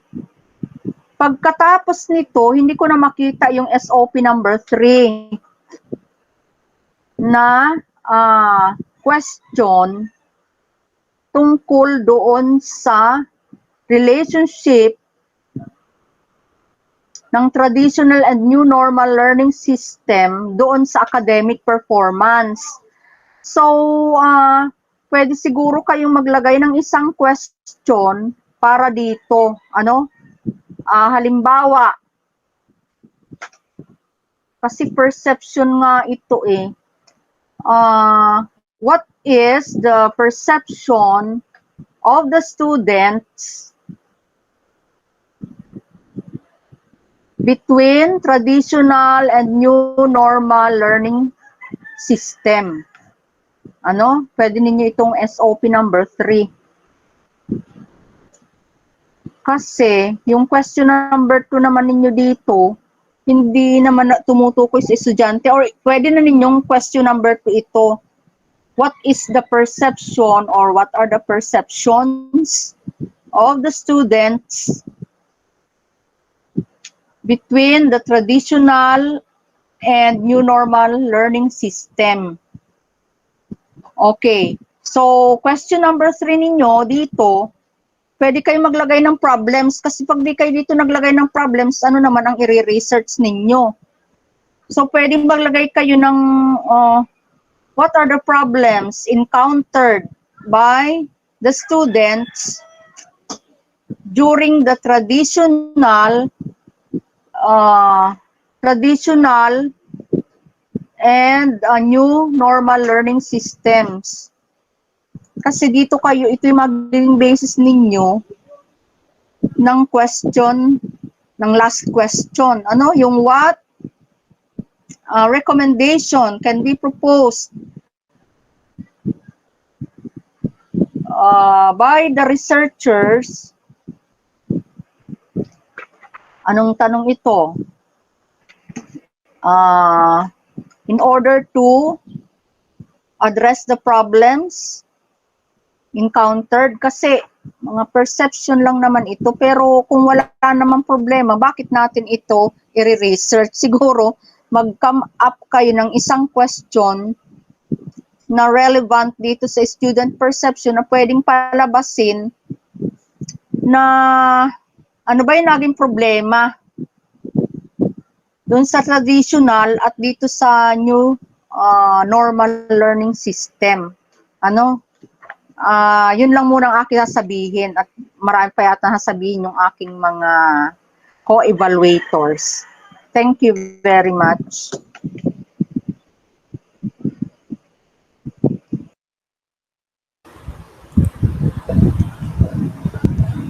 All right, so good afternoon again.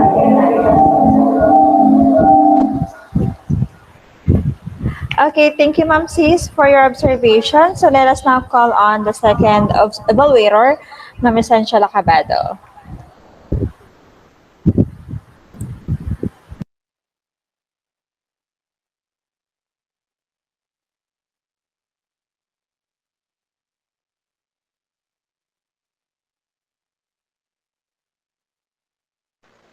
Good afternoon.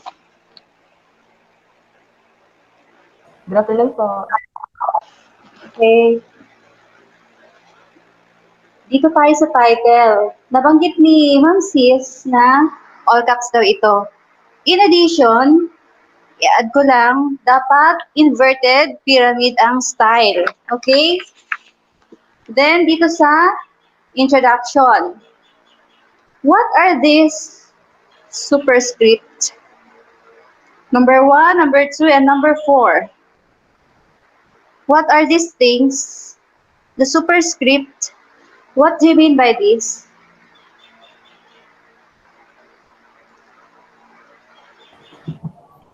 Madam, good afternoon po. Madam, yung mga superscripts po, yun na po yung nakakonekta po din sa endnote. Nawala ko. Nakakonect sa? Nasa endnotes po yun, madam, ng introduction po.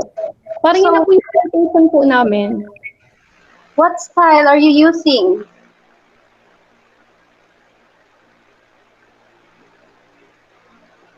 Isn't it? We need to use the APA style? Opo, madam. APA style po yung citation po dun sa endnote po ng introduction. Have you seen any research work in APA style that has superscript? Madam, yung po other researches po in which we gathered from our related literatures, most of its format po, madam, it used superscripts po, madam. Are you sure that is an APA style? Yes po. How are you so sure?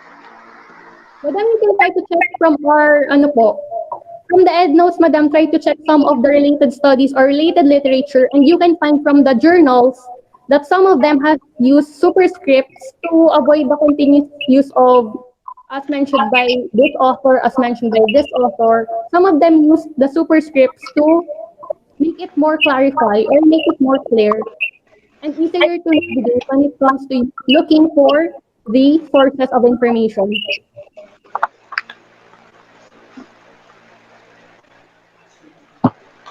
However, the trend today is that when you're going to follow the APA style, you should not, or you must not put the superscript. Okay po, Madam. Noted po. Okay? So, focus tayo dun sa APA style. Okay po. Noted po. It will be recommended.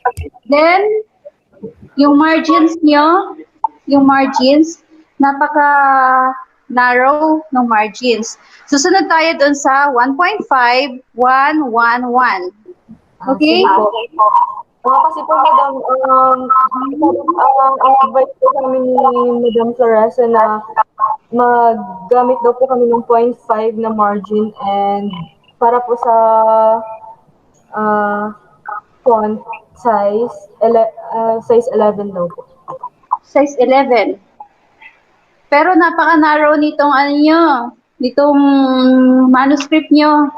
Dapat yung size niya, 1.5 to left, top, right, and the bottom must be 1. Okay? Then refrain from using past tense. Kasi nakalagay dito, the study was conducted. So, hindi pa kayo nagka-conduct, di ba? You are about to conduct. Okay? Now, let's go to the SOP. Dalawa lang ang SOP nyo. No? Please add SOP for you are speaking of perception. There is no part in the SOP that asks for students' perception. Di ba yung title nyo? Students' perception on the difference between traditional and new normal learning systems in relation to academic performance among grade 11. So, dito sa SOP nyo, wala kayong nababanggit na nagtatackle or sasagot or tanong para sa perception, the student's perception. So, I think dapat dagdagan nyo yung SOP nyo, no? And another SOP that will answer how the traditional and new normal learning systems relates with learners' academic performance. So, dalawa yung idadagdag nyo. Yung isa, yung SOP na may tanong tungkol dun sa perception ng student. And another one, yung SOP that will answer how the traditional and new normal learning systems relates with academic performance of the learners. And another, pwede pa pala yung idagdag para lang madagdagan itong SOP nyo kasi dalawa lang siya. So, para madagdagan, dun sa last question, what recommendation can you propose as solution to answer the problem arising from this study? Okay? Hello? Opo. Yes po. Yes po. Then yung sa notes, hanging indent, dapat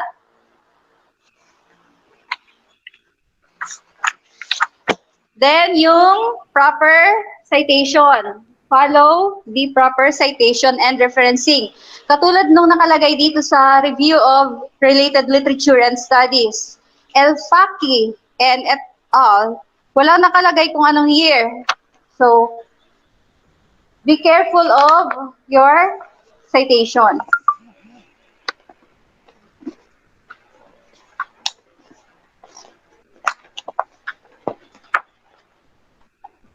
Wait lang ha. Binubuklat ko pa yung mga... So, dito muna tayo sa theoretical paradigm. How are these theories, the transactional distance education theory, constructivism, and locus of control, is related to your study? Out of all theories po na na-gather namin, these three theories, sila po yung pinakamalapit dun sa study namin. Katulad po dito sa constructivist theory, the constructivist yung constructivist theory po, it offers many opportunities for students to show their comprehension. The implementation of learning in authentic and substantive way is the primary objective of knowledge construction. Dito naman po sa locus of control, it is stated that not every student is a good fit for distance learning. It states that the students who are appropriate for K-12 online courses should be able to prioritize work and align the demands of online coursework with other activities, work individually, and approach online courses with the same dedication and encouragement as traditional classes. Online students, on the other hand, often work independently. And for the last theory, um, this theory offers a basis for the pedagogy involved in distance education. It is one of the most important theories relevant to online education. So the importance of this theory is that it provides a structure for teaching and learning outside of the conventional classroom, thereby solving the time and space gap between the teacher and learner. So parang dito po sa tatlong theory na ito, parang it is stated na parang sa ang meron po silang parang pinagko-compare po nila yung distance learning and online learning based po sa perception nila. So parang yun po, parang medyo parang connected po sila sa study namin. Okay, let us go to your conceptual paradigm.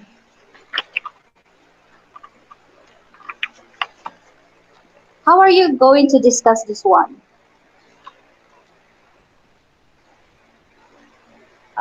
Can you repeat the question po? Please discuss this conceptual paradigm.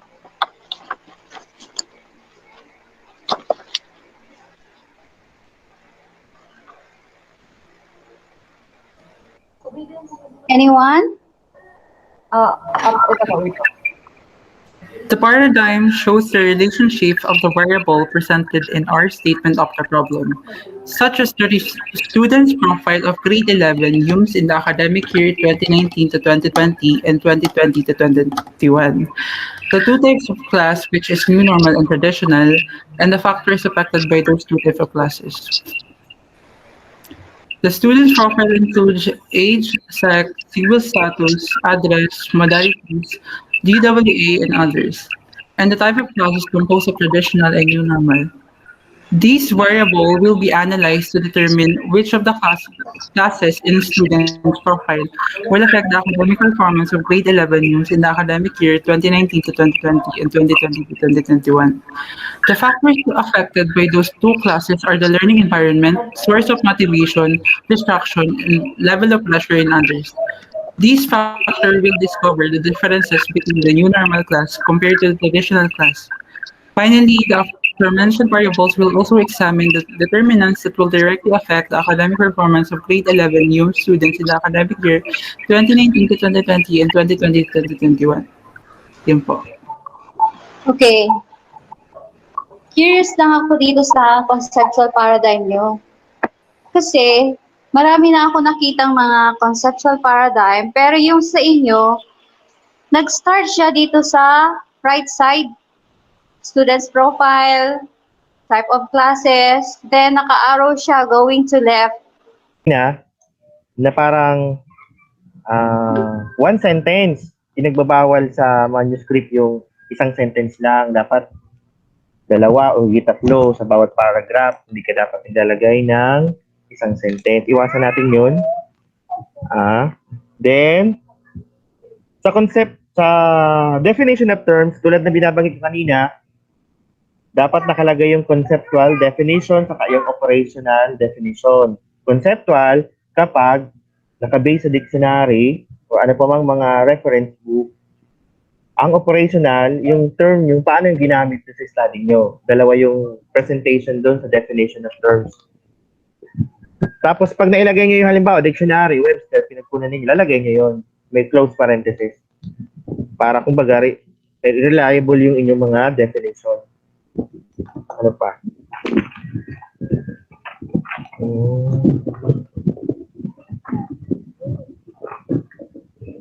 dito, yung APA format, binanggit kanina. Observe APA format. Inuulit lang natin. Then, ayos naman ang inyong mga local, mga foreign related studies and literature. Paano nyo ba ginagawa ang gap? Anybody? Paano nyo ginawa ang gap? Bridge of the study. Miss Senen or Denise? Hello? Wala na yata. Hello? Narinig po ba ako? Hello? Wala na yata ako. Yung pwede mo sila i-visit sa gano'n, makita mo sila kung may nag-open pa. Wait lang po, sir. Yung may nagsisit ako, nag-open pa ng mic. Or, tinan mo dito kung nagsasagot sila. Hello? Yes, sir. Naririnig po. Ang tanong ko is, paano ginagawa ang gap? Paano nyo ginawa?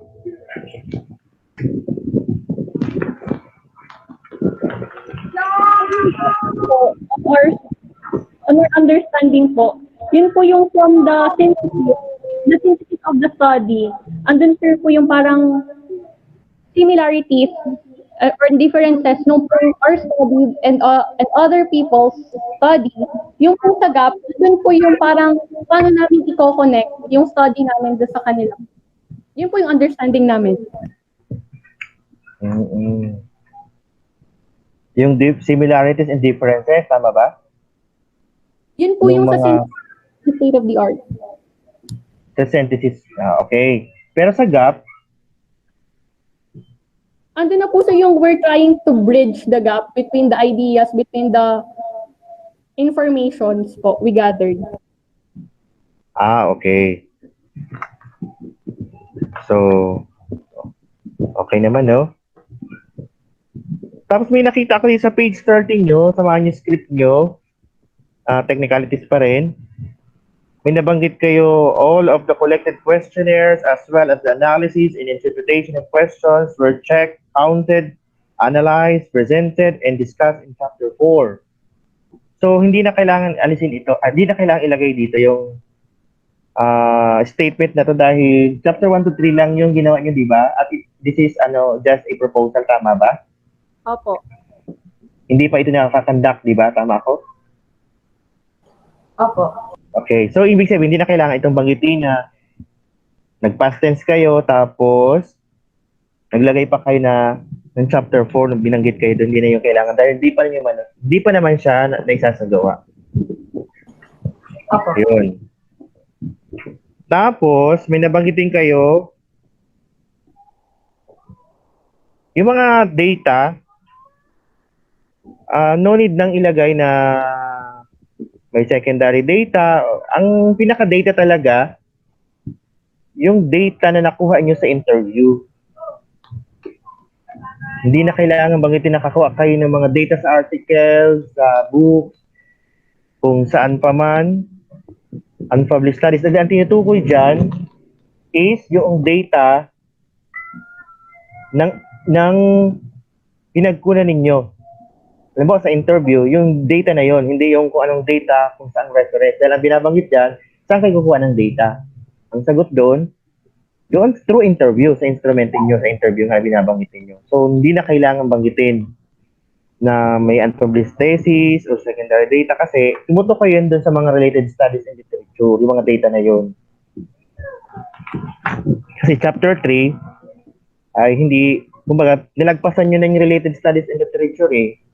Nakakuha na kayo ng mga data tungkol sa mga unpublished thesis or published thesis or research, blah, blah, blah. Pero pagdating doon sa research design, chapter 3, ang pupunterihin nyo doon, yung data na tinutukoy doon, yung data na hinahanap ninyo, paano yun makukuha at saan nyo kukunin sa panong pamamaraan. So wala naman ako masyadong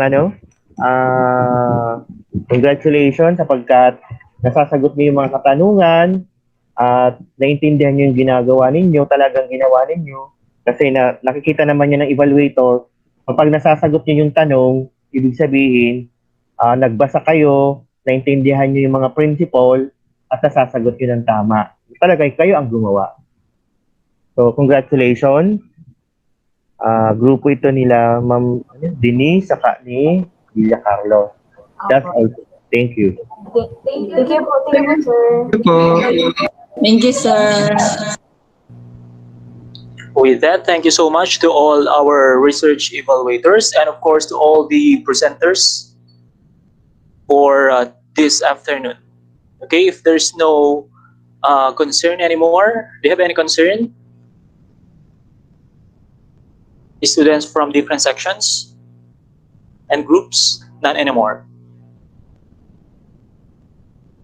Okay, if there's none anymore, so thank you for extending your time with us and have a great day ahead. Once again, congratulations to all the presenters for showcasing your honed skills in research. Kudos all to the mentors who are behind these wonderful research products. We have not just received a handful, but overflowing information from our high caliber young researchers. And now, to acknowledge the fruit of your labor, we will be having an awarding. These are the following awards to be given: Best in Oral Defense, Best Research Output, Best Research Write-Up, and Best Innovative Research. Wow, that's quite exciting. To facilitate the giving of awards, let's call in Sir Jerry Dasur, Senior High School Coordinator. And now, for the awards and recognitions, we are going to give the 5 awards. The first one is the Best in Oral Defense, Best in Innovative Research, Best Research Write-Up, Best Research Output, and Best Video Presentation. And for Best in Oral Defense, the nominees are Apex 4-in-1 High-Tech Security System Door Lock, Parenting Style in Relations to Academic Performance, Student Perceptions on Traditional and New Normal Learning System. The winner is Apex 4-in-1 High-Tech Security System Door Lock. And for Best Innovative Research, the nominees are Locally Improvised Learning Activity Sheet, Sorting Stapling Device, Eye Scan, Cleanse, and Attendance Through Non-Touch, Fields Gens, Integrated Water Filter and Hydroelectric Generator System. And the winner is Locally Improvised Learning Activity Sheet or Last Sorting Stapling Device. And for Best Research Write-Up, the nominees are Eye Scan, Cleanse, and Attendance Through Non-Touch, Parenting Style in Relations to Academic Performance, Student Perceptions on Traditional and New Normal Learning System, and the winner is Eye Scan, Cleanse, and Attendance Through Non-Touch. For Best Research Output, the nominees are Locally Improvised Learning Activity Sheets or Last Sorting Stapling Device, Eye Scan, Cleanse, and Attendance Through Non-Touch, Fields Gens, Integrated Water Filter and Hydroelectric Generator System. And the winner is Eye Scan, Cleanse, and Attendance Through Non-Touch. For Best in Video Presentation, the nominees are Eye Scan, Cleanse, and Attendance Through Non-Touch, Fields Gen, Integrated Water Filters and Hydroelectric Generator System, Student Perceptions on Traditional and New Normal Learning System. And the winner is Fields Gen, Integrated Water Filter and Hydroelectric Generator System. Congratulations to all the researchers and presenters. Keep up the better work. Thank you very much. Before we end up our program, a closing remark will be addressed to us by Sir Jerry Dasur. our senior high school coordinator. To our guest speaker, Sir Darcy Gayway Maniebo. To our very supportive School Principal 3, Ma'am Lourdes B. Mesa. To our Assistant School Principal 2, Ma'am Luningning B. Akal. Department heads, teachers, research evaluators, students researchers, and to all the participants of this first JPNHS Senior High School Virtual Research Conference 2021, a pleasant afternoon. This research conference was made in line with the DepEd Memorandum Number 85, Series of 2020, entitled Guidelines for Work Immersion's Implementations During Crisis Situation, and also serves as a culminating activity of academic track for the research subjects. We hope that we encourage and inspire our dear participants to strengthen their research capabilities with this activity. In behalf of the JPNHS community, we would like to extend our appreciation and recognition to our stakeholders, parents, guardians of our students, researchers, to the different working committees of this event for their unwavering support to make this research conference more meaningful and successful. Thank you very much. Stay Louder once said, "I never dreamed of success. I worked for it." The very reason why we pursue these research activities is for further improvement, development, and eventually to rise above those who live in mediocrity. This is our utmost desire to cause or bring change and make an impact to our community. This has been your MCs for today. I'm Jordan Balsek. And I'm Joanne Marie and Pamilaran. Have a great day. And thank you for sharing us your time.